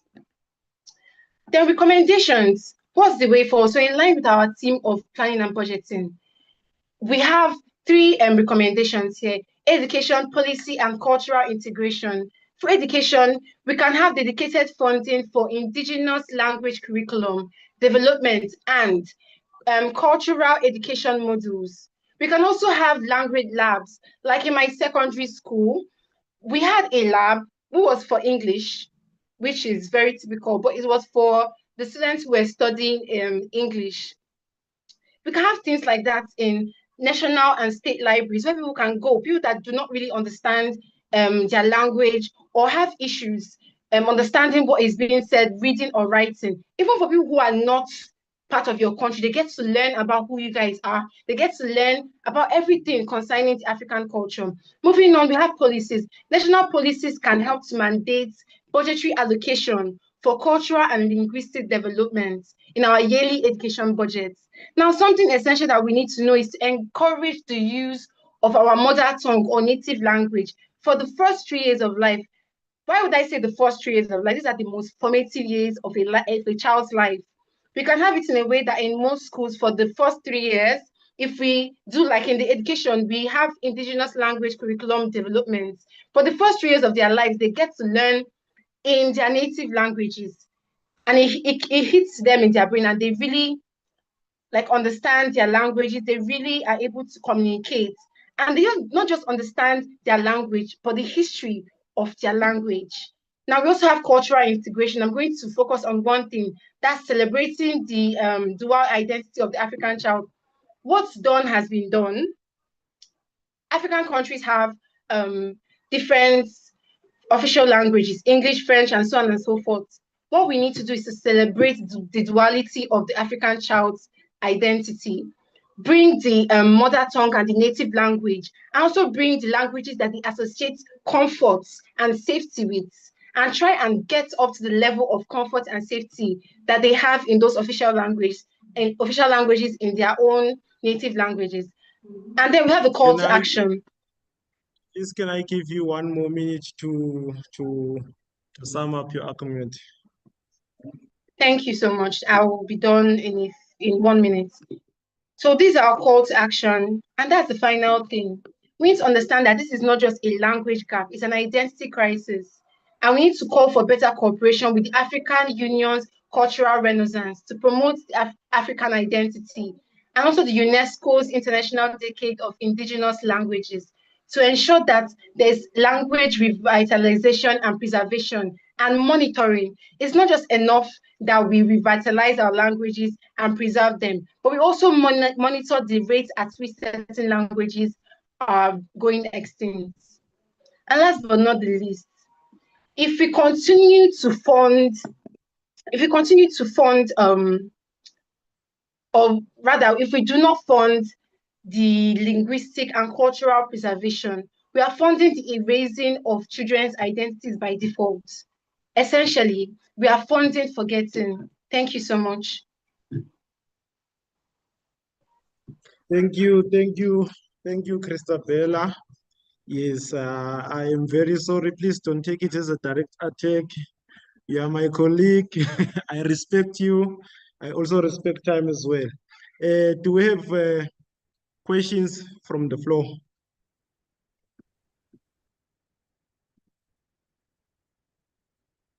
Yes, not a question, Chair, but just a comment. So, Christabella last year presented on the solar punk. That was another great presentation, and another great presentation that she did today as well. So there's no doubt you are a great researcher and a great presenter. But what I wanted to share was that after she presented last year, she went on to publish that in a journal, which was good, peer-reviewed journal, also an accredited journal.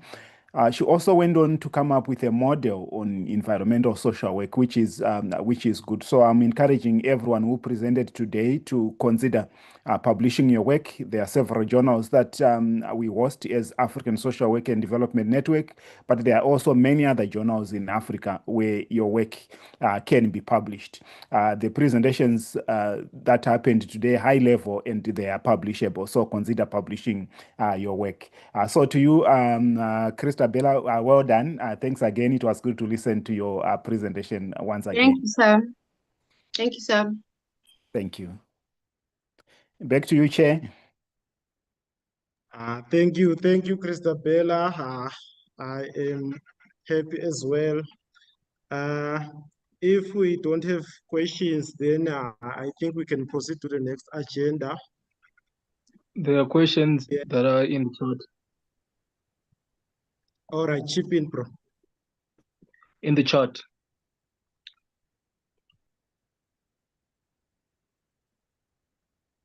Oh, all right. Christabella, are you able to see the question on the chat, or should I read for you? Yes, I can see the question.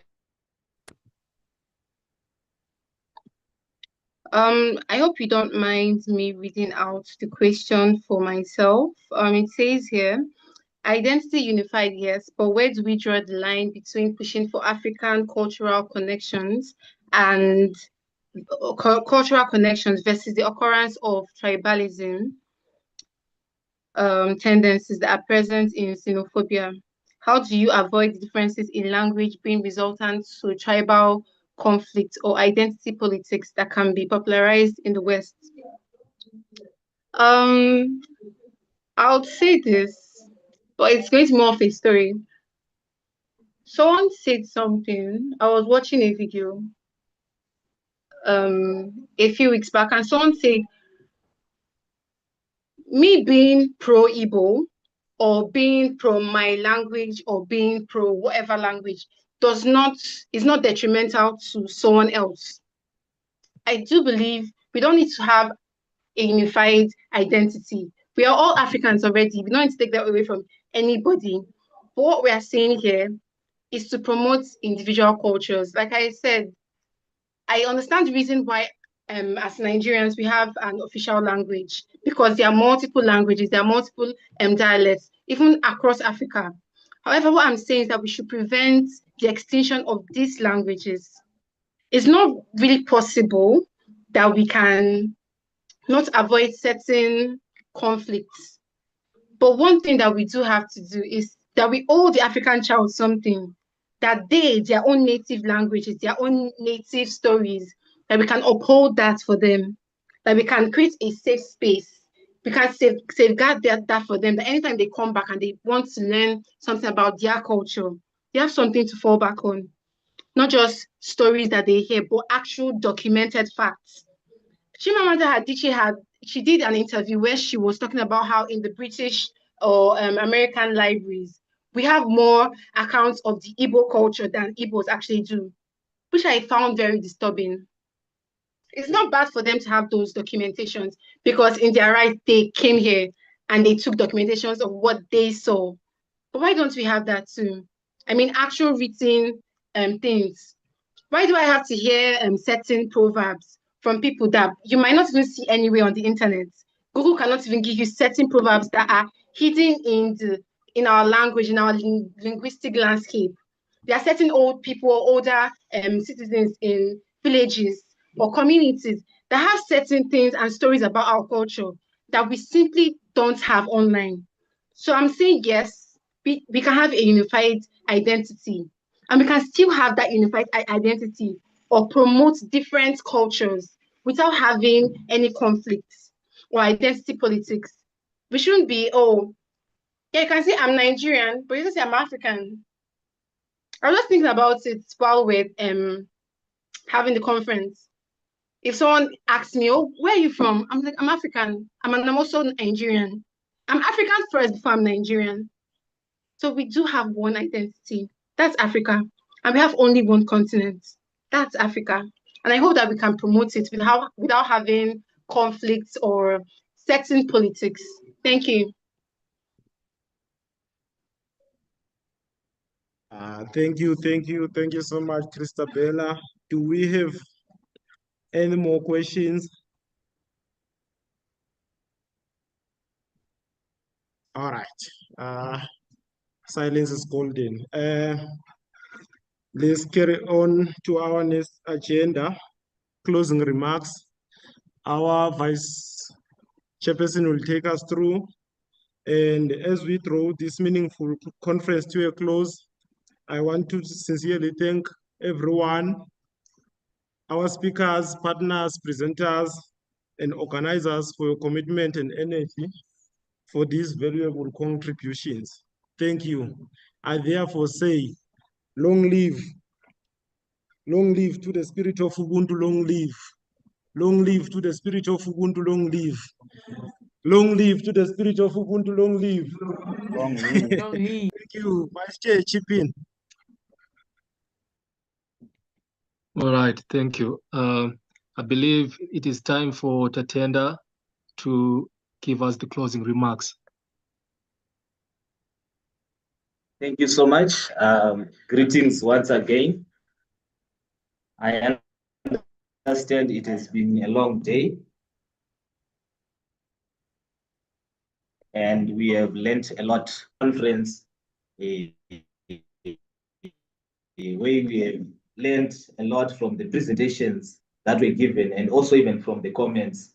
When we started, we were talking about Ubuntu in action, where we saw that it's not only about the individuals, but there's need for collective responsibility in terms of achieving proper and good child protection. Then we also talked of the second segment, speaking to the voices from the margins, and we had different case studies which were addressing that there is also need to include those who are marginalized or those who are from the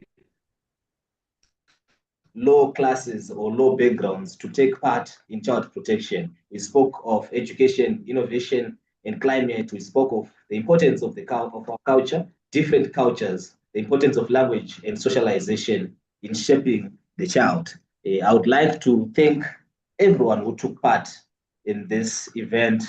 It would not be a success if we had not have presenters, if we did not have the chairs and the moderators, if we did not have even the listeners.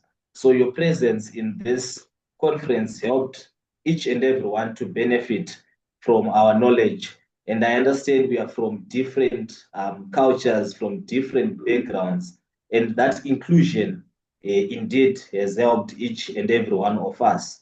I also want to thank the organizing committee, which played a big role in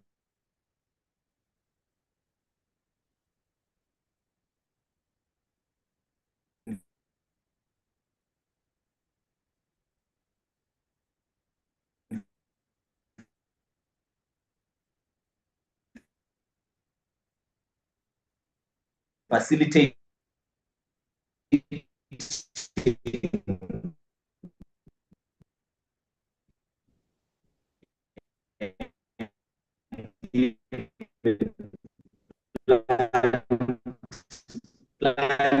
doing the for park friends, setting up success.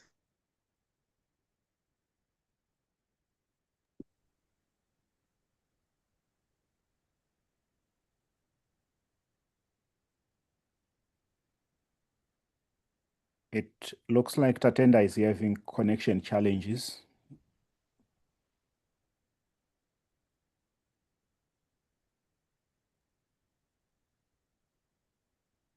Hello, everyone. Sorry, I'm logged off on my laptop, so I'm now using Devotion's phone. Can you confirm if you are hearing me?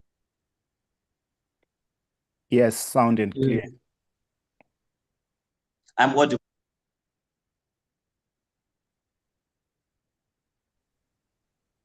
Yes, you are. Yes, we can hear you. Okay, thank you. So I may just continue from where I am. I would also like to thank our partners who are Midland State University in Zimbabwe, University of Zimbabwe, Makerere University in Uganda. Sorry, just a minute. Midland State University, University of Zimbabwe, Makerere University in Uganda, Rajagiri College of Social Sciences in India, National Association of Social Workers in Zimbabwe, Africa Health and Aging Research Center in Ghana, People-Centered Journal of Development Administration, University of Benin in Nigeria, Zivo Publishers in Zimbabwe, and Eswatini Medical Christian University. Thank you so much for taking part in this event. And we can access our certificate.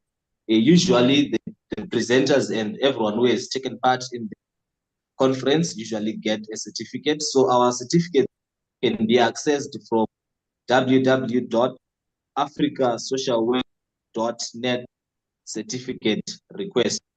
www.africasocialwork.net certificate request. I'm hoping that it will be there on the website so that maybe those who did not manage to capture the link may be able to utilize the link. Otherwise, thank you so much to everyone who took part in this conference. Let us also utilize everything that we have learned. I believe it will be useful to all of us in our different cultures, in our different countries and backgrounds, in improving the issues of child protection from policy and practice. Thank you so much. Thank you very much, the chair as well as the vice chair for your closing remarks. From the Africa Social Work and Development Network, just wish to emphasize that our partners, we thank you all for what you have done.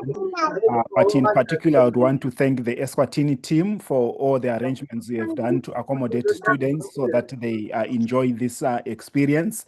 Also, that you were visited by a representative from the King's Office.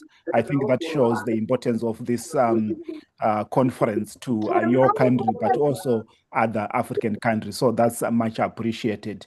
Lastly, the conference organizers for the last 6 months, you have been working to put this, and you have delivered a great conference. Well done, and please begin to prepare for next year.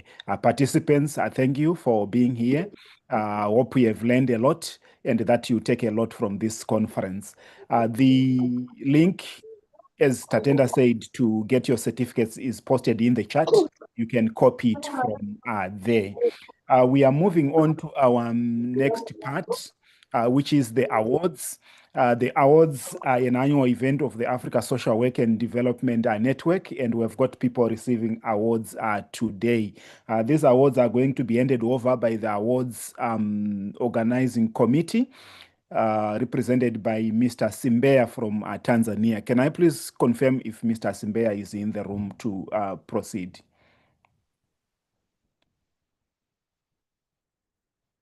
Mr. Simbea? If not, can I check if Dr. Naami is in the room? Who is an award committee member? Okay, if she's not there, the last committee member is Mr. Bongsani Ngomezulu from South Africa. Are you in the room, sir?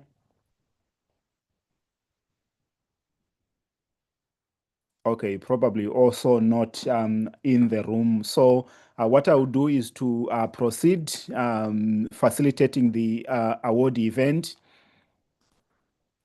and call upon our people getting awards to give their speeches. Just a moment while I share.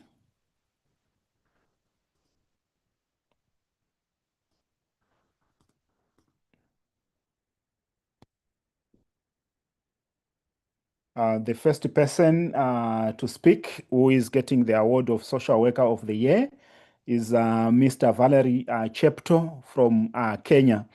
Congratulations to you, Valerie. I would want to invite you to give your acceptance speech, please.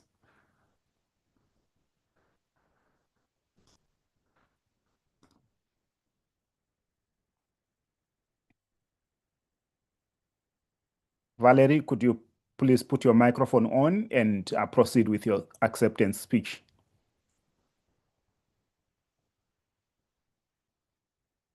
Valerie was in the room earlier. So I'll come back to you. The next award goes to Professor Roderick Pedziswa, and this is for Lifetime Achievement Award. Professor Roderick Pedziswa, I'm not going to speak on your behalf, but I'm going to ask you to speak with us and give us your acceptance speech. Over to you, Prof, and I hope your video is now working. Yes, my video is now working. Thank you very much indeed. I don't know, initially they had said 20 minutes, but I'm happy to cut it down if you let me know how many minutes. I know that you've been running out of time. Yes, that's much appreciated, sir. If you can make it 10 minutes. 10 minutes, that's fine. Thank you very much. Thank you. Yes, allow me to begin by expressing, deep appreciation for this honor to have this prestigious award, a Lifetime Achievement Award.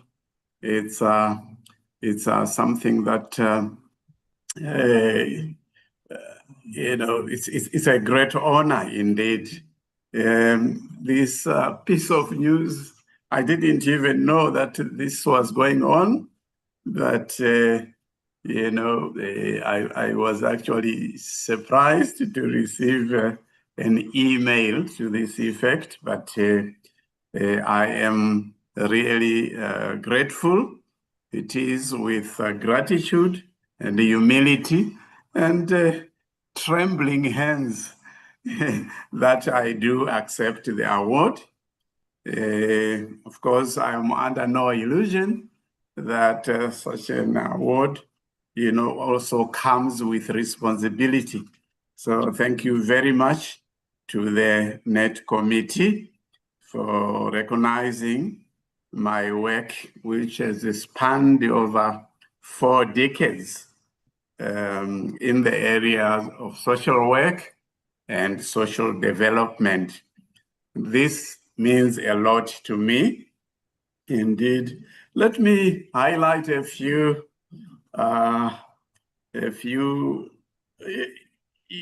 events that I consider milestones over the last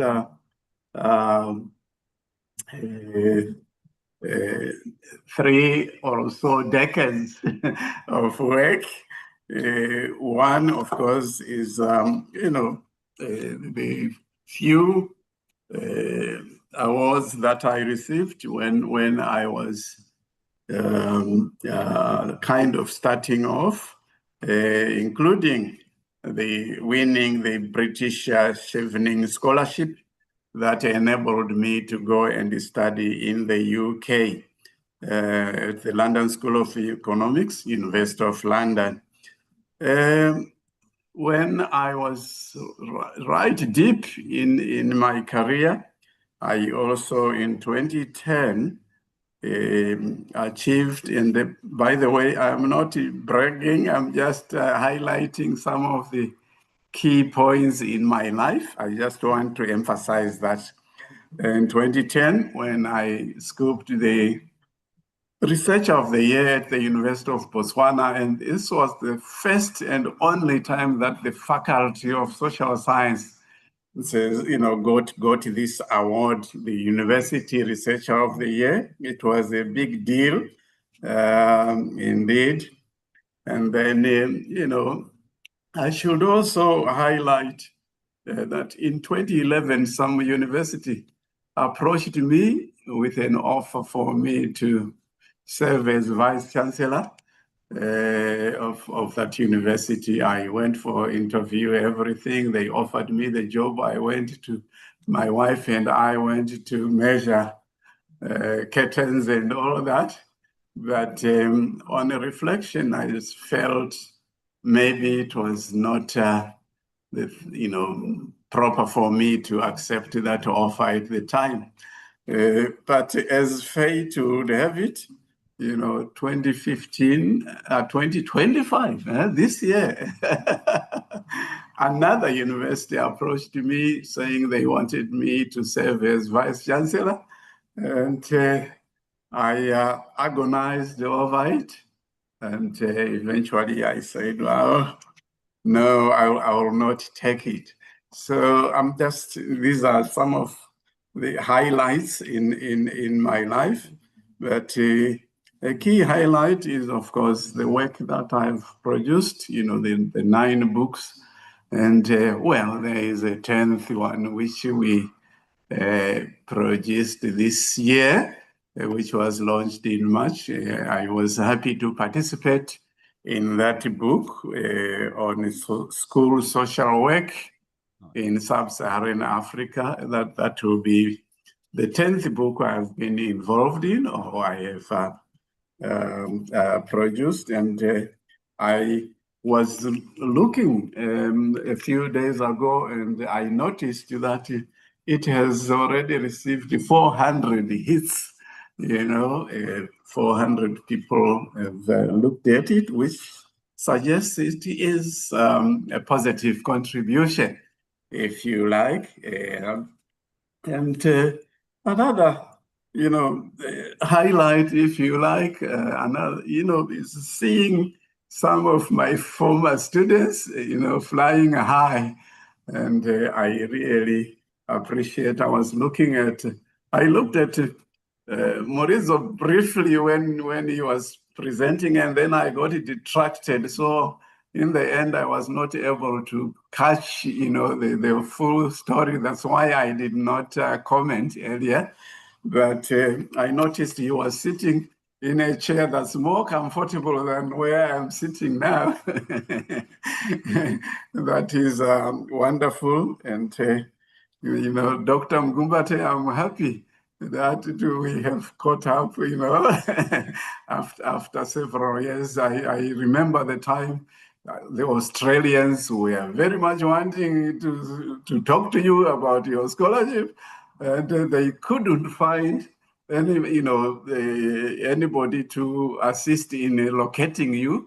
And Mel Gray, because we had worked together, she got me here in Botswana, and I said, don't worry, I will get him, I'll find him. And you did. And I was happy. Was it 2014 when we met on the plane to Australia? Yeah, 2014. So that makes me, very happy to see such such developments. And of course, I also am very grateful to Midlands State for this Professor Mpez's annual lecture, which is going on. These are highlights. These are things that make me, very appreciative indeed. And now this award is in many ways the icing on the cake, and I am grateful for it. Over the years, as I have been building my career, I benefited a lot from events such as experiences of visiting to many universities. I was very privileged, universities like Louisiana State in the US, Minnesota State also in the US, or Anglia Ruskin, University of Cambridge, and I even had an opportunity to interact with, to visit the Refugee Studies Center at Oxford University. So I'm just highlighting a few milestones in my life, and of course visits to many countries, a total of 46 countries around the world over this long period. I have many interesting stories to tell, regarding some of my experiences in some of those countries.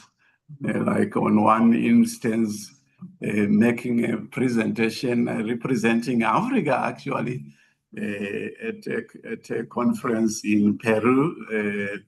And then on the way back, being told that the plane is already left and the next one will be in a week's time, experiences like that. I am also grateful that, some of the activities included consultancies, including consulting for the UN system, UNDP, UNCRD, and a number of others. This helped me in terms of building a profile, and of course, locally within the region, being asked by the Zimbabwean government to evaluate social work programs in Zimbabwe. Also outside of Zimbabwe, going to places like University of Cape Town, being asked to evaluate programs of the Department of Social Development there. These are things that have helped in terms of building me over the years. I've been involved in curriculum development, including the PhD at Wits University, where I spent some time. I worked at Wits as director of the Forced Migration Studies program, and we developed a PhD program in Forced Migration Studies. That program was developed under my watch.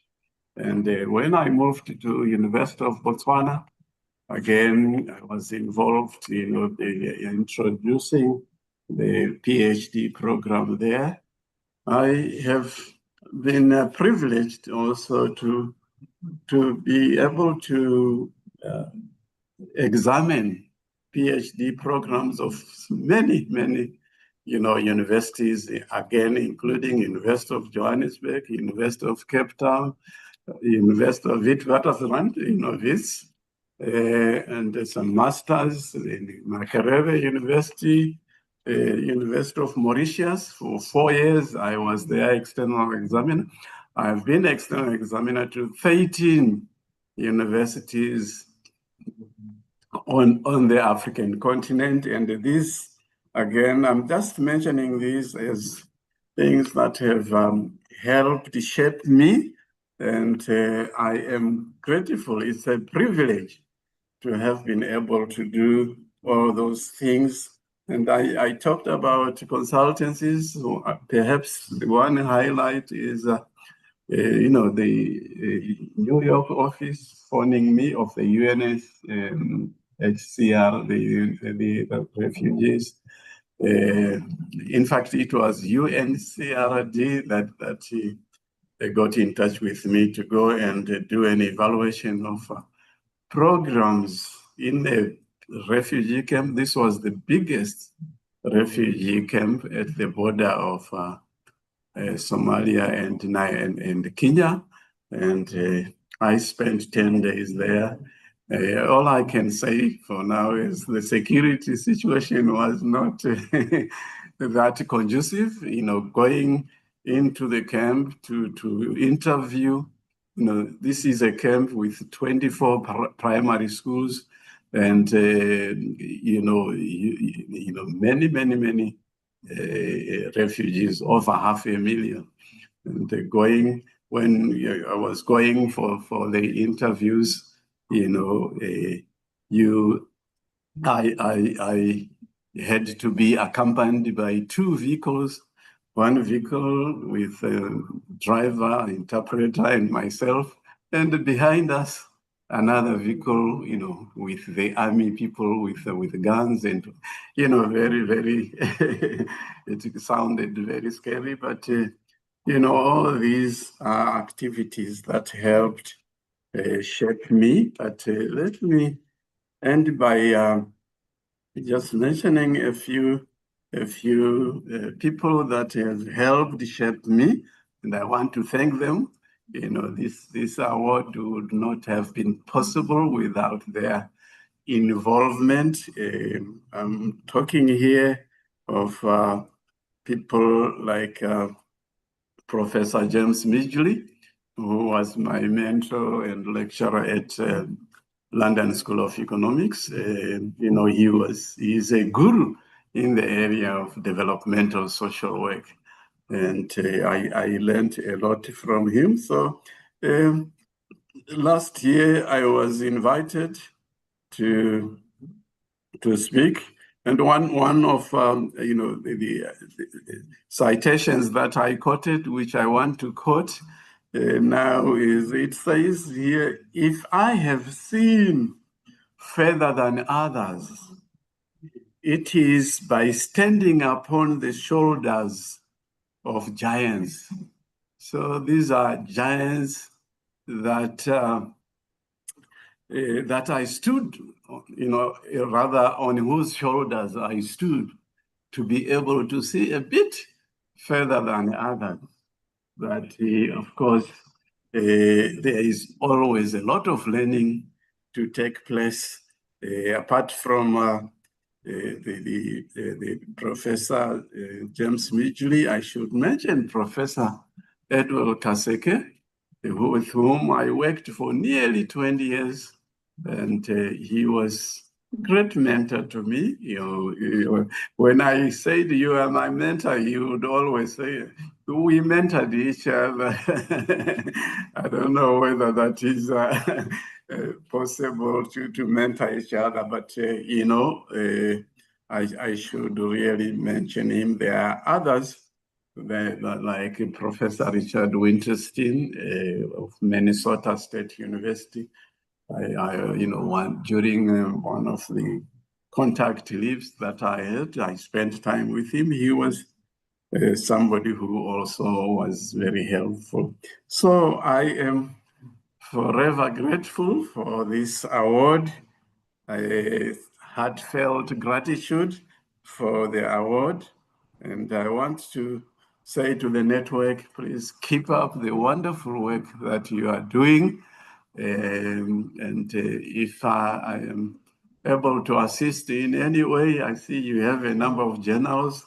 I was editor-in-chief of the Journal of Social Development in Africa for 10 years. So I know a bit about that, but otherwise, I am really, really grateful for the award. It just arrived as a bolt from the blue. I don't even know who, who nominated me, but whoever it is, thank you very much. I think I will stop here. Thank you. Thank you very much, Professor Mpedziswa, for taking us through your journey. This is more than a story. This is really a journey, and congratulations again for the Lifetime Achievement Award. Now we move on to the Social Development Award, which has been awarded to Amanda Ndebele from South Africa.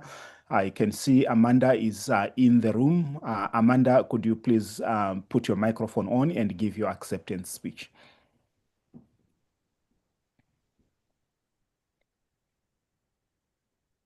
Okay, good afternoon. I hope you can hear me.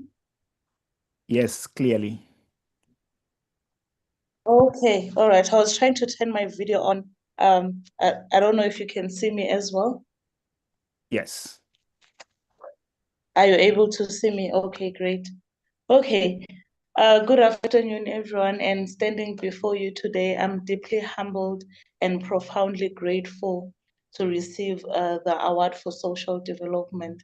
You know, this recognition is not just a personal milestone, but a testament to the collective effort and unwavering support of many remarkable individuals that I've worked with. I'll just quickly introduce myself. Then I can share the journey of where I come from and why I'm here today. So, like as the gentleman mentioned, my name is Amanda Ndebele.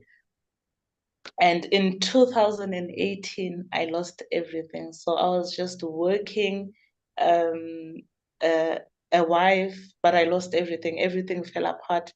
And it was in that moment where I questioned God, what are you doing? Where did I go wrong? And slowly but surely, I had to learn to trust the process and trust the journey. And today, it's been 6 years since what I call a redirection. So a lot of people could mistakenly call that a loss, you've lost, but I call it a redirection of where God was now saying, now come back to reality. Let's talk about who I have called you to be. One of the mistakes that we often make is that we have an idea of who we are, but we forget that God has got a complete picture of who we were created to be. So today I stand here, the founder of the People of Victory Foundation. The People of Victory Foundation started in 2020, and I had gone through a phase of depression, anxiety, and I was slowly but surely finding my feet. And I asked God, then what do I do with the pain? What do I do with everything that I've been through? And God said, because you had the strength to overcome it, I would like you to then hold somebody else's hand. And that's how the People of Victory Foundation came about. It started in 2020. And what we do under the People of Victory Foundation, we do mental health. So I'm a mental health and a strength coach. We also do youth development. We do skills development. We tackle social and economical issues in different communities. I've also been on radio for the past 4 years, if I'm not mistaken. And on radio, I was tackling social and economical issues. So every time I'm standing, whether it's in front of the camera, behind the mic, on stage, I am advocating for mental health. I'm advocating for social and economical issues. And why mental health in particular? It's simply because everything derives from how you think as a person. Everything comes down to how mentally fit you are. And you are only able to solve issues, come out of things, if you are then mentally prepared or mentally aware of the season that you are in. But other than that, this year I was crowned Miss Inspire South Africa 2025. I'm currently in my reigning season, and we should be crowning the next queen next year around March. But I'm currently in my reigning season, and it's been an honor. I've been a model. I've been a model ever since I was a child, but I accepted what life handed me, forgot about that. But when I lost everything and I came back to self, I went back to the modeling industry. I've also been awarded Best Plus Size Model in South Africa in 2020 in the Samla Awards. I'm an author as well, where I've put together my autobiography of my journey. I speak about spirituality, I speak about trusting the process, I speak about mental health, I speak about depression, and I speak about overcoming in the book. I'm hoping to put another book soon. But I'm also a writer of modules. I've partnered with the University of Johannesburg, where I actually prepare the kids, the university students, to how life will be like once they leave school. Because often we often think when you go and graduate at university, then you have to come out, look for a job, get employed. But what if then that's not the direction that your life is taking at that moment? Are you going to be mentally fit enough to be able to, to persevere towards your goals? And so I speak a lot on entrepreneurship, but also I prepare the students. I've been working with the University of Johannesburg for about 2 years now. I prepare the students to all the obstacles that they might meet in the real world once they leave university. Here in South Africa, we have a high rate of kids that commit suicide, of the youth in particular that commit suicide. So we try so much to tackle issues like that as well. So I've also written quite a few modules. One of the modules is, it's a mindset game so anyone can actually go through the module and master anything, any goal that they may have. But I've put together a few modules like work readiness modules, business in arts, because I do quite a lot of work in the media as well. And one of the challenges that we have in South Africa is that we pay attention to the talent, but we forget that there's hard work that needs to be put behind the talent as well. How do you position yourself as a business person who is talented, as a musician, for example? So for me, that is very much important.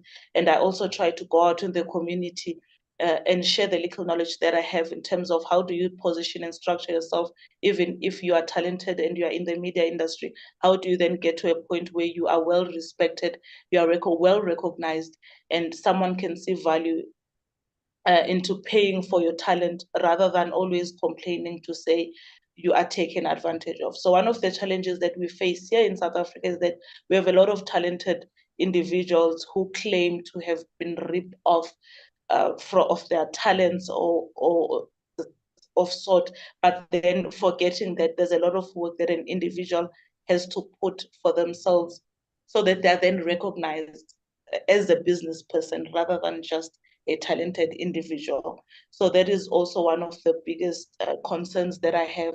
And I'm also trying so much, by all means, to add so much value in that space in the media industry. I run a company as well called Magnetic Holdings Group, which is made out of 4 sister companies. One of the companies manufactures skin and hair products. I specialize in organic products, no chemicals at all. And I also run a modeling academy where I groom models in different communities. My biggest priority is the low developed communities. Why the low developed communities? Because of lack of resources. Kids are roaming the streets. We have a high rate number of teenage pregnancy, not only in South Africa, but all over the world. We also here suffer in South Africa. Kids are drug addicts from a very young age. And it's simply because there's not enough resources or not enough people who are out there saying, what can we do for these kids so that they are then distracted by activities, productive activities other than just roaming the streets.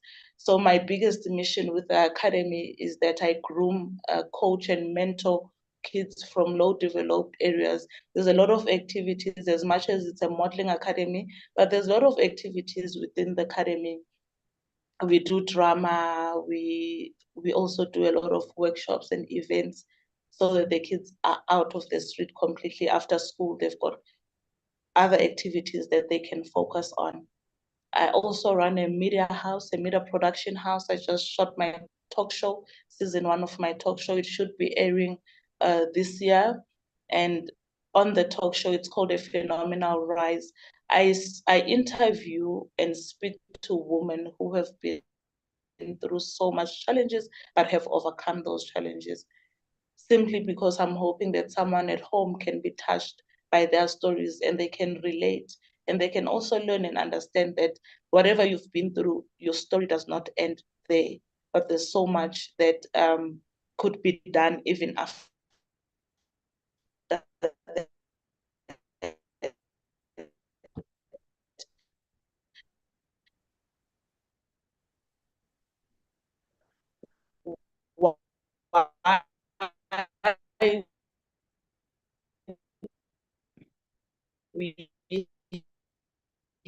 Looks like Amanda is having connectivity challenges.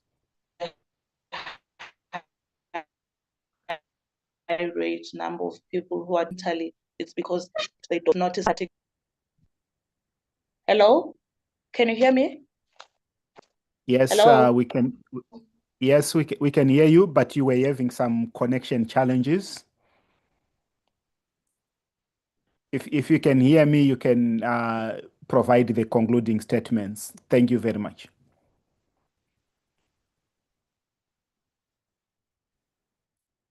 Okay, looks like Amanda is having connection challenges.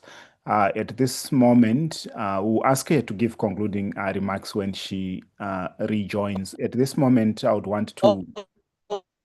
Okay. All right.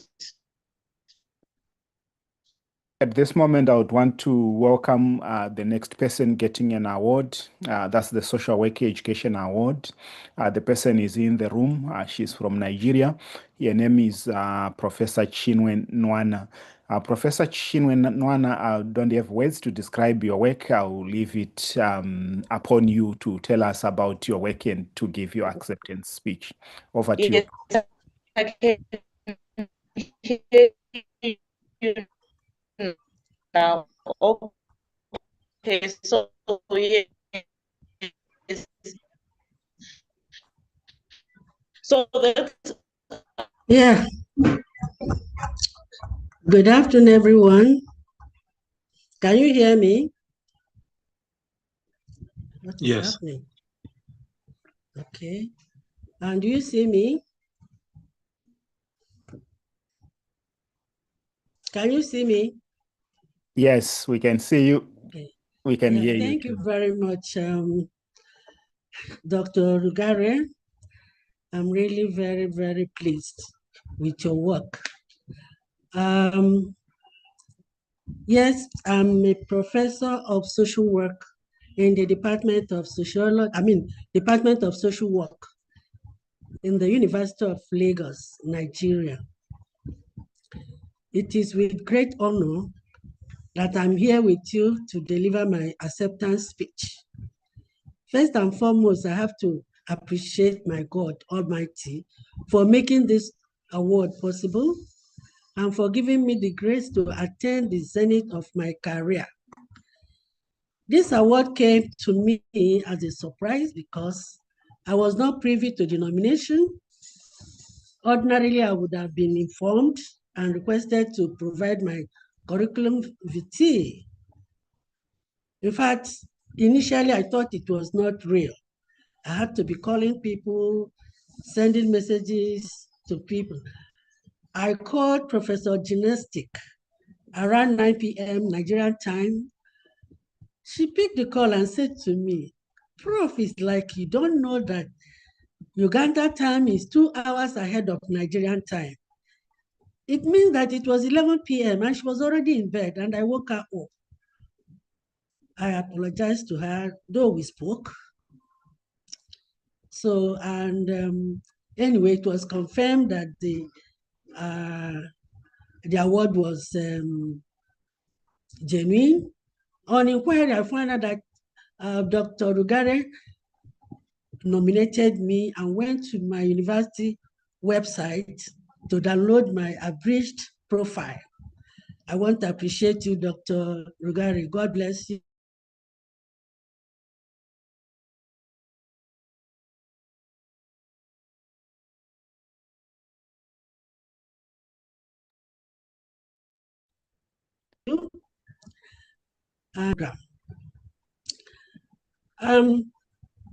With all sense of humility and heart full of gladness, I accept this Social Work Education Award. And I want to express my heartfelt gratitude to the members of the Africa Social Work and Development Network for finding me worthy of this prestigious award. Thank you very much. Yeah, my journey to Africa Social Work and Development Network started in 2022 when a message was sent to our platform that there was a call for papers, and the organizers received papers from other regions of Africa. None was from West Africa. So we were encouraged to submit abstracts.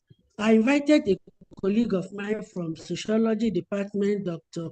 Christophe Okoye, and my then doctoral candidate, now Dr. Ugochi Oparoha, then to put up a paper. We submitted an abstract titled Collective Childbearing in Igbo Land as a Panacea to Juvenile Delinquency. And the abstract was accepted, and it has been published since 2023. Then after that, I got an invitation to join Ubuntu Research Group, a group organized by Africa Social Work and Development Network. We conducted a study on the use of Ubuntu in teaching and learning among social work students, academics, and practitioners. Part of that study has been published, and many more papers are being prepared for publication. I want to use this opportunity to appreciate members of Ubuntu Research Group in the person of Dr. Rugare, Associate Professor Janistic, Dr. Charlotte, Professor Mandla, and Bernard Mayaka. I could not have done it alone. This award is more than just a prize. It represents the power of collaboration and the importance of pursuing our passions. I thank you all from the bottom of my heart. I'm also glad to receive this award today, the Day of the Child, of the African Child, which is celebrated every year on the 16th of June. As an expert in child justice and corrections social work, I must say that I'm really lucky to receive this award, this prestigious award today.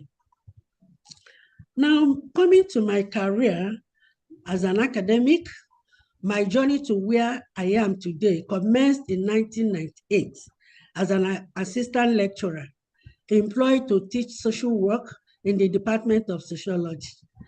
I progressed through the ranks to the position of professor.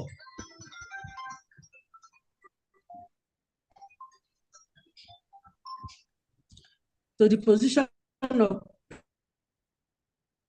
a professor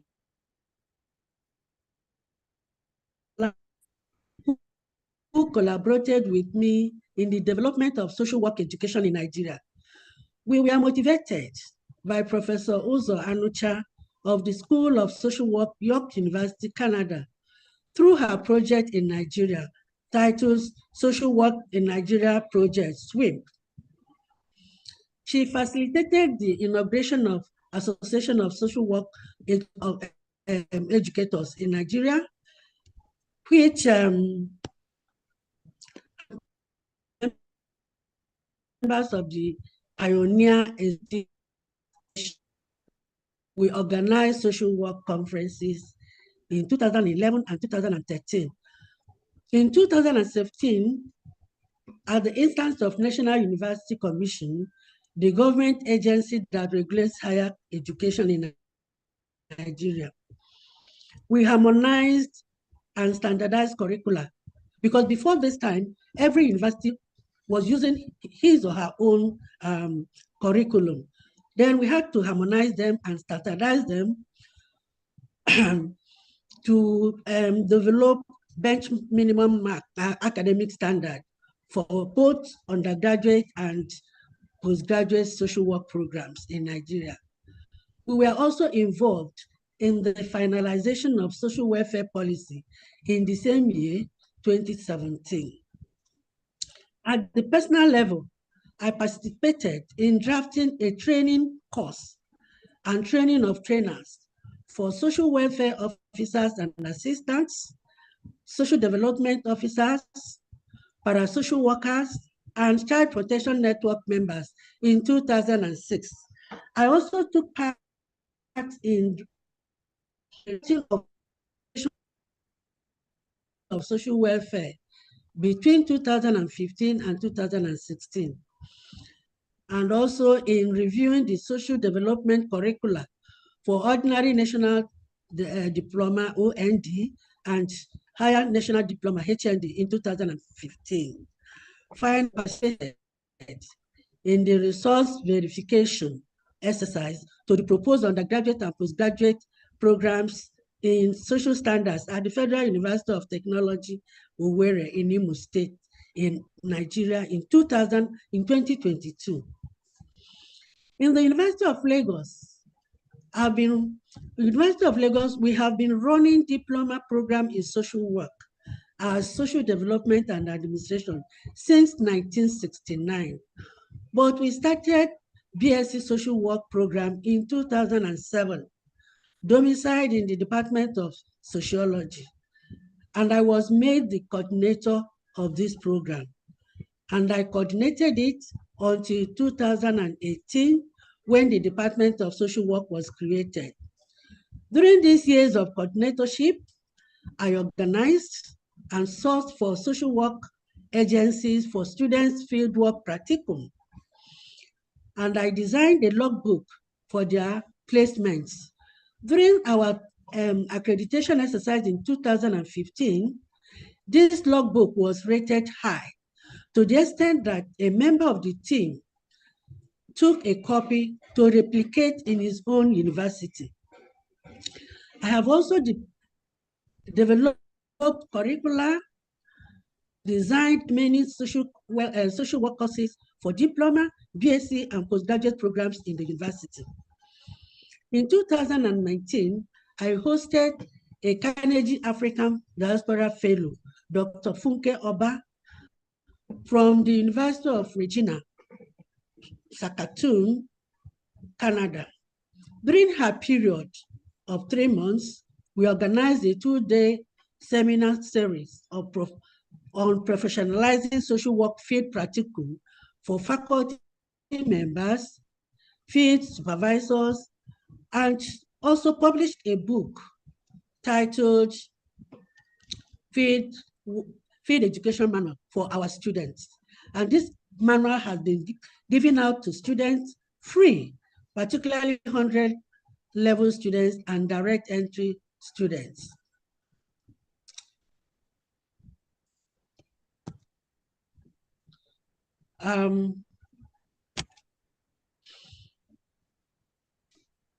I have mentored many people, a PhD candidate, and 2 others are ongoing. I've mentored over 40 master students, over 200 undergraduate students, over 250 diploma students. I am a pioneer female professor of social work in the University of Lagos, and the immediate past head of the department from 1st August 2021 to July 31st July 2024. During my tenure, I transformed the department and facilitated the commencement of postgraduate programs in social work in the department.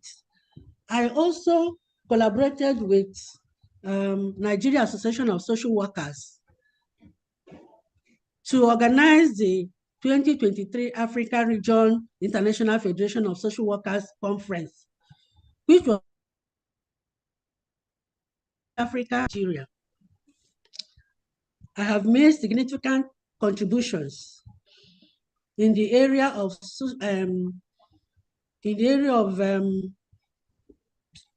child justice administration, social welfare services, school social work, HIV and AIDS, gender studies, including gender-based violence, urbanization, and migration.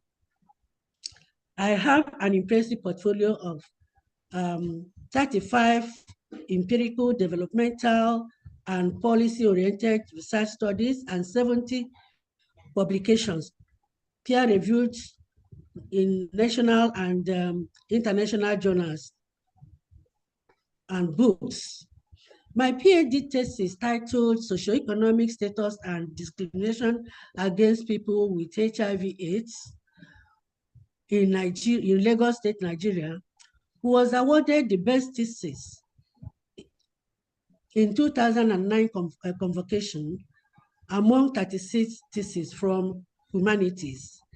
This thesis contributed to the formulation of anti-discrimination laws in Nigeria. And my inaugural lecture titled caught in the web, rebuilding the cradle, was recently delivered on March 5th this year. It addressed the critical issues affecting children's rights and welfare in the child justice system, and it advocated for urgent reforms of the system. Outside the university, I have served and I'm still serving as an external examiner to many departments of social work in various universities within Nigeria and outside Nigeria. I also assess academic publications of lecturers who are due for promotions from senior lecturers to associate professors or readers, and from this level to full professors. I also am a member of universities. Hello, Professor. Sorry to interrupt you. Just checking how much time you need to reach the conclusion. I don't know what is making this it's not moving. Okay. How far away to the end are you? I've also helped in what is wrong? Hi, Prof. Can you hear me? I just wanted to check on your time. How much time do you think you need? Please, let me hold on. I don't know how this thing works. Please, it doesn't allow me to move.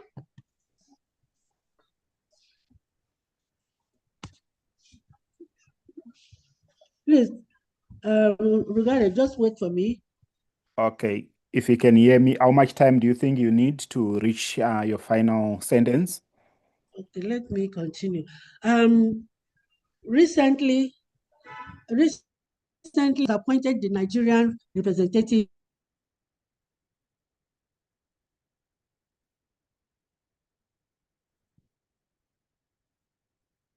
Looks like we've lost the prof. Have we?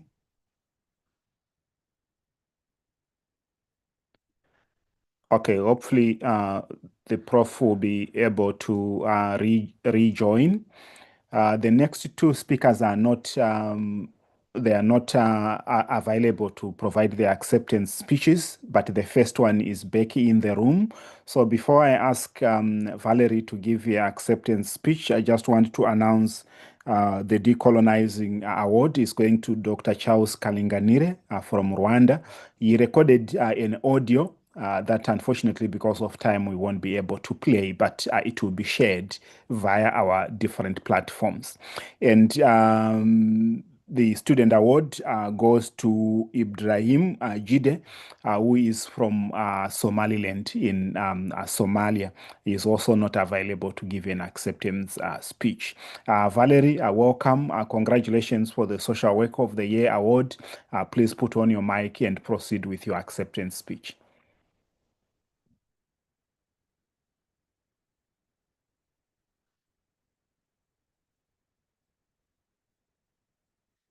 Valerie, please go ahead. Sorry, my video was off. I didn't realize.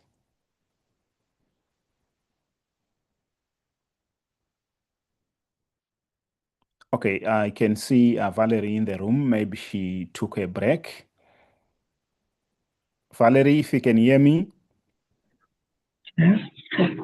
Hello. Hello, Rugare, can I continue? Yes, Prof. How much time do you think you need? Hello, everyone. 5 minutes or less. Hello, can you hear me? Professor Nwana, another speaker had started. Can we give them a few minutes, then we'll come back to you? Okay. Thank you. Valerie, you can go ahead, please. Okay, good evening, everyone. Can you hear me? Yes, clearly. If Bear you're with me. able to put on your Wherever I video, am, that there would is be a great. bit of. Sorry? If you're able to put on your video, that would be great. But if not, you can go ahead with your audio only. Can you see me? Yes, clearly. Yes, so you will bear with me in a bit of a noisy place, but I hope I'm audible enough. Yes. Okay, I'll proceed. Good evening, everyone. I hope you are all doing well. My name is Valerie Cheptomi Bay from Kenya. I'm a social worker by profession, and currently I'm working as a social worker and an education officer at the Talia Agri Girls Shelter, where we rescue young girls and young women who have undergone sexual gender-based violence and also child and human trafficking, domestic violence, and child labor. I want to take this opportunity to thank God for the award for nominating me to be. Can you hear me? Yes, clearly. Okay. I want to thank God for this nomination as a social worker. It came as a surprise. And I also want to thank the people from my organization for the continuous support.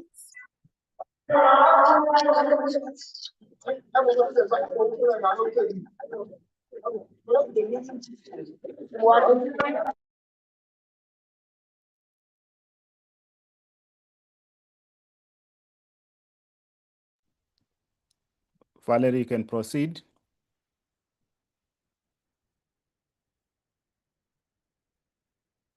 I'm not sure if we still have Valerie in the meeting.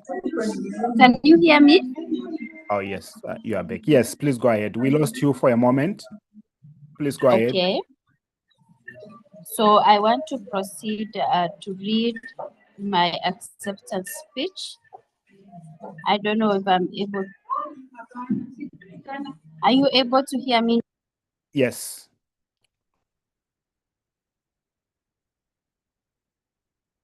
Oh, sorry, it's not a yes. She has disappeared. Okay, we'll give you another try. Valerie? Yes. Yes, Can please you go hear me? ahead. I think I'm having a challenge on my side. Yeah, it's okay to turn off your video. Okay. Maybe that helps with your network. Yeah, you can go ahead now. I can go ahead because I'm moving from one place. Can you hear me? Yes.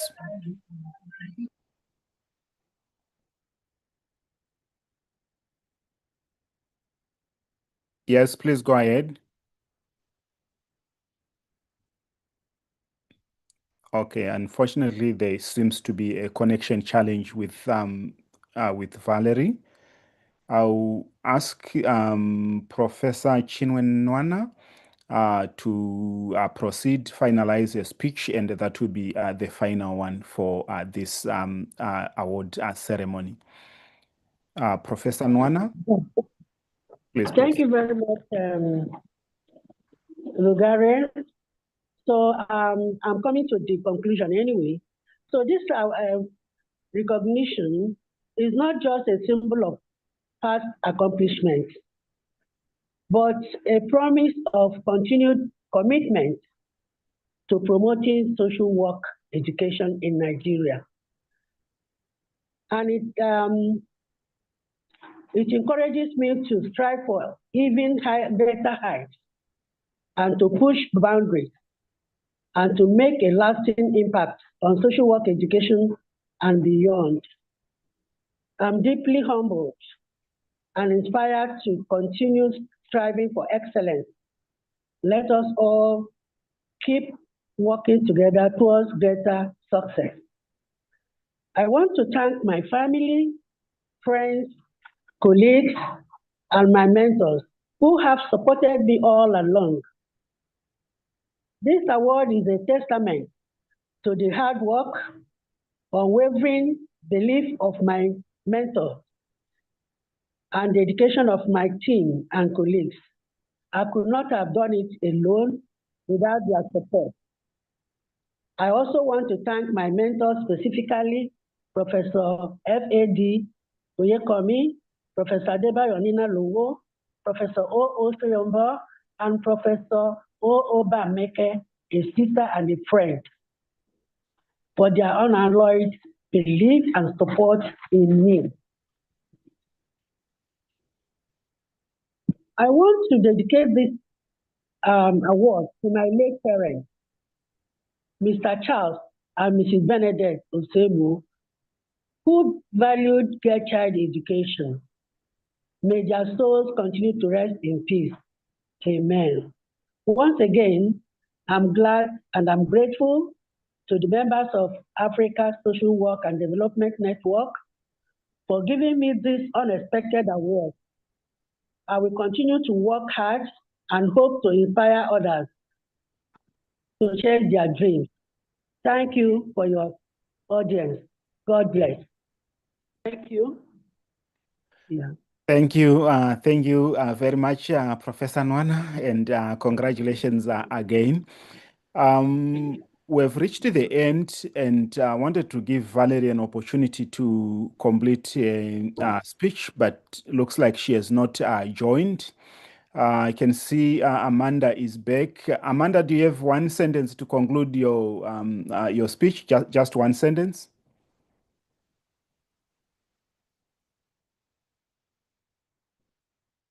Okay, looks like... Okay, can you hear me? Oh, yes. Please go ahead. Just quickly so that we close the meeting. Okay, no problem at all. Okay. Okay. Thank you once again for giving me the opportunity again.